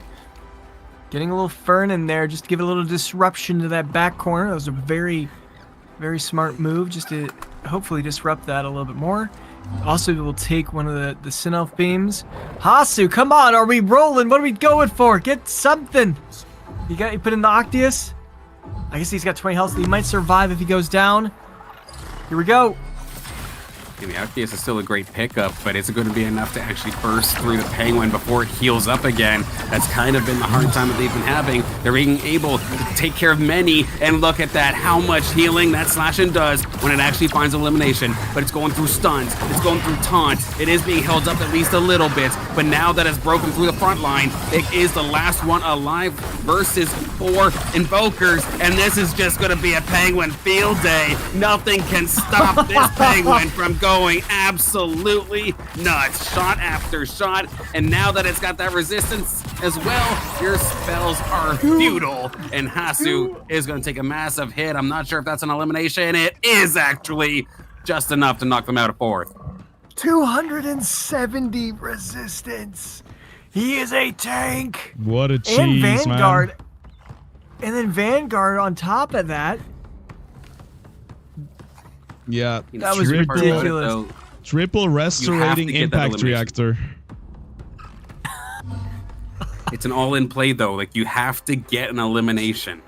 Yeah. You have to get snowballing, because then, sure, you can become unstoppable. But if you get focused and bursted before you get your procs, you could be cooked, and that's where they failed last time versus Not Complain. Let's see if it's any different this time. It is slashing. You gotta kill. Versus slashing again, yeah. We are here on the Umber, on the Rake. It's not gonna be enough. Ramp fight goes up into the air. Other ramp fight goes up into the air. Slashing off the red side is going very low. Tries to heal up, doesn't. There goes. And that's gonna be it. Slicks is gonna take this round. Not Complain is gonna lose a lot of health here. Woo! Done 4. Everybody has single digits. And there goes Luix. Oh my god, it's the slashings on top. Oh, we were talking about, is Umber the better solo carry? I guess the answer is no. The Penguin reigns supreme. Hello, darkness, my old friend. I see you both in the top again. And you know what? I wonder if Slicks has the counter meta here going with the because he gets Granite with the Quake Maulers compared to Verdant. Rogues burst so quick that Verdant Puddle doesn't help as much as a Granite. Yeah. I don't know. No, definitely. It is the Rogue counter to play Rogue with Granite. We have seen this in Leviathan tournaments as well, because there it was more the Rogue meta. But yeah, everything turned out perfect for Slicks. He ends up with the guy that he's countering.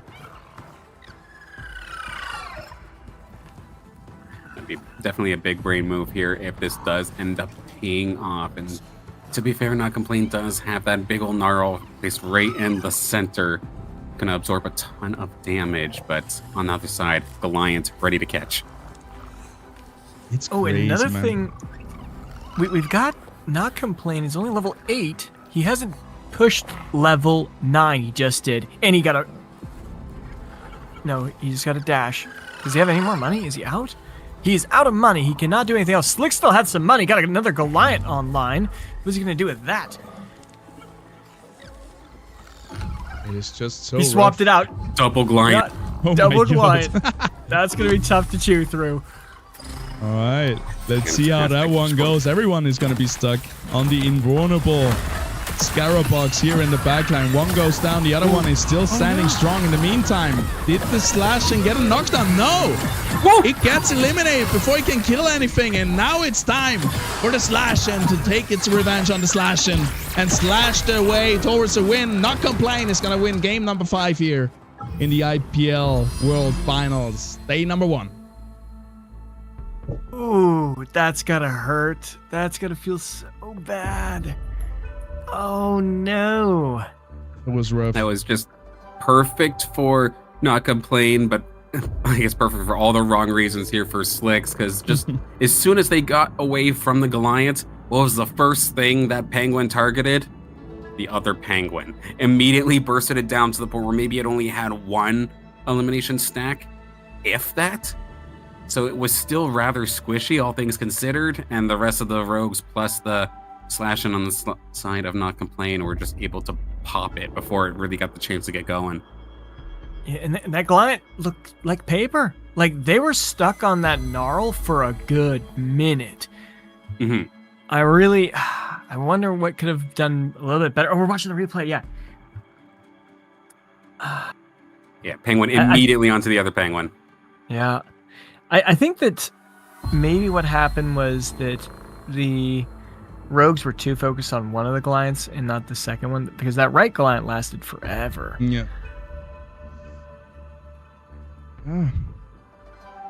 It's Also, definitely frustrating. Even something like moving your slashing into the corner, like, I don't know.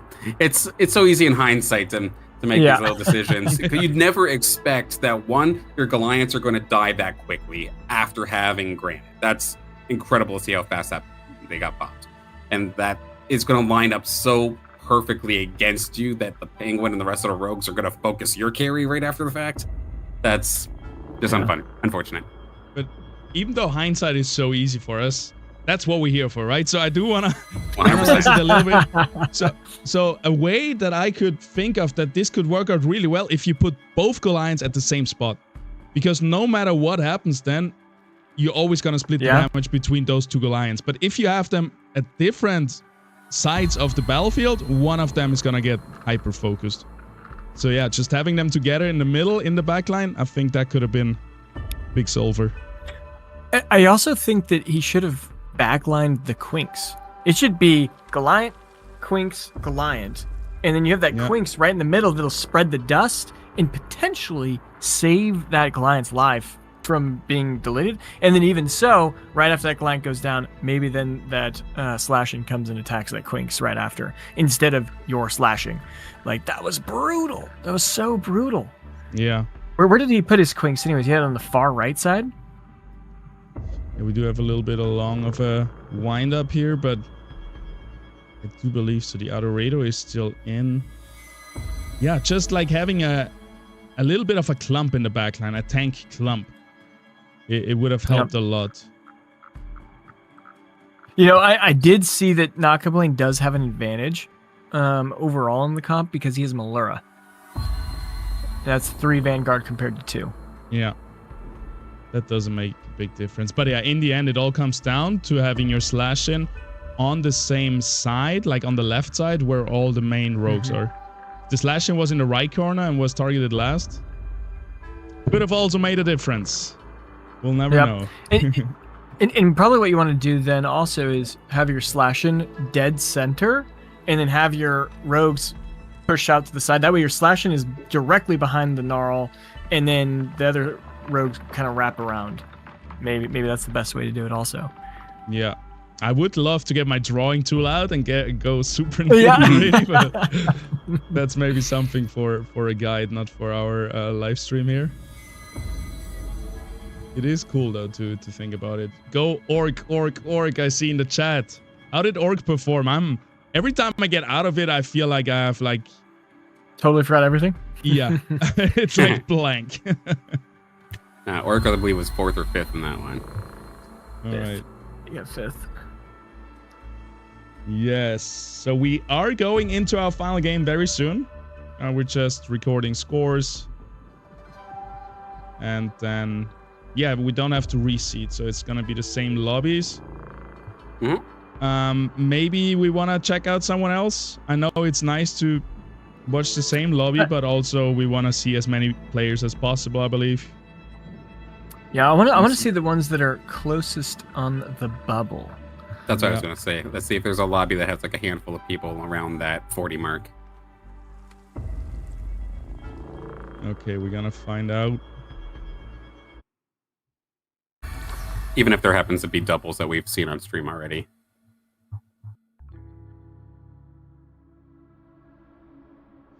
Yeah, scores are being filled in. Yep. So I don't think all games have finished yet. We were in Crimson Waste, right? So yeah, we probably do have to wait a bit. We could just sneak into another game. Exactly. It looks like lobby 6. They still have 4 players, and let's go to lobby 6. Let's do it. I was gonna say, are they in Brightland Steps? Ha! There is no Brightland Steps. Not anymore. Wait. Is there more than the one Brightland Steps that was... oh, I can't connect. That was removed? I can't connect either. I think it was just Brightland Steps as a whole got removed. There wasn't a lobby that had to do a remake. Maybe we can check that one. If that one lobby is 2, still going. yeah. Lobby 2, yep. Double remake. Ooh, and they had a legendary augment crate. Let's see. Sharp love. All right. Just more games. I need more, man. It's 6 games today, which is our longest streams paired with the checkmate format that we did in the IPL 1000. But I just want more, man. It's so much fun. And then, yeah. Declan here. I'm looking at this one right here. Declan sitting with a phosphorus and a geyser. He's sitting on 10 HP going against Ola Haas with a huge front line that is just looking disgusting. What's happening? There's composite chips. Only a phosphorus. Oh, that phosphorus is kind of stuck though. Everything. There it goes. That's what you love to see. Oh my gosh, 20k in damage, but is it enough? This team is so dense. The Gnarl missed the Harbinger. Oh my god, so much healing from the Verdant coming out. Thanks, team. He's got 4 Mystic. Right. Declan has 4 Mystic right now. Wow, the invoker damage. That was so close. But he loses last second. Declan taking 3rd. What right, a busted. We're coming just in time. For a crazy one right here. We got a Mephisto, a Mammut, 8 Water, 4 Harbinger. Oh, that is a disgusting. And they made it a Bulwark too. Give me more resistances. Oh, and he's got a Halo stasis reactor, so it's just going to be given this giant shield. Which team is stronger? Yeah, I think this 4 Mystic though, that is disgusting. With a phosphorus, like that's the dream comp right there. And he's only 2 Adores from getting an Adorito, or an Adorius. Then he'll have 5 Mystic. Wait, 5 Mystic doesn't do anything, so that's not really helpful. And 1 dash away from Umber here as well. So now with this gold, we're gonna see big rerolls. Only 15 gold on Guzera though. Needs to get luckier. We've got like pure damage versus pure tank at this point. Oh, he's 2 Scarab Box away from a Titanor. 70 gold. Oh, he's gonna make this easy. He's gonna get both. Haas has so much gold right now. He's not even rolling. He's like, I'm not at 70 gold, I'm not rolling. Like, he's got 43 HP. He's just chilling. He's actually not going to roll. You're crazy. What's wrong with you? Come on. Because you're not going to get 40 or something. You're not going to get killed this turn. You don't have to. You could genuinely just get more ahead because you're not going to actually get killed yet. It's when you're ahead, get more ahead. Don't get greedy, even when you're now staring in the face of an Umber with Time's Respite. And 4 Temporal Guard, whatever it's called now. That's a 4 Harbinger. And a Temporal Guard. Ah, that makes me scared. I he decided to roll. The Umber has it. I don't believe it. The Phosphorus, though, in the front line doing so much damage. He's going to go onto the Mammoth. That's going to be the big decider. Can they break through the Mammoth? Well, the Umber in the backline just one-shots the Adorado. No chance there. Umber still going, casting one more time. Phosphorus hyperactive, gets flung away. Big stun here coming out from the Goliath onto the Ophisto. And one shot onto the Phosphorus. I don't know how, but it just got removed. Probably from the Ranger. Got removed. Yeah, that was a big mistake not rolling down. That was greedy. Roll. Well, he rolled while he was losing. The Titanor is live. Adorius, Phosphorus, Gaze Hello. And I don't know if it's worth it. I think he needs to like get level 9. He doesn't have enough money, I'm sure. That's so much gold on the board right here. Yeah, just with the 20. Perhaps backline the TNT so it actually catches with granite? I don't know.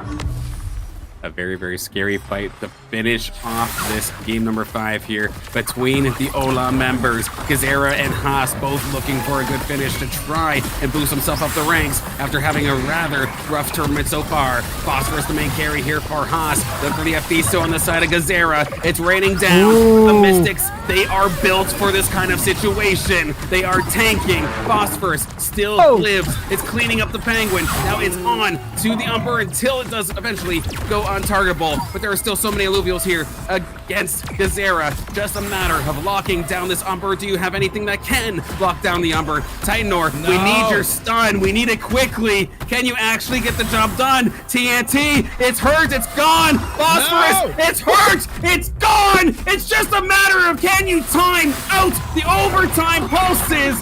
You are not going to be able to, Haas. This one is going over to Gazera.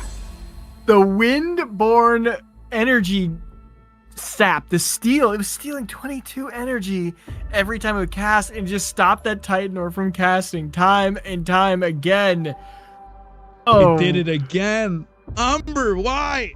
Dude, 4 Harbinger, Temporal Guard, and the Restoring Impact Reactor. Absolute meta build here on the Umber. This guy can 1v9. Yeah, I mean, things have to go your way, but it can absolutely become a clutch master of sorts here when the odds turn against it, able to bring it back. But again, we needed legendary augments. We needed a specific legendary augment. They had the restoring augment as well on each elimination, getting tankier. So much had to go its way, but when it does, it looks gross, and Gazera capitalized on it. Gross is the right word. I was dying inside. Let's have a look at the replay. I mean, he also had a water chip on an Ophisto. Like, every time that Ophisto is casting, it's just, oh yeah, let's get stronger. I already have Invoker with the Sin Alpha. I need more Omega power. Yeah, when the Titanor is the last thing alive, you know that's a problem. And just unfortunate there for Haas that it ended up becoming that way. Yeah. I'm really curious if he should have backlined the. I'm timer. glad we watched that. It's really cool to turn in to the last moments of a match. Yeah. And I like what Haas did. I'm glad that they were patient to like save the credits until you knew that you were within kill shot. Because it's not like you're by you stalling, they're getting stronger. They already had Umber. That's basically their win con, right? So just get yourself to where you can get a major spike. You got the Adorius, you got the Titan Ore, and you got a little bit more on top of that. I know what you mean, but the thing is they had enough points to already get everything they could get. So delaying it didn't make them stronger either. So there is a chance where your opponent could get stronger by you delaying it. And also, if they're one life away, you should try and kill them as soon as you can. Because I think that's the case. I don't know. Yeah, either way, you didn't make it. It depends if you delay it and you can still get stronger, or you delay it and your opponent could get stronger. And based on that, you have to pull the trigger whenever. Because I don't think he had a Fisto. He had Umber, but he didn't have a Fisto that first round. And then he got a Fisto the second one. Maybe I'm wrong. Either way, very close game. Really, really crazy to see that. I mean, it's for Harbinger too. Like, as that dog gets lower, even though its health never got that low. Paz called that one. I was like, I don't know. 4 Mystics, one of the best ones in the game, I'd say. But I guess not. Yeah, Umbra with the right augments. It's such a menace because it's had that immune thing too, so you cannot even stun it and kill it in the stun. It's just, you can just watch and cry while it does this to you. I think we have updated. Yep, we do. We have a new for Paz. Okay. Let us just sort this real quick. Sort by B. Nope.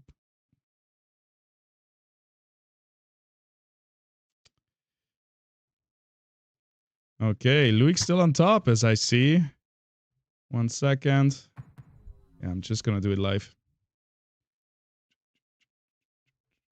No worries. One more game to get a push towards that top 40, our first cutoff line. There we go. So go into the show tomorrow.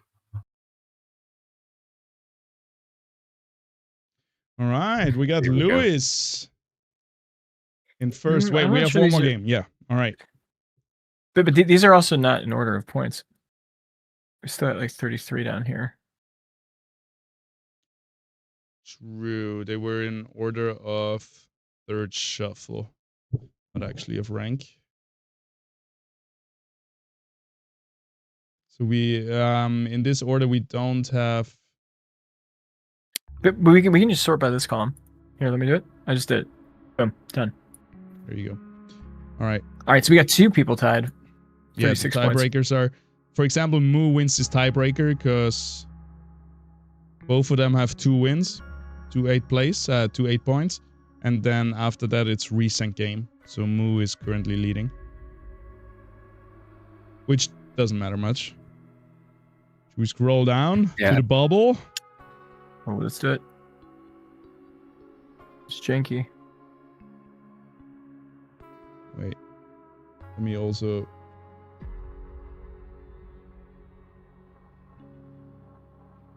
Put in real numbers. Okay. There we are.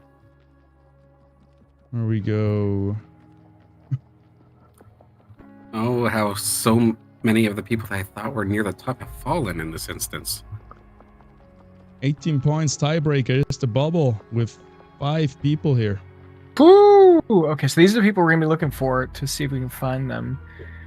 And they're all in like separate lobbies with the exception of Thanatos and Zarin in this moment. Ah, you already found one. So Zarin and Thanatos are in the same lobby? We can also include these people. Do we have... I think Gazera's there as well. Gazera as well. Well, I guess we take that lobby then with Gazera, Siren, and Thanatos all in the bubble. There's a messed up world here too, because Furies is also in that lobby. If Furies has an absolute dumpster of a game, I think they could get past and not make it in the tomorrow. Yeah, he's only 30, ranked 30 right 23 now. points only. The bubble is 18. Yep. Yeah, it's still striking distance. God forbid you like go mud and not get it, and you end up 7th or 8th. There are plenty of people that would jump on that in this instance. All right, that's our lobby. That's gonna be an interesting. Yeah, lobby one. 2. Lobby 2. Okay, then we can go over. How did you sort by column? You click on the arrow, sort by column, and then just click A to Z or Z to A. Lobby 2. So let's see it. Patat basically threw our backup player, the underdog himself. That's incredible. Congratulations, John Aquino pretty much through. We got Decline and Furies looking good, but not safe yet. Guzera, Siren, and Thanatos all fighting for their tournament life here. Fighting for $150,000 or their share of it. So, yeah. One thing to note, Haas was 2nd in that last game, right? Yeah, why does he have 4 points? True. I see 2 8s. Yeah, I think we looked under the hood a little bit too early. And stuff is still being done. Because over here, his points are correct. Sense. On the main sheet. Okay, so on the master sheet, we're good. Yeah, on the master sheet, we're good. Alrighty. Even with that change, I still think lobby 2 100%. Yeah, let's do it. Also, we haven't seen those players a lot yet. So that is good in either case. You got Declan and Furies, right? Yeah, Declan and Furies we've seen earlier, but I think for the most part we haven't seen the rest of that lobby yet. And as much as I don't like prying at like a negative storyline, it would be pretty crazy if something happens and Furies had a poor finish in this one. Yeah, I think we all hope he does good, but 100%. It will be a crazy moment if he doesn't. It will be a dramaturgy. Yeah. Well, that would absolutely be the case because Furies in these last couple of tournaments, when the prize money's been on the line, they've been essentially extremely clutch. That's 2 IPL 1000 victories in their name, and now you won like 2 of the biggest tournaments of the year. Now you're in the biggest tournament of the year, and then the ball gets dropped. That would hurt so much. Yeah, but a lot has to go against them to have that happen. But the potential is there, so it's very scary. And to be honest, like we have seen other players who are just not performing to Dell as well as they should. And there is so many excuses for that. First of all, we have a prime example of Furies being the #1 IPL player. Super underperforming. And then also just the nerves, right? Like these players, there is a lot of recreational gamers in here. People that have never played in a big tournament and that always have had the dream of playing in a big tournament. Like there is so much on the line for some of these players. And I remember my first few tournaments like many years ago, there was adrenaline shooting through my system constantly. Like it was fun, but really tough and exciting and overwhelming. And the problem is too, when that adrenaline is pumping, then when you finally got an opportunity where you feel like you relax, you get like your most tired right after an adrenaline rush. And then if you have to then spike it back up to perform again, you might be sluggish. And it's definitely something that you have to do time and time again to kind of experience, to kind of try and like control yourself a little bit and understand essentially what you're feeling. I can't necessarily give advice for that. That's something you just have to feel. The one piece of advice I can give is don't make the Exalted Fire Valente your carry, and you're probably already off to a fantastic start. I mean, Paz, you're talking about the old times. I still remember like the first like alpha on survival mode, and we had like a little tournament. I don't think there was a reward for it, but like I got so nervous before going into that. Like I'm like shaking. Like, oh man, some good times. Me too, man. Really shaking, sweating. And it's a PvE, you know? Yeah. Oh. And still, all right, we're going in. It was everything. Yeah, we're in a little bit early this time, so there is a risk of a remake, but it looks pretty stable. It looks pretty good, and I love this lobby. Patat, Siren, Jonakinho, Decline, Fury, Thanatos, Has, Guzera. Best of the best, battling it out.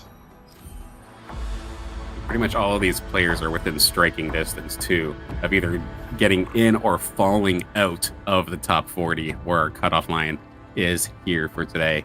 And this is the first time we actually get to see Taiga Boreal. We actually finally, after game of chaos, might find a little bit of normalcy.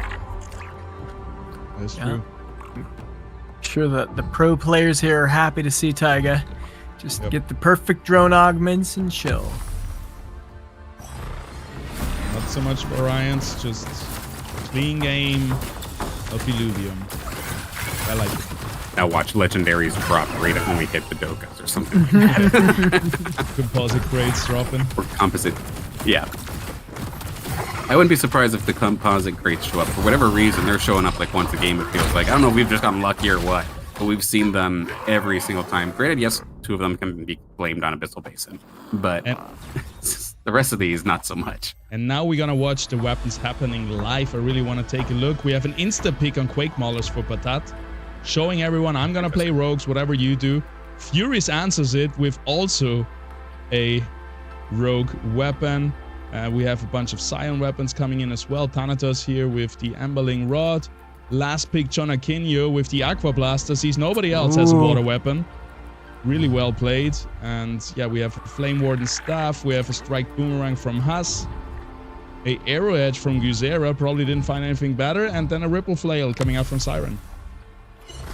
Yeah, you know, like, there are so many good weapons in the game, though, right now, too. Like we know that Fire Boomerang can carry. We know the Water Blaster can take it. The Emberling Rod.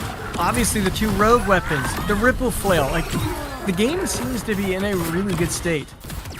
Yeah, I agree. Yeah, I think every single time we have seen a different composition win.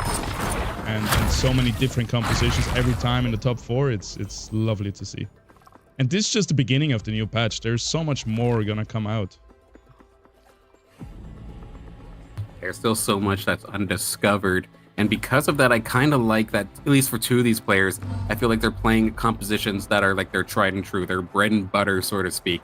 I haven't seen Jonakinho so far in this patch, but what I remember them for was either Mud or Scion based with like some sort of Umber maybe. And as of right now, getting that Aqua Blaster, they are right at home. Same thing with Furies. I used to call Verdant Vanguard Fury Rogue because they were the first person that I seen doing the Verdant Vanguard style. They've got the cleaver, they've got essentially what they would want. It definitely is a little painful that Patat is going to be challenging them from the rogue side of things with a different weapon, but still, we're going to see the rogues have to battle each other rather consistently, which is going to hurt. And I'm already looking at drone augments, right? We got Taiga. This is what really differentiates here. And both Furies and Patat got the combat rhythm. So that they're already really happy with that. That's going to be important for their rogues to really scale and sustain once they get a kill. So we'll see if they can get that snowball effect going. Yeah, even if it is just a stage 1 version, you're definitely happy to see that. Jonakinho also getting combat rhythm. We know he's going for Umbra then. That's his goal. He's not going Invoker path, he's going Steam. 8 water, Steam, Umbra win condition. Yeah, we saw a little bit of a glimpse of that from this lobby from the last game. Maybe we'll see Runaway Umbra once again with maybe a little bit less chips though, to say the least. This current battle at hand though, we've got Jonakinho near the top of the lobby going up against Zyran, and Zyran might be able to take this one. They did take down the Ranger and slowly but surely whittle down this Flish. And now Jonakinho down to the middle of the lobby. Zyran maybe some sort of toxic Aegis style. I mean, you've got that Ripple Flail, and that's kind of the bread and butter of that weapon. Furies. That's the only place we've seen him today. Had a loose streak at the very bottom. That's crazy. I mean, even when he's winning the IPL 1000, though, this is what happens. He got absolutely beat on extremely early, and then would turn it around over and over again from like 30 HP onward, hit the jets, like crank the NOS, and just fly through the rest of the lobby. And to be fair, they're almost at max interest. I think once this round calculates, it should be max interest. So they can maybe start looking into some levels, maybe start getting some of these rogues. My man just like doesn't care about health. He's just like, no, he was at level 3 when people were at level 5. It was ridiculous. I think Guzziera was at level 5 or even Furious was still at level 3. He does not want to spend his money. Yep. But I'm really curious. We got Thanatos right here going against Furious. Will Thanatos keep his win streak? Looking pretty good. Got Toxic online. 2 TNTs. Nearly 7. I'm looking at the wrong one. Sorry, Zyron versus Thanatos. I don't know who we're watching. So yeah, we got Furies. Okay. Yeah, the way that Furies handles their HP, if they were a Magic the Gathering archetype, they would be black-red, because they are just completely okay with being aggressive, but just completely sacrificing their health to get the job done. Right now, it looks like once again, just kind of diving right into a brick wall, still at level 4. Economy is purely the focus, even if it costs them their health. Jeez, Giannichino's level 6. Only with 40 MP though, so he's definitely sacrificed that. And he doesn't have the win streak, so I feel like that's actually pretty bad for him, comparing himself to Guzziera, who is still in the win streak, sitting at 30, or Thanatos, even in a better position at 100 HP and 64. He's doing a little bit of roll down to 59. Fury's sitting at 81 MP. Got a couple more levels going up. I was gonna mention, but I think it's important. Go ahead. That the rogue weapon pick is probably a really good idea if you just want to have, like, all he needs is not last place or not second last place, and rogue can pretty consistently provide that to him. But I don't know, I'm getting nervous already. He does this to us, and it feels like every single week we get extremely scared for them, and they've been able to pull it back more often than not. But in our current battle here, we do have Thanatos, who's pretty much set himself up nicely to pretty much go for Invoker as soon as they find maybe 2 more of those Tatofis. But how are they going to be able to hold off doing it, in this instance? Right now, that Emberling Rod seems to be a big factor. It just took down 2 of them nice and quickly. Just a matter of having that front line hang on long enough to get a few more of these casts off. Here comes the missiles from the TNTs one more time. And Thanatos, they needed themselves a fantastic start, or a fantastic finish here in this final game. They're off to a great start. If they can keep this up, they might be making it to tomorrow. Yeah, and I mean, his Cardalo off of Toxic healed 1,600. Beautiful. That's almost 2/3 of its health. Actually, more than like 80%, 90% of its health. Really good. Okay, but we have the 2 leaders. Yeah. We got the 2 going against each other. 100 HP versus 100 HP, and Thanatos just rolled a bunch down, so he invested into this round. If he loses right now, there's going to be a big hit to his economy. We got double Ramphis coming up here from Guzziera. I don't know if that's going to work versus this beefy frontline here, who have managed to create quite some distance between the backline and those Ramphis. Ramphis are not going to hit anything except the Axon, which is doing a great job just tanking them. Unkillable. Everything is dead. Guzziera looks like the bottom of the lobby right now compared to Thanatos, and Thanatos will keep on winning. We might have hyped up the big bird, but the baby birds got absolutely squashed, fell out of the Don't you nest, dare. and couldn't even get past the axolotl. But it completely got walled by that axon. Beautifully done. There we go. I know how to trigger pads now. Thank you, guys. Ramphy looks even less than a bird. Like, come on, man. It's just rage baiting. Yeah, and that Axon, he tanked 5k damage. That's 2 times his health. Incredible. Because he got the shields from the phasing stage reactor. He also got so much from his actual regular shield. He healed 3%. Yeah, that's just a lot of stuff to tank there. And now we got Seaforth online. Thanatos go. looking really good. Going against Patat's little baby rogues. Look at them all at stage 1. About to get just deleted by these Seaforths. I can only imagine how it's going to look like as soon as the Seaforth takes a shot at any of these Illuvials potentially popping. Granted, the Invoker is not triggered right now, but you might not need it. Look at that one takedown already there. Valente is not going to be long for this world either. Just a matter of one more shot. There it goes. Seaforth, the wind up and the pitch. Bye-bye, Penguin. You're going to be taken off the board nice and quickly as well. And Archos, Seaforth's his best friend here, just keeping everybody so healthy. I imagine it's just a matter of time. Yeah, you're not punching through the ice. No chance. Thanatos in a great spot. Basically uncontested, finding Seaforth, and now you can just focus on leveling, building your front line, and then going for late game invokers. I think that Thanatos is definitely in the driver's seat. Yeah. Holy moly. Thanatos is looking already towards Titan or Dual F or Fisto kind of stuff here. Like, he wants Granite, he wants Colossus, and he wants Invokers. And he's gonna get them as far... Well, if he loses one round, right, his economy is still pretty weak. He needs to keep this up. Mm-hmm. Yeah. So he's what I'm really afraid of is he's still holding 2 Archies. Is he gonna try and go for an Archelion? Because I feel like that... Overkill. Yep. I think he's got to take this win streak and push levels. Oh, he's also 2 Cardalos away. He had a couple Atlases sitting around, but I think he gave up on that because you have some other players rolling for him. And Zyron already has 4. So he's definitely not... Round number 14 coming up, though. So, let's see. He's only got 40... Rerolls. Got a Crunk, got an Archie. Sorry. I emphasize how good of a position Thanatos is in here, though, because half the time when you're trying to play Invokers, the debate is, like, do I level up for those later game Invokers? But if I do, then I'm probably not going to find my Sepphoris. The fact that they so cleanly found the Sepphoris, and now they can decisively, okay, I got it, now I can focus on leveling immediately with no hesitation. It is a beautiful spot. Well, 25, down to 25 credits, and I think, yeah, level 7 is a good spot to be. You can still find the tier 1s, you can find the late game.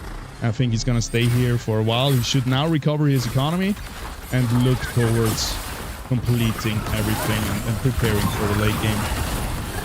Versus Furies right here, nothing at the moment I think has a chance. If something has a chance, it would be a stab-in right here, just with the consistent damage and some sustain, which the Scion units usually have a problem with. So now the stab-in is already on the C4s, but it just one-shots it. Goodbye. Never mind. Nice try though.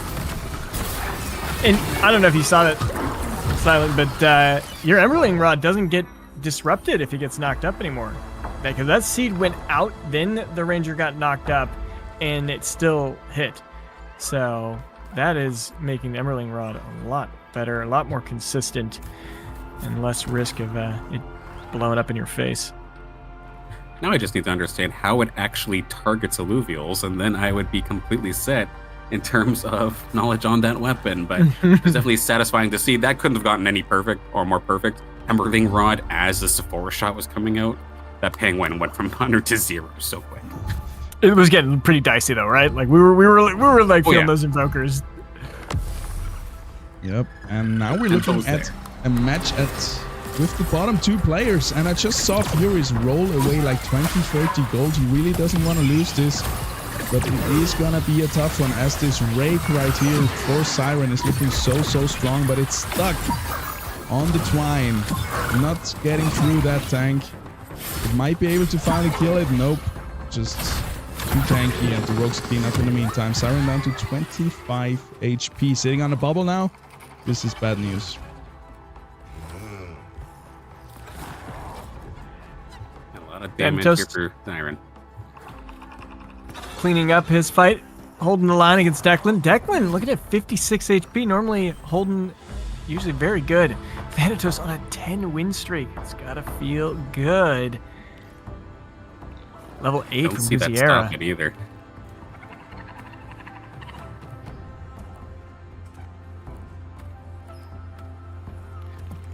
Thing is, Thanatos is still sitting at 20 HP. Some players are at level 8 already, though, so I'm curious if he's a little bit behind, actually, in tempo. Going against... But what are we watching? Let's see, we've got ourselves John Aquino, we've got Siren, we have a lot of water, we have a lot of steam. We'll have to see which one is superior. Right now we do see an Alfie on the red side nearly taken down. It is going to get lasered down, and with that, here comes the Umber here on the red side. There's a lot of low health bars, but the other Rake actually comes on through. It was a Rake versus Rake, not an Umber, and just the green side absolutely swarming and taking them down. Man, Steam Harbinger Ranger really overperforming every time. Just gotta protect it, and it will come in clutch. You just throw it away though, or even just slightly misposition, and you're in for world of hurt. Mammut by Declan. That's a big jump. Thanatos finally got taken down. That was by Ola Haas. Haas coming through. But Zyron's going against Thanatos here on this final battle right here. Yeah, that's going to be a tough one for him against the Invokers here, but there is also Invokers now on the side of Siren. Oh, Beautiful baby, look laser. at that. Oh. Thanatos not realizing, I think, that this Sinnoh is going to be trouble for his backline with his corner composition, but the front line is looking so bad for Siren. Here comes another cast from the Ranger. Insta shots the Scarabog. One more laser from the Sinnoh to clean things up, and Siren takes down Thanatos. Invoker duel. That is not good. He's running out of steam a little bit. That is needs really to find some good. of these harder hitting Invokers. Yeah, he's been one Alfie away for a minute now, and I think you had both Zyron and Gianacchino fighting for those. Both at the bottom. I mean, it might just be wise just to wait. Wait until one of those guys die and then scoop it up. Save your economy, get back up to 70. You got the help. Yeah. Top 3 should not spend any more, get to 70, and just play the money game. The middle is completely broke. They need As to I say, I'm nervous for those players. Yep. But it also depends what are you playing for. Some players here are playing maybe for top 6, top 7, right? Like Furies is fine with a top 6, so he doesn't play the late game. He just wants to be strong now and survive the bottom 3. Where, for example, Siren, he needs like a top 3, top 4 to get into day 2. So he's saving his money. He's playing to win right now. It's definitely annoying when both yourself and the person that's contesting you are both like side by side in terms of the placement. And sure, John Aquino, even if they win one more and then Siren loses, though, then you're both within kill shot. You might take each other out at the same time. Would be a heartbreaking scenario here. But we have now Patat versus Siren. Patat having a little bit of a harder time too, but they at least got Malura and now have Goliath. Yeah, there's a 3 Vanguard coming in here. That's going to chew some units apart. Nice positioning though from Siren. His Invokers are untouched. That's all you can do at this point. Last second, both Patat and Siren rolled all the gold away. So we're gonna see them, and it looks pretty good here for the water units. All hyperactive.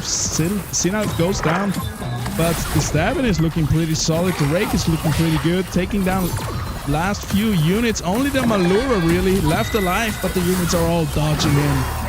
And Siren holds on another round. Patat takes a big hit. Gianacchino also holds on. Siren might be able to survive and then grab all these units down here. Gianacchino with actually 2 Sinolfs in this instance here as well. So the fact that Dual F is right on the doorstep for them, but you can see there's Sinolfs literally everywhere. Thanatos has one now, so that Invoker team has been supercharged. Essentially, all of those augments now onto that Sinolf. Zarin has a Sinolf, 2 Sinolfs for Gianacchino.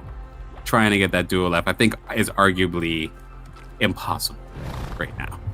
Yeah. Yeah, no, there's not enough in the pot. Fury's securing a Gnarl. That's going to be very helpful for his Verdant Rogue comp there. That'll be helpful.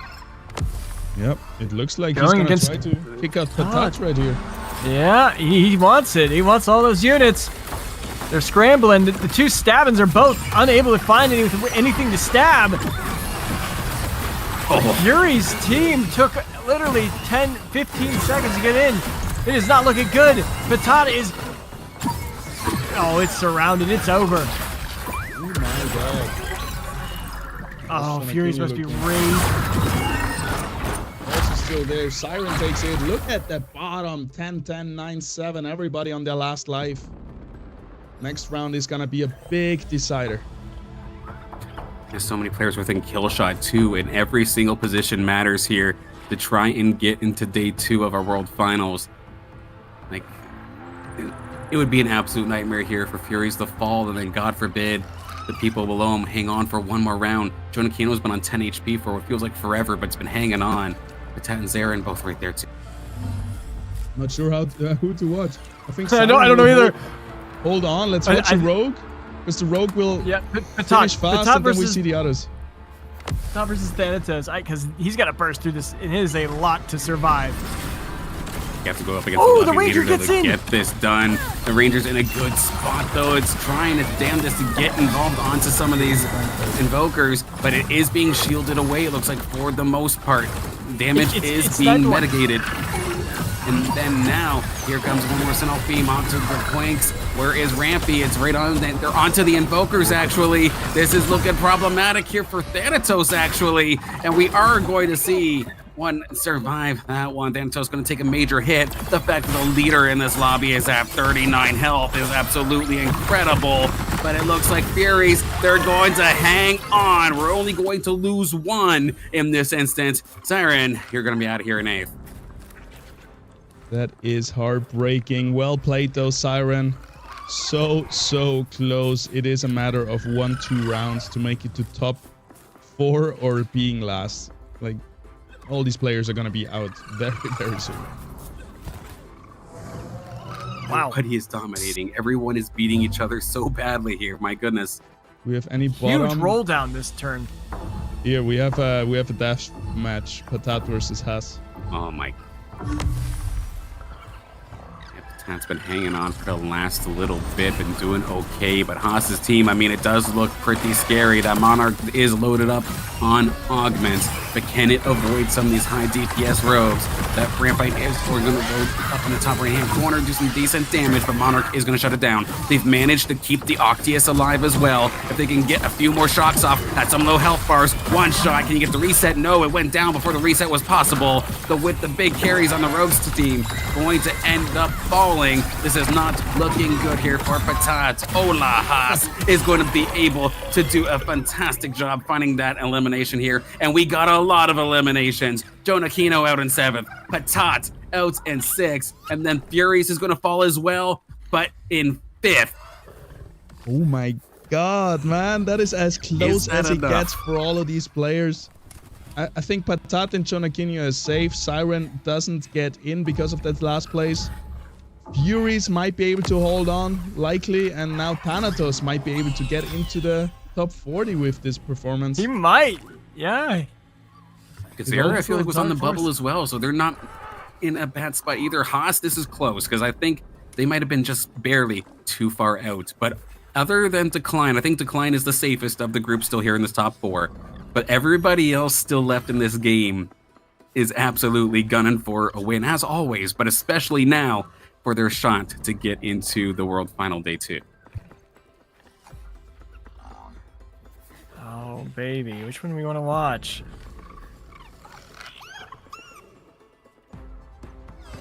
Personally, just watching the snowflakes as of this moment, just taking in the sight of Taiga Boreal. I love the fact that the default battle boards are actually representative of the region we're in now. But we do, I think, have a fight happening in just a moment's time. Oh. I think Paz crash. We are getting into the swing of things. I think right here, right now, there we go. We're going to come in hot here onto Haas up against Thanatos. Thanatos had a fantastic start, but now maybe losing a little bit of steam. Let's see if the Sinalfo can turn things around. Good shot right into the Monarch, right into the Ranger, taking 2 of them down. And now all the Illuvials with augments, they are off the board. This is looking rough here for Haas. It looks like they will end up falling here after this battle. Going to fall in 4th. Decline going to hang on in 3rd. That was so close. That was such a close fight. I thought the right plans would come through. Close, but not quite. But even more upgrades showing up here for Gazera's team. Jotun is here, and it's home turf. If only there was like a 200 attack bonus or something for getting field advantage. That would be kind of funny, but a little bit broken. But right here at home on Gazera's team, looking good. Yeah, let's see. Thanatos, can he hold? He's got an Octius now, trying to get the Fisto. He's been 1 Parablue away from getting the Cardalox this entire game, and 1 Archie away from Archelion. Here we go.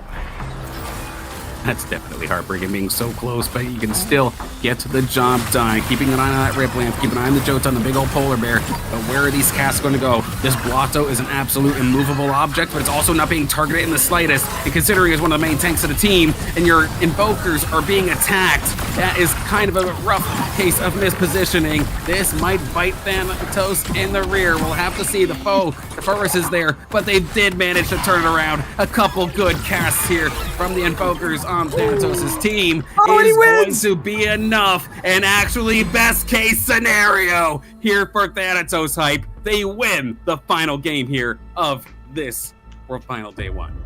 Congrats.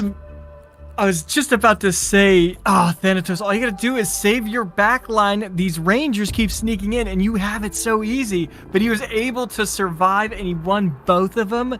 Well done. Oh. That's so cool. Also, One I love thing his that I'm build. really curious about, though. Because I was saying, like... game. Sorry, I was mentioning in-game, it looked like Furies was 5th. In this screen, it says Furies is 6th. Yeah, it does. Which one is right? Because this could actually make a difference. And you know what was interesting was Furies did die first, I believe, on stream. Yeah. No, sorry, Fury. Yeah, I think he the died end first. screen is wrong. Wait. I don't know. Oh no, the Furies died first, you think? Yeah. I mean, at least we have the video. If we could go back in the stream to figure it out if we had to. But Yep. But also, there is that one, Lobby 8 is laggard. We could try and watch that one real quick, see what's happening there. Absolutely.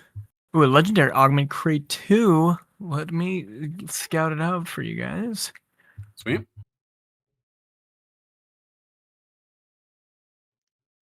Oh yeah, we got 6 people coming in. Nefer, Slooper, both Star Atlas, all 3, one hit away from dying. And we've got Detective Adeline, Clemson Robson doing well. Jim Rat at 70 HP, really killing it. Here we go. Nefer, 4 Mud. Got the 4 Mud? No, he didn't, as you were. Jimrat, one of those players that were on the bubble as well. Had a fantastic start, but a rough middle. Needs a great finish here to have any chance of making it to tomorrow. Well, I think he's got it. He's about to actually, no, he's not. Nefer's holding the line with the rogue comp. Survived. Clemson just lost 35 HP down to 15. Ouch. And he does have the 4 Mud, but it's falling off and falling off quick. Star Atlas gets knocked out in 6th. With a 2 Tempest. Let's not call him Star Atlas, by the way. It's Star from Atlas. Yeah. So we got to make a big distinction there. Yes. Good. That's what I was laughing at earlier when I saw the tag. It's like, that's a really interesting tag, given the space we're in. But it is what it is. Yeah, it's a funny coincidence, right? Detective. And holy water. Yeah, he's level 10. Oh, but you're just saying, yeah, in general, everyone's water. Holy crap. And we got a Steam chip for Detective Align. That is a nice fun. Everybody's fighting for rakes. Holy It's a very similar situation. What is this? Wasn't it the same last round where pretty much water was extremely contested? It feels like everybody has caught on to the fact that your biggest win conditions are going to be Slash-in and Umber. And if it's not your biggest win condition, it's going to be one of your enemies. So no matter what, just take them.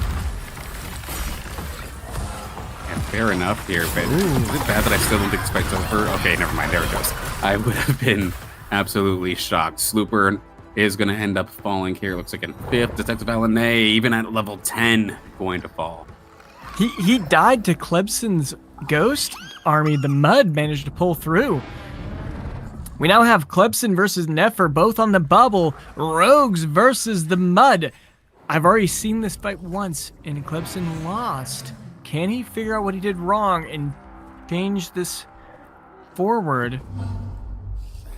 Everybody's still in this top 3, looking for a big push. I think they're all outside looking in as it stood of the beginning of the last game.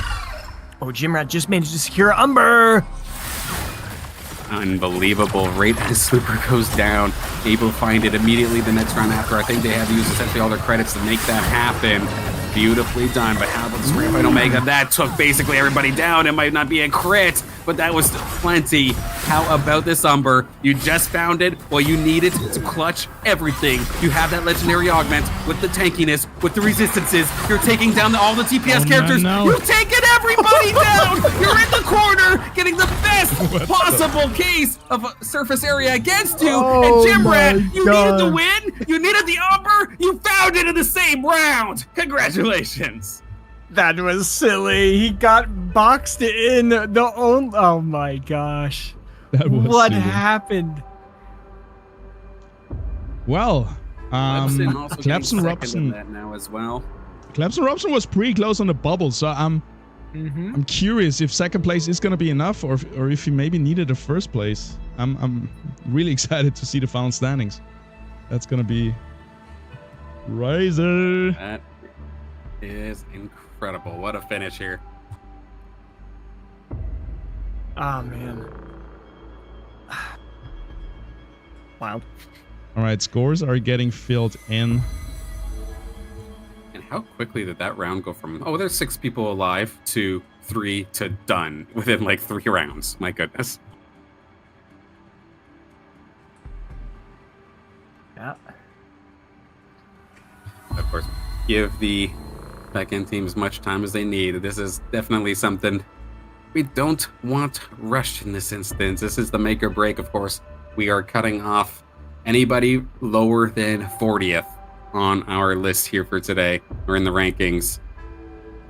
And then we'll do it again tomorrow to get down to, I believe, the top 32, if I recall correctly. I'd have to get a refresher of exactly how many eliminations. But either way, to make the day 2 tomorrow, you need to be in the top 40. We'll see who gets there. Yep. It's being filled out right now. We're gonna have the results in just a bit. I don't think we should sneak. I don't think No. Don't you cheat. Don't you spoil. I don't want to know nothing. I'm looking. I don't care. I gotta see. No shame. We could maybe watch the old sheet without game number 6. Just to have some At least get speculation. some context of where we were. Yeah.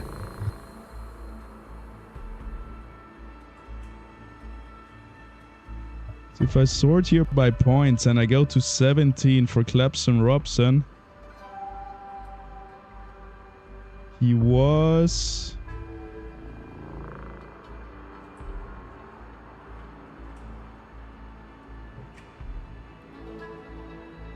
A great final push there for Clemson as well.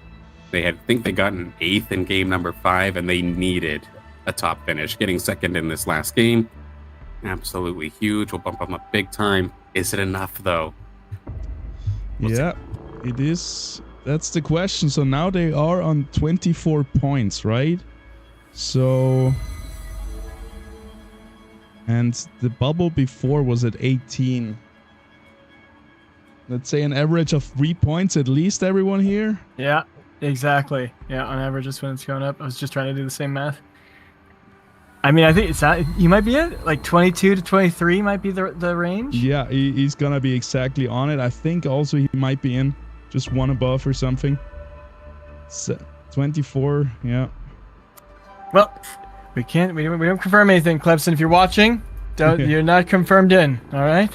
Relax. We'll get to you soon. Calm down. Get to you soon. Texan also on the bubble. I don't know how he performed in the 6th game.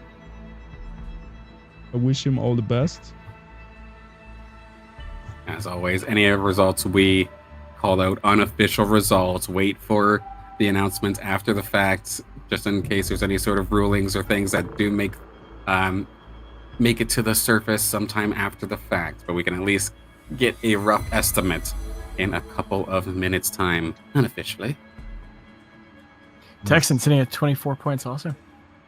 Texan, my underdog pick. I'd love to see them make it in the day 2. And Hollow with the call out there in chat. The Texan got 2nd in that last round. So, I mean, that's a good push. That's a good final game. All right, I'm just gonna like Silent said, this is unofficial, but here are the total points. The tiebreakers are not in order. Oh, here we go. But we're gonna have a look. We're gonna figure it out. Let's see. You'll have to scroll over to the left a little bit if you could. Yeah. Yes. There it is. There's the names. Oaksma and Sota coming in first.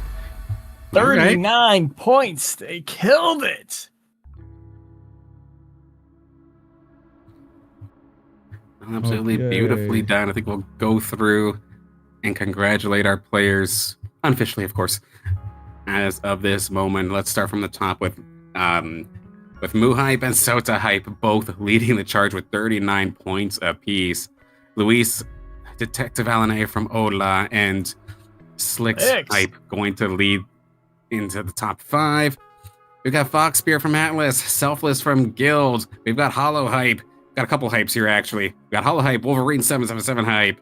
We got Zico Perico, another one of my personal picks. Wanted to see do well here today. Doing a fantastic job. Zabrojson is in here as well. Fancy Pants from Atlas. Web3 Gaming Hype. Not Complain Hype. Declan from Guild. Unhappy Hype after having a really rough start in this tournament. Getting themselves up there. Slooper from Guild getting in here as well. Jonakino from Sura. Star from Atlas. Lemko from Atlas. Ola Naripa. We do have Lynx PQP. Squawk from Monarch. The lone Monarch member, I believe, here in this tournament, making it in to day 2. Congrats there. Ola Deshow going to stick around here in 24th spot. And then we'll have to scroll up to see what else is going on through here as we start getting closer and closer to that bubble. And here we are at the bubble. All right, let's take a look. Yes. You want to take this part? Sure, we got, where did we stop? We got the show here. We got Patat from Hype. Hoshi from Atlas. GM Phoenix. Hasu. Ama Fishy from Hype makes it through. Narkesh. Maru. Chimrat. Gusera from Ola. We got Orc1 from Guild. Carl from Phantom. Love to see it. Furies coming through at 36. Well, our tiebreakers are going to start soon. Now, those are still all in, it seems. All Nerd from Phantom. Thanatos from Hype gets in with his win at the end. Love to see it. And then we have Frodo from Ola with Alan Carreca from Guild, seeming to be actually exactly in the top 40 without a tiebreaker. Texan. Oh, right no. there. Texan and Clemson, both 1 point shy. Here, scroll up, scroll up. Wait, up, down. Yeah, keep going, keep going, keep going. There we go. That's good. Oh, Texan just 1 point. Clemson Robson just 1 point. Now that's definitely a heartbreaker for a couple of these players on the outside looking in just by a point or two. And I'm sure they're going to be able to point to maybe 1 or 2 games in particular, 1 or 2 moments that they're going to be kicking themselves for. But it just goes to show the cutthroat nature of this Illuvium Pro League. You need to be at your best at every single time possible and be flexible regardless of what the game throws at you. For some of these players, just a bit short, but still, congrats for even making it this far in the first place. Amazing. Good job, everyone. Love to see it. Really good showing. Excellent chat. Big shout out. Heartbreaker. To all of these players, by the way. The bottom 24 are knocked out today, but nevertheless, huge accomplishment to even make it into the top 64. You secured yourself at least the $300. I think the top... Yeah, what's the cutoff? Yeah, good. Yeah, we can have a look at... For the 400, there's an extra $100 in there. I know Texan and Clemson got that extra 100. Is there? Let's see.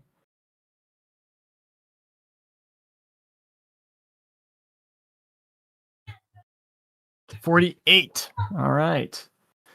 Yep. $400 here. And everybody else is cutoff? now at least at a $600 paycheck with steep incrementals. Yeah. You make it through 100%. Tomorrow, you are already at a minimum of 1,500.